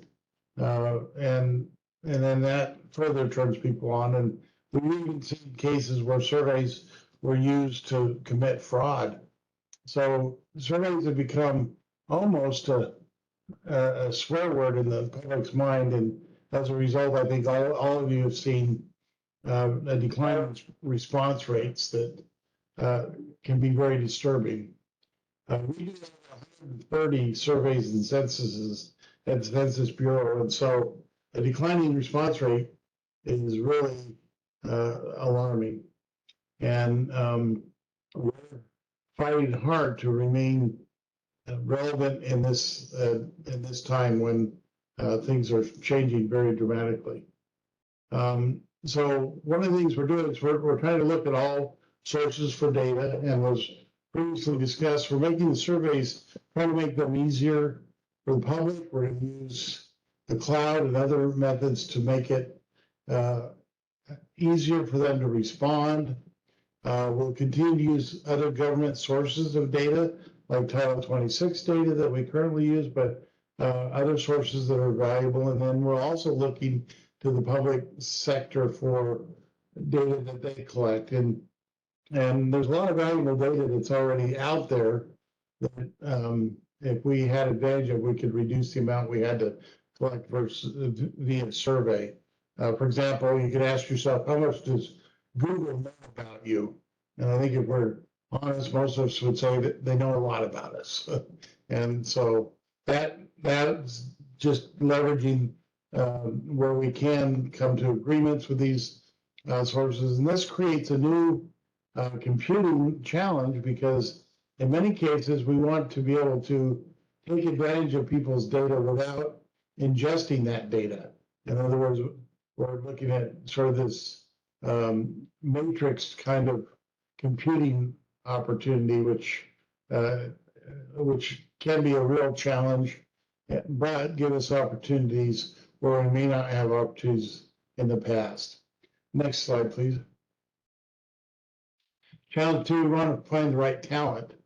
The biggest needs we have are in the areas of cloud and security.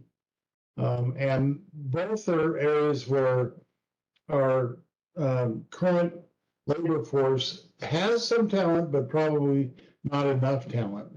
And so we're also having difficulty attracting talent in those two areas, because the industry is also trying to get people with those talents, and they unfortunately can pay a lot more than we can and offer things that we may not be able to offer. So we're doing a multi-pronged approach to addressing this.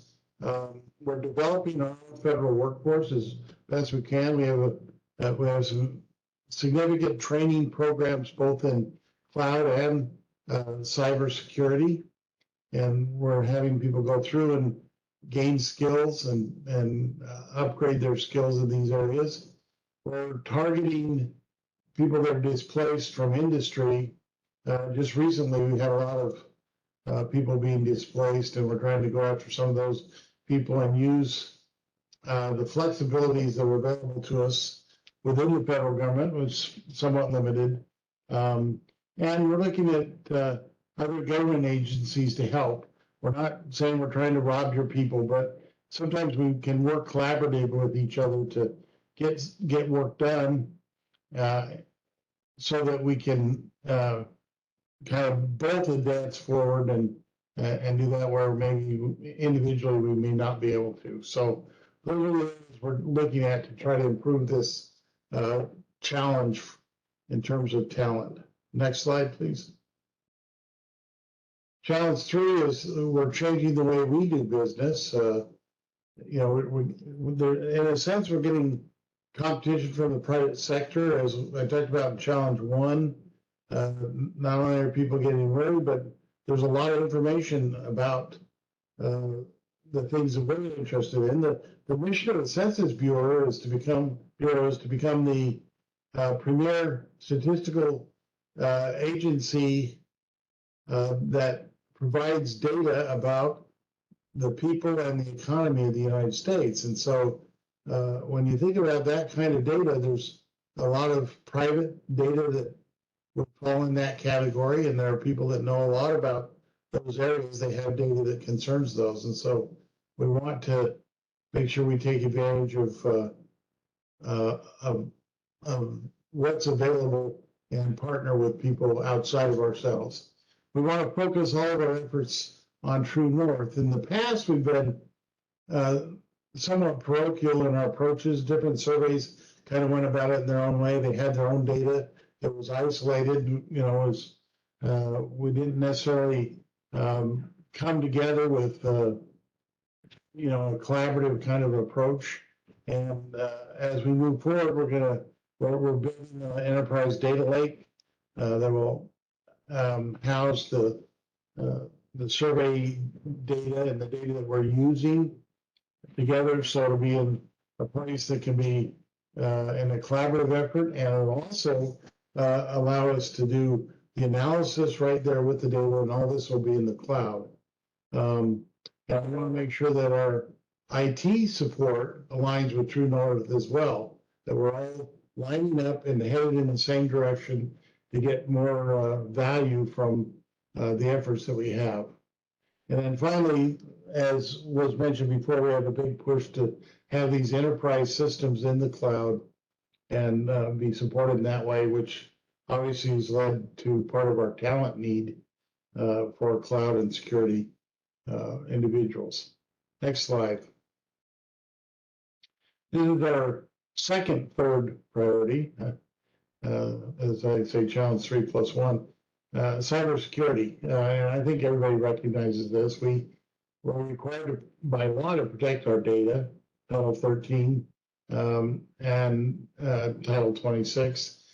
And so we're under constant threat, as everybody else is. This isn't unique to us. During the six heaviest months of the decennial census, we had 2.1 billion cyber incidents, when there was someone trying to compromise us, and we did that without compromise during that. I think anybody that's in the statistical arena would agree that if you get compromised, it would significantly undermine your ability to get data in the future. If the public does not trust that we can protect the data, they're not going to share that data with us.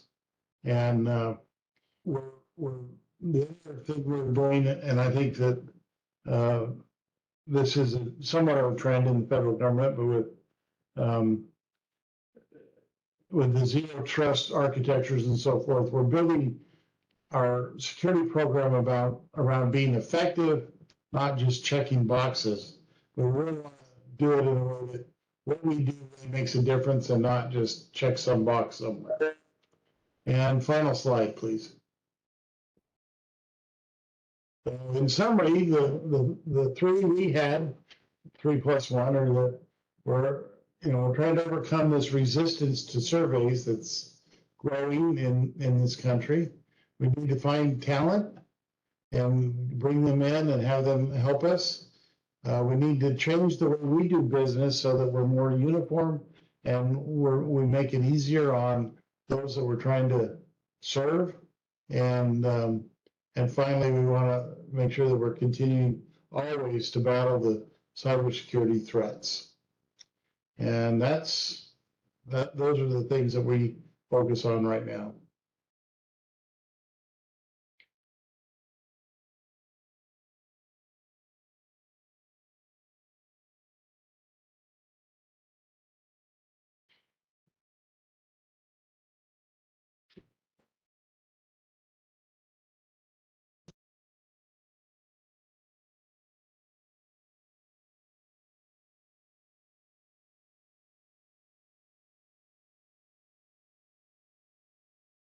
Hi.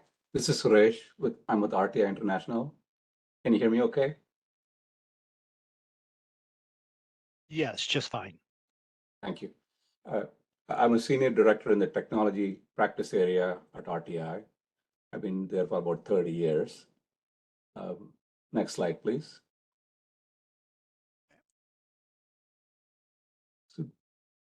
It's coming. Thank you.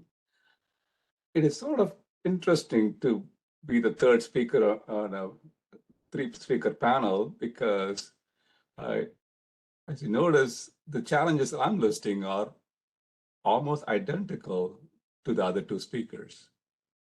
I might have it in a different order. That's about the only difference. Having said that, again, I'm repeating what Amrit was saying, that the data security is definitely a challenge, but the cloud computing and the AI ML adoption, I would call it more of an opportunity, provided we do it carefully. Next slide, please. So the federal agency standards for security, as both of the other presenters talked about, it's constantly evolving. The attackers, what do you call them? The people who are trying to hack the data or come in any which way to steal our data are getting more and more sophisticated. And we have to be very careful with everything we do. And in our case, we have to work very closely with the agency's security policy as well. Practically all of us do all the data collection in a FIPS moderate environment, but setting up such a system does take a lot of time and money, and it takes a lot of effort in maintaining those systems. And the systems have to be flexible and adaptable because what we need to do in the future are much more challenging. Next slide, please. So one of the things that, at least at RTI, we try to do is make sure that the devices used by our field interviewers or all of our interviewers have a full security stack. In earlier times, that may not have been possible because they didn't have good bandwidth kind of thing, but that's not a situation anymore. But the bigger issue are the security threats. Amrit referred to the zero trust thing we had to worry about because of the executive order. And that's very critical. And on top of that, setting up we set up web instruments because everybody wants to do self-interview nowadays.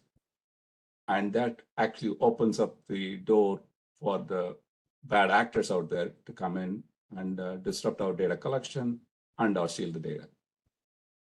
And quite often we are required to use third-party tools.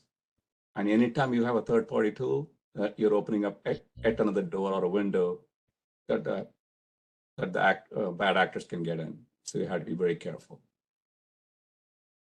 Next slide, please.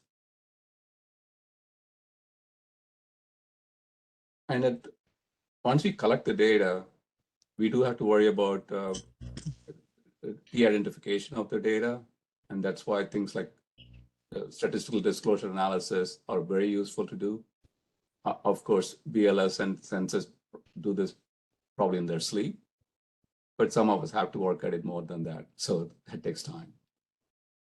We do have to make sure that even though I keep talking about bad actors coming from outside, quite often the people that you have in-house who might be careless, who may not fully understand the security restrictions because it doesn't make sense to them, they end up compromising the data and causing breaches, not intentionally, but inadvertently. And so part of the thing is you have to train all of our staff to make sure they understand the seriousness of the issue. Next slide, please. Switching to the opportunity/challenge, federal agencies have a cloud-first strategy. But having said that, the level of adoption varies from agency to agency. There are some that are fully adopted, and then there are some who are very worried about it. In fact, in the previous session, a gentleman from NCHS was saying, like, we should all be in the cloud. We should be doing everything in the cloud. But he's also worried about how does CIFC impact that strategy? So we have to worry about it. And some of our federal agencies that we work with are very conservative in that sense, and and rightfully so. They have to worry about the data. And so we have to work with them to figure out and provide a secure method of data collection. Next slide, please. And if you're thinking about FIPS-smarter world and cloud computing at the same time, the only option we really have is going to a FedRAMP compliant cloud. Anything else, you're not going to be able to get the authority to operate, and you have to worry about that level of detail. And the other part that comes into play would be, are you going to just set up websites for everybody to come and provide the data? And the other gentleman talked about worrying about response rate.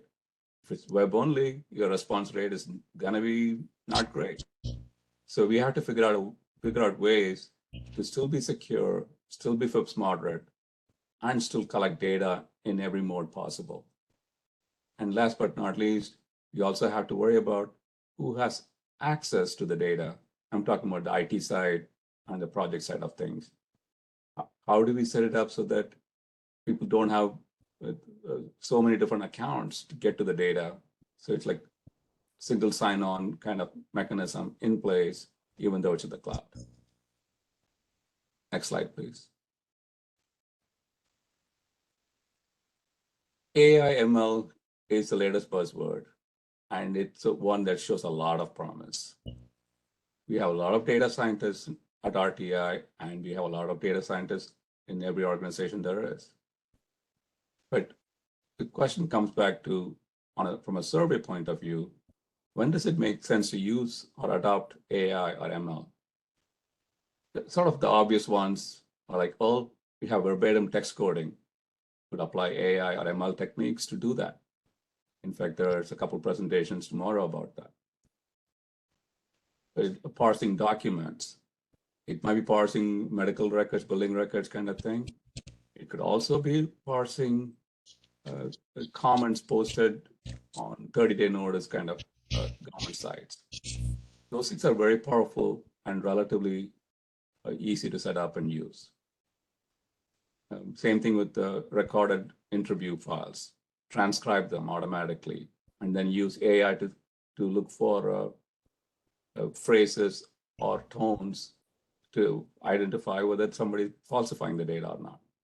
So those are sort of a quick and I shouldn't say, I'm not saying it's easy to implement. I'm saying those are obvious ones to try. Of course, we don't talk about ChatGPT. We didn't really talk about anything, right? ChatGPT can be very helpful, especially for IT developers, to get code generated for them so that they can they don't have to spend figuring out how to program something. It makes it easy. It makes their life easy, regardless of the software.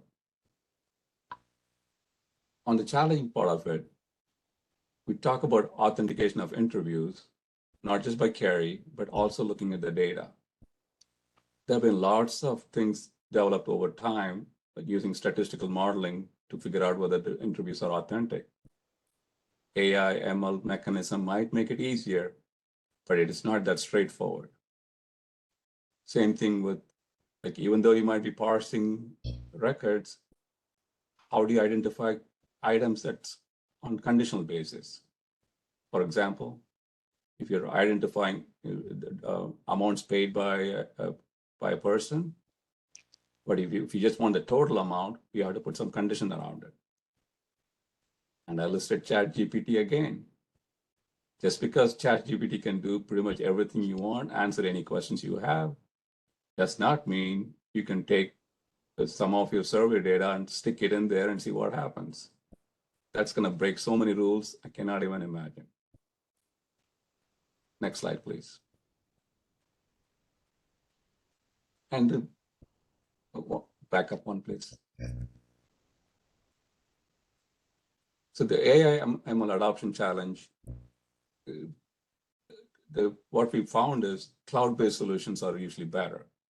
And we just talked about having things in the cloud. The agencies we work with are not quite ready for it.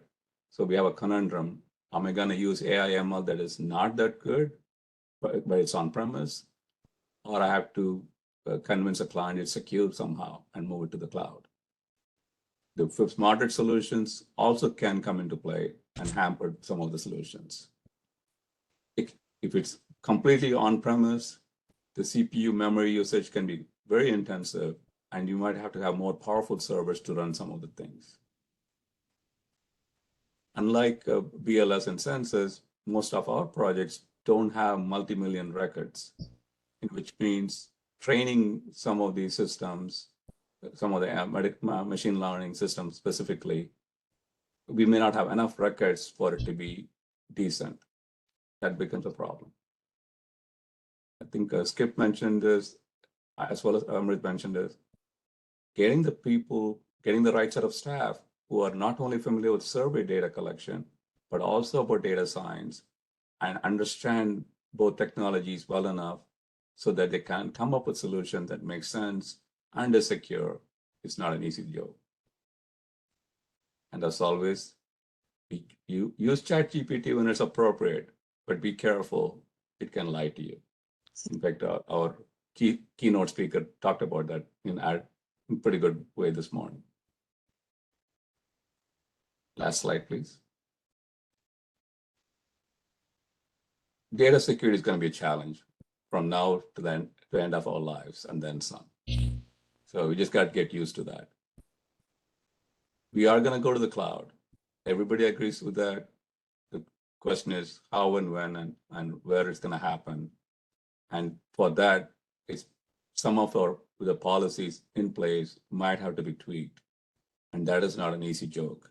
I mean, I do not envy the people who have to think about it and figure out how to change the policies and still keep everything secure. AI ML techniques are great. It is going to reduce cost. It is going to make it easier, especially when you cannot find enough staff to do all the work. But it's easy to get caught up in it and not come up with a quality product. So you got to be careful about that. Next slide, please. That's my last. Thank you all. I appreciate it. Thank you, Suresh. That's great. So I am going to stop sharing. And can we bring all the panelists back on?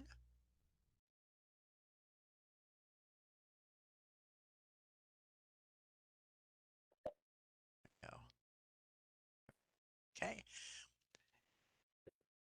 I want to thank everyone for their presentations, and we had a wonderful consensus across the different topics of the 3 top challenges, which just speaks to the importance of the topic and how widely recognized some of the huge challenges ahead of us are that we face. I want to open the floor to questions first. If anyone wants to enter anything in chat or raise your hand, please go ahead.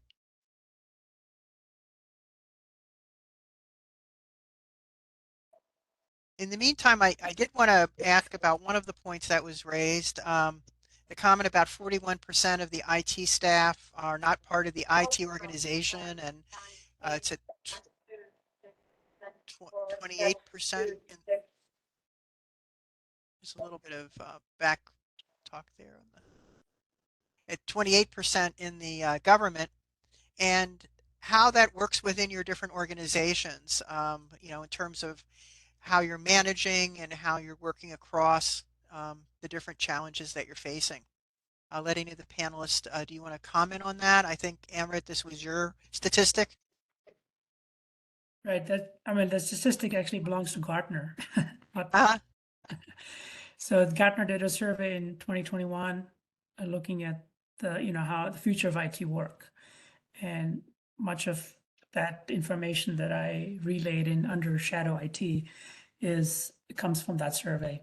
So I think for an organization like BLS, it's probably more than 28%, because we have data scientists, we have economists, we have staff, researchers, quite well versed in IT technologies. So it wouldn't surprise me that it's north of 28%, probably closer to the standard of 41%. It is an area that we are trying to, as an IT organization, we're trying to sort of figure out how to blend that in so that it's useful to the organization. And, we're not there yet. We haven't quite figured out how to do that yet. But I think one of the things that, folks from what I would call the program office side have started to work with us is to say disclosing what they're working on. And I think that's been probably what we are not well aware of, like what else is out there that we should be cognizant of. And, because in the past, the experience has been that we've been afraid to know what's there. Okay. But I think with the TARA rules, with EO and cyber, some of those things will be disclosed because, they'll be logging information. They'll say, okay, they're using that technology. Is that one of the approved set of technologies? So it's better for us to know that well in advance so we can work with that group of people and, make sure that it's done securely and with knowledge for everybody that needs to know. So, but it's at the early stages of that. Yeah, at the census, we have kind of both kinds of the IT. We have actual 2210s, people that are IT folks working in other directorates. And then we also have the bat stats and the data scientists and the other people that are doing it. And I think one of the things our current CIO, Louis Cano, has done very well is we're trying to reach out and partner with people and try to blur lines. So it doesn't really matter where you work. We're all on the same team. This is all part of the True North concept so that we can work together. And he does, because of FITARA, we review the purchases, we review, the FITARA, so those things are being reviewed, but for the most part, we try to collaborate across the Census Bureau and break down those structures rather than try to absorb it all, which would be very difficult because the historical artifact, they grew up because of the way things have been for many years, and I don't see that we're going to collect all that up, rather work together. I think it's the key. Suresh, did you want to comment on that? Sure. I mean, I think I forget who said it, that Skip or Amrit. A lot of people are familiar with Python and R, and they're also very comfortable using open source software. If you take all of those things, and that's what they're comfortable with, and they are not that familiar with FIPS moderate and other security requirements. So when you try to tell them you have to follow the security requirements, and they say, well, they cannot access things off the internet directly, it really makes it harder for them to deal with that. So the approach we've been taking is trying to bring them up to speed on why it's critical. And given that a good chunk of our survey projects are in FIPS-Mod, we basically try to tell them, you have to learn both. It's great you have all these techniques and technologies under your belt, but you have to understand security processes as well. And so we have to learn what they do, and they have to learn about FIPS moderate security. That's the way I would put it. Yeah, thank you. So we have some questions in the chat. Just scrolling down here through the directions. Okay, but why don't we take on the first question? How do you engage with your users on these topics? The non-IT developers, users, and non-technical stakeholders.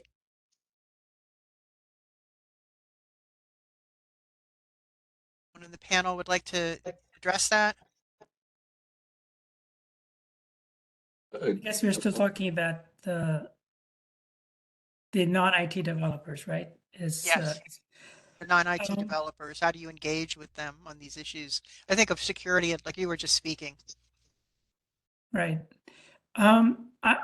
I think one of the areas that I guess one of the non-IT developer group, in the Bureau is called the R Governing Board. And they reached out to us some time ago to say, what are your software development practices? We weren't very helpful, but I would say they went on their own and researched what our industry best practices and came up with, a very good process of how to get our sort of sanction for use in the Bureau, following good software development practices, including security practices. And so, by following those things, we said, okay, this is good enough. Let's go forward and we can get R as a production use language in the Bureau. And so, and I think the same philosophy will be followed, for Python in the future. Python is already a sanctioned programming language, but we don't have all the sort of, I guess, the mature processes around it, and that's something that we need to establish. But I think the biggest thing we can do is we can say look, you're doing that work. Let's get you officially recognized, and we're not gonna slap your wrist. So getting it out of the shadows, I guess that's the most important thing. Yeah, I think transparency, as you mentioned, is really the key. We get everything on the table. We can talk about it. We're friends. We don't have to. We're not here to be police. We're just here to help you be successful, and we view our role as to help them, not them help us. And they're the ones creating the estimates that are our products. We're only there to help them create those. And so, it does. Some people have a hard time understanding what an enterprise solution is versus when they will say, well, I got more data at home on my home computer. It's not the same thing. That's always the battle that IT has when you have to do it for, 15,000 people instead of for yourself at home. It's a big difference. And obviously security is king in that whole discussion, but we're trying best. And if you have that open, honest dialogue, I found that people are very willing to talk about it, and even when necessary, to compromise a little in order to make sure that we're all in lockstep. This is one of those deja vu all over again kind of scenario, right? In earlier times, just maybe about a dozen years ago, we had, when the survey software development or instrument development became easier because of all the tools available, we had a lot of non-programmers developing instruments. And to begin with, they were not aware of some of the things that you have to worry about. But what did we do? We worked closely with them, made them part of the team, and figured out it might be cheaper for them to do it themselves, and then have a programmer come behind them and make sure things are set up correctly. And that was a win-win for everybody, right? Same thing applies here. So it's like a different mindset, different talent that comes together. So we had to work as a team, and not necessarily like, oh, you got to do these things kind of things. Like, we're going to put them on the same team and sit side by side if necessary and make it happen. Again, it'd be a win-win when we're done with that. Yeah. Well, thank you. See, take on the next question. Retaining talent is also important as we hire trained data scientists. We want to make sure they don't leave for lucrative private sector positions. So this goes to the issue of compensation and how to retain data scientists. Well, the one that the government jobs have that can beat the private sector is mission. And the more we can get people integrated and tied to the mission of the organization, the better chance we have to retain them. We've also taken the position that we're going to train and do the best we can with our people, and if they leave, then that's good for somebody else. But we're not going to try to say, oh, we're going to put some handcuffs, some golden handcuffs somehow on you. But we also want to remind them of why the work we do is so important to the public and to the country, because that's something I've worked in the private sector, I've worked in government, and the one difference that is in the plus for the government is tying to that mission and why it's so important. And we're fortunate because our mission's in the Constitution of the United States, so it's very direct and very easy to point to. And so I spend a lot of time really on a daily basis reminding people of why they're here and why they're doing what they're doing. RTI is not a government agency, but we are a not-for-profit.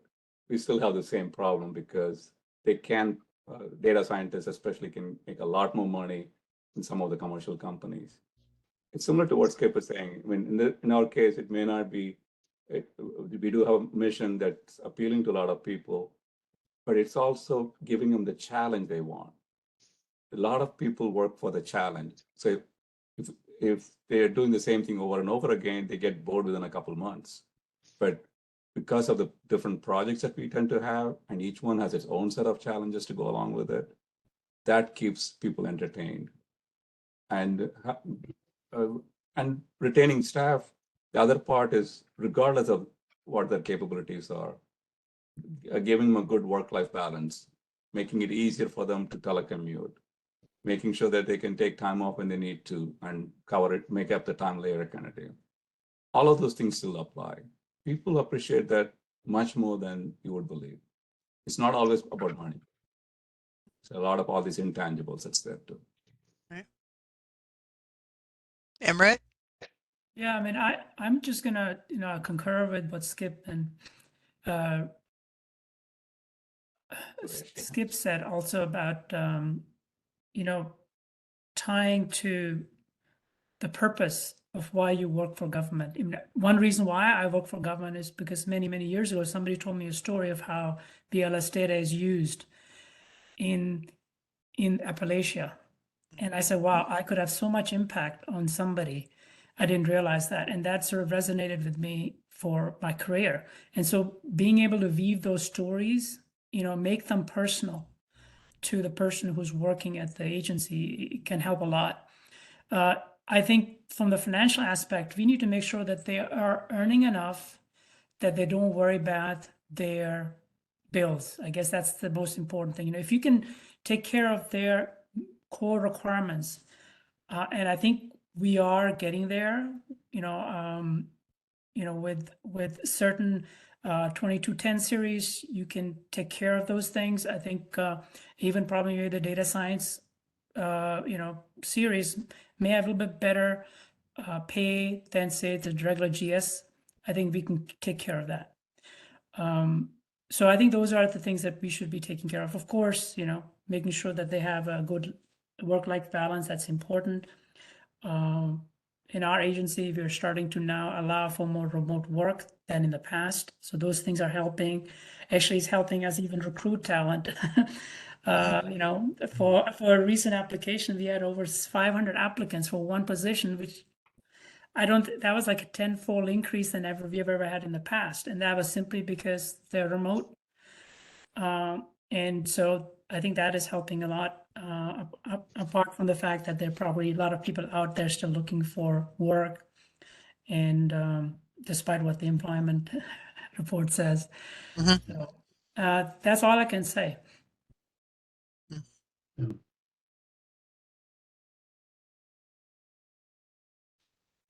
Well, let me ask you a question about what you think the future will be, given the 3 challenges we're facing today. As we overcome those and we look to the future, what do you think it's going to look like in 5, 6, 7 years? What the challenges will be and in what direction we will have moved, given the way the directions are going now? Well, the only constant is change. So I'm sure whatever the future is, I can't predict it because what the hot thing will be, I don't know what it is yet. But I hope we're not saying the same challenges we're saying today, because that means we've overcome those and now we're moving on to something new. Right now, cloud's key focus, AI and ML are key focuses. And I think in the future, it'll be something different. It won't be the exact same thing that we're dealing with. But if I knew what those were, I'd be a lot more wealthy than I am now. So that's a good. Yeah, I'm not. The challenge we can overcome or trying to get to the cloud or use AI, ML kind of thing. I'm sure it's going to be everywhere, everything all at once kind of deal. The quantum computing, I don't know all the impact that's going to bring about. But regardless of what we do, regardless of where we host the data, the people who are going to try to get at the data are still going to be there. And they always seem to be, we seem to be leapfrogging them constantly. They get ahead for a second, and then the security comes in and fixes it.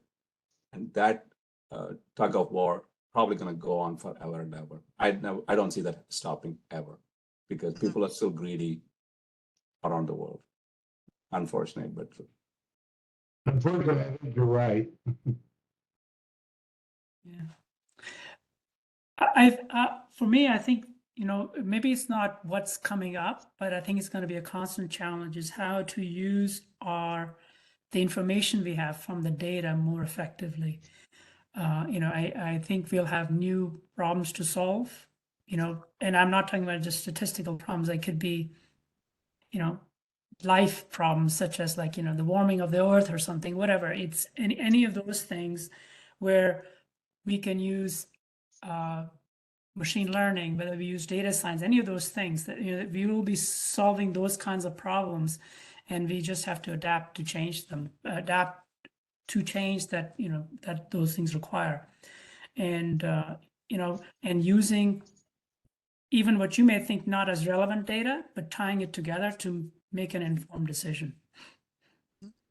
No, thank you.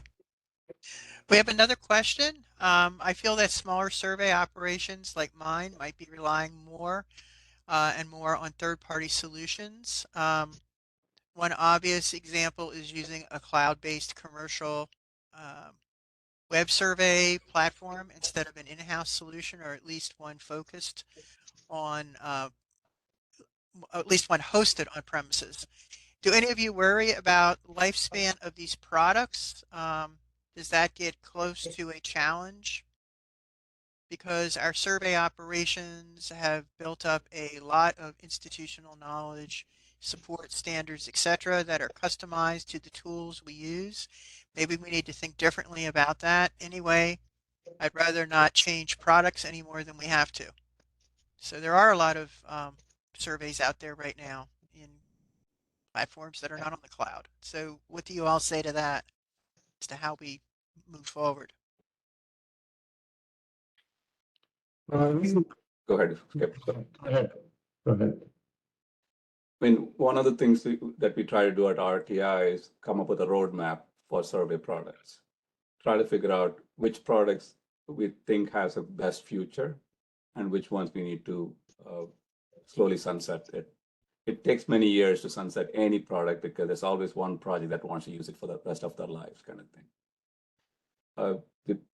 thing. What has usually happened is, again, suddenly a new software will come along and it will solve a lot of the problems that we have, a lot of the challenges that we face. And so everybody will jump on it. And so that's when we had to retool things. So to a large extent, when we get a new product or new software come on board, we'll try to evaluate it, which takes time, don't get me wrong. And we try to see whether it's actually gonna solve more problems than our current tool set can solve. So it's a pretty messy way to do things, but we have to keep an eye out for new products constantly because we cannot always live on whatever we are used to forever and ever. Yeah, I think Suresh captured the two camps that I think you have to deal with. The one camp is the shiny new toy camp that anything new is great and better than whatever we have, and the other one is the ones that learned how to do something and we're going to do that till we die. And both have their pluses and both have their minuses, and you've got to balance those two. And the tricky thing is, I think, when to exit, what's the right time to exit. And it's funny because you'll get, I remember in a different environment, I had a bunch of people developing on Oracle Forms, and we did it for 10 years. We were using Oracle Forms, and Oracle stopped supporting Oracle Forms. And everybody was going, why did we, that was such a dumb decision. Why did we go on Oracle Forms? It's no longer going to be supported. I said, we got 10 years of value out of this. How can you argue against it? It saved us an inordinate amount of work over 10 years. And now we'll move to something else. But you have to have the long view of things and make sure that you're banking on reliable, sustainable organizations. But even those, we're finding in recent years, sometimes the reliable, sustainable organizations now become too expensive. They keep growing and growing, and now you got to take a chance on open source and other things that are a little more risky from that fundamental standpoint, but have a lot of upside. So it's a constant, I think it's a constant compromise in order to navigate that. I don't know that there's a direct rule of thumb. You can say, always do this and you'll be safe. Yeah, I mean, I concur. I mean, one of the things we know, change is constant, so expect change. And if there's somebody who's built a better widget for your purpose, you should definitely look into it. I mean, for example, when the smartphone came about, right? We started thinking like, can we use smartphone for surveys, things of that nature, but you need to have the right tools to be able to take advantage of it. And if you want multimodal surveys, you want to make sure that you're not maintaining survey systems differently in all these different modes. You want to make sure that there's a tool that you're using that can help to manage the surveys across multiple modes easily. So you have to view it from that perspective. What problem are you trying to solve? And is it better solved with something new? Mm-hmm. Of course, the cost of that, what is the cost of moving away? I mean, that doesn't go away. It's like, I mentioned in my in mind, it's like we're trying to move away from SAS, and that's a costly proposition for somebody like BLS. Mm-hmm. So it sounds like a long view of planning and realizing that if the survey is going to be going on for a number of additional years into the future, some type of planning is going to be needed to figure out how to make the transition or parts of the transition. I mean, it could also be that the survey maybe will be supplemented by other data sources, as you all have mentioned, and maybe it will change, either become multi-mode or change in some other aspect of the data collection. Have you all seen that in your organizations? Well, you hit it right on top. Part of the big change right now isn't because the tools aren't changing, but because society's changed. They're no longer willing to just give out survey information easily. And so we have to address, well, they actually do, but they only do it if they're not paying attention, like Google or something like that. But if you give them a direct survey, they don't want to do it. And that change has been fundamental, I think, to all of us. We would agree. Everybody mentioned that in their three, that survey worthiness is really becoming an issue. So sometimes the change comes externally. It isn't necessarily the tool themselves or how good a job they're doing. It's because the world has changed. I'm sure you guys remember 2020, right? Yeah. We were all happy going house to house and collecting data, and we had to turn everything upside down and make it all web-based and whatever remote-based interviewing. I mean, that, like Skip was saying, that's an external force that nobody anticipated. And so if you didn't have the right software or the right systems to handle that kind of a change, you're out of business. And we had the highest response rate for the self-reporting online the same day we went to full telework because of it's that same Monday it all hit. And fortunately, we had really built our bandwidth and we were able to handle it, but that was scary. We went, over 15,000 people instantly went telework, and we had our peak responses coming in. So. Emrit, do you have any comment on that? No, I mean, I think it's been covered. Very good. Yeah. We have another question. Please explain again the usage of true north in the context of the presentation. No, okay. Well, the idea of true north is that we're all, our CIO likes to say, we want to make sure all the cannons are pointed in the same direction. In the past, or historically, because we do so many surveys and some fairly big ones, they would kind of do their own thing. And what we're saying now is we want to make it more uniform, we're all together, so that we're all headed in the same direction. So it's really an idea of picking something and making sure that we're transforming the organization, that everybody lines up and heads in that same direction.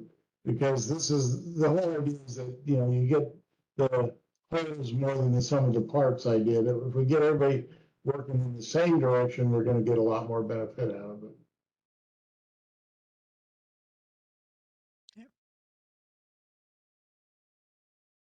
That makes a lot of sense. Another question is around the use of cloud data centers and cloud computing. Do you think in the future absolutely everything will be in the cloud, and will the cloud solutions be more like enterprise level, totally integrated? Or do you feel like they will be composites of things that need bridging between them, or different pieces from different vendors, and have, you know, that same kind of integration issue, yet they're within the cloud? So I think this is probably not an IT problem. This is probably a procurement problem, because, you know, we want to make sure that we provide competition. You know, that's one of the mandates that we have. So we would love to go to sole source and get all, you know, all the whole stack delivered by them, but that's not going to be allowed. We have to make sure that our solutions are decomposed enough so that different parts can be competed for. And especially if there's a way to do that seamlessly, it should be allowed. I do expect that cloud vendors will get better at helping us integrate. You know, cloud solution providers will help us to get better at integrating things, because for them, it's a mutual benefit for them. Because, you know, otherwise you'll have all sorts of lawsuits and stuff, you know, say, okay, why did you give an award to Microsoft and not to Oracle, or not to, you know, Google Cloud or whatever, or Amazon? So they will get better at helping us integrate our solutions. I do expect it to be decomposed. You know, we're going to try to get best of breed solutions from different vendors and make them work together. Now, I think your question, the answer to your 4 or 5 questions is yes. Give me all of that. That's a good way to, yes, everything's going to be in the cloud. And like Amrit said, there'll be multi-cloud solutions are pretty common now. And the only hope is that even though there are different competing forces and competing vendors, hopefully they'll get to a point where there's some standard interfaces between them. So it is possible to have 3 different cloud vendors posting the data, but they can talk to each other in a common language. And again, going back in time, there was a time when we had 20 different operating systems. Now we're down to like 2 effectively, right? Or 3 maybe. It's like that. So the cloud system would have to talk to each other, and they have to coexist with each other and have the necessary interfaces so that data can move freely and be secure at the same time. Mm-hmm. Yeah, it's a big, tall order there. You talked about the democratization of data across the organization and empowering users to use data lakes and these democratized data. Do you see issues with the knowledge about actually the substance of the data and the content of it and subject matter expertise? Right now we have that. Sometimes it's focused in particular areas that these business technologists will be reaching across a wider range of data items across different subject matter areas, and needing to be, you know, so that everybody will be using a much wider range of data. And will they be using it correctly with the knowledge that they need, as you have masses and masses of data and different analysts running across a wider subject matter range of variables and information. So how do you think that will work, or what do you think that will look like? So I think the data lake is a very, very good solution for, to get an organizational data in one place so that it breaks down barriers to access of data. Security will still be there. Who can access what at what point? That's one thing. But other thing that's sort of missing in this is, I'll just use the word metadata because, it sort of describes what's available and how it could be used. So it's not just like, describing each data element, but like, what is the purpose of what it is, what are the differences, what are similar things and what are different things, and if you can really combine those things together. So that piece of information will grow over time as people start using the data. Say, okay, this worked well, this doesn't work. Okay, let me put something in, and we have to make sure that that information is continuously updated. So for people who are going to use it in the future, don't make the same mistake. The data lakes and other things, like Amit was saying, the unstructured data, you still need to have metadata that helps you understand it. The users, as always, the ones that have a tremendous need for it, at least in my opinion, is all the genomics data, because they end up, they're so huge, it cannot be housed in anybody's garage or anything like that. So it's gonna be in those data lakes and huge cloud systems, and use it and drop it so it's more cost effective, and have the tools to get to it quickly, and apply AI ML techniques for even accessing the data. And so it's going to come to a point. So those are the subject matter that's going to lead us into that direction. To some extent, even though census and BLS collect a lot more data than most of us do, we are going to be followers of those people, the people with really, really huge amount of data. Hopefully, they'll have really good tools by the time we get there. Yeah, I think I'll go out on a limb here a little bit. If you look at the trend, so something like 90% of all data that we have was created in less than a decade. And so you start to see that, that power function in data collection. I think one of the next big internets or big breakthroughs is going to be how to consume mass amounts of data. Mm-hmm.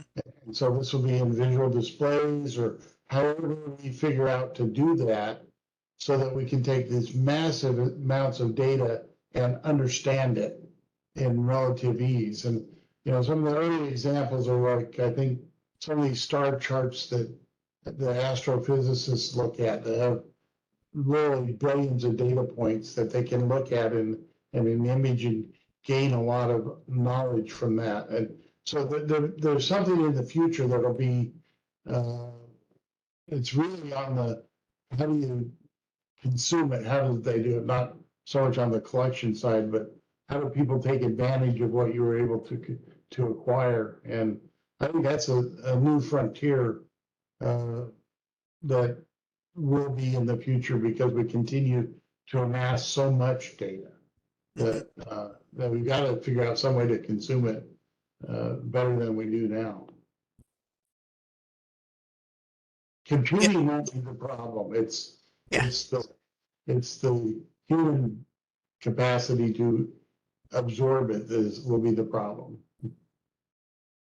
Yeah, you'll have billions upon billions upon billions of variables, from different perspectives, and the metadata. I see what you're saying is very, very important, and then presenting what you have in a way that users can consume it, when that analysts can use it and update it, and figure out how to even update it as it grows.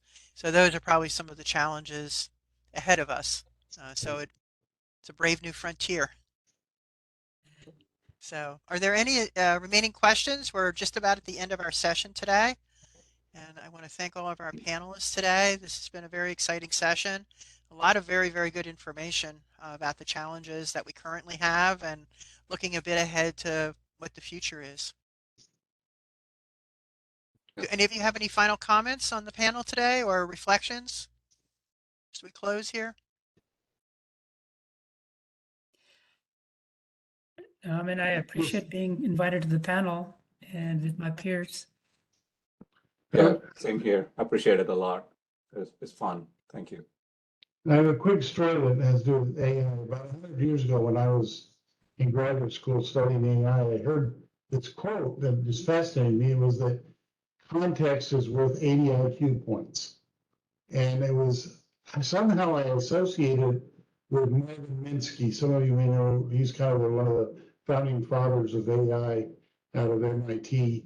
And so I went around for decades quoting this in various talks and things and giving Marvin Minsky credit. And then one time I happened to be at a conference and he was emeritus at the time. He was at the conference. I was so excited. I saw Marvin Minsky and I got on an elevator with him by myself. And I said, oh, I've been using a quote of yours for years and I love it. And he goes, what is it? And I said, well, the context is worth 80 IQ points. And he said, that is a good quote, but I didn't say it.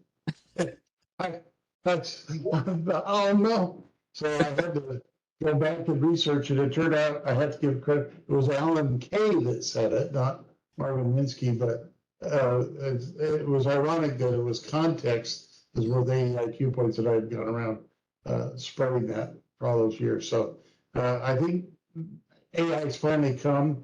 That was years and years ago, and it's finally come to fruition. And we're starting to see real good application of what I would still call easy AI, not hard AI, but it's going to be useful and we'll continue to see it. So we didn't talk much about that, but it was mentioned in most of the talks. Mm-hmm. Yes, absolutely. Yeah. Well, thank you all today, and we'll conclude our panel. And thanks again to the panelists and all of you who attended the session. Thank you so much. Thank you. Thanks. Bye now.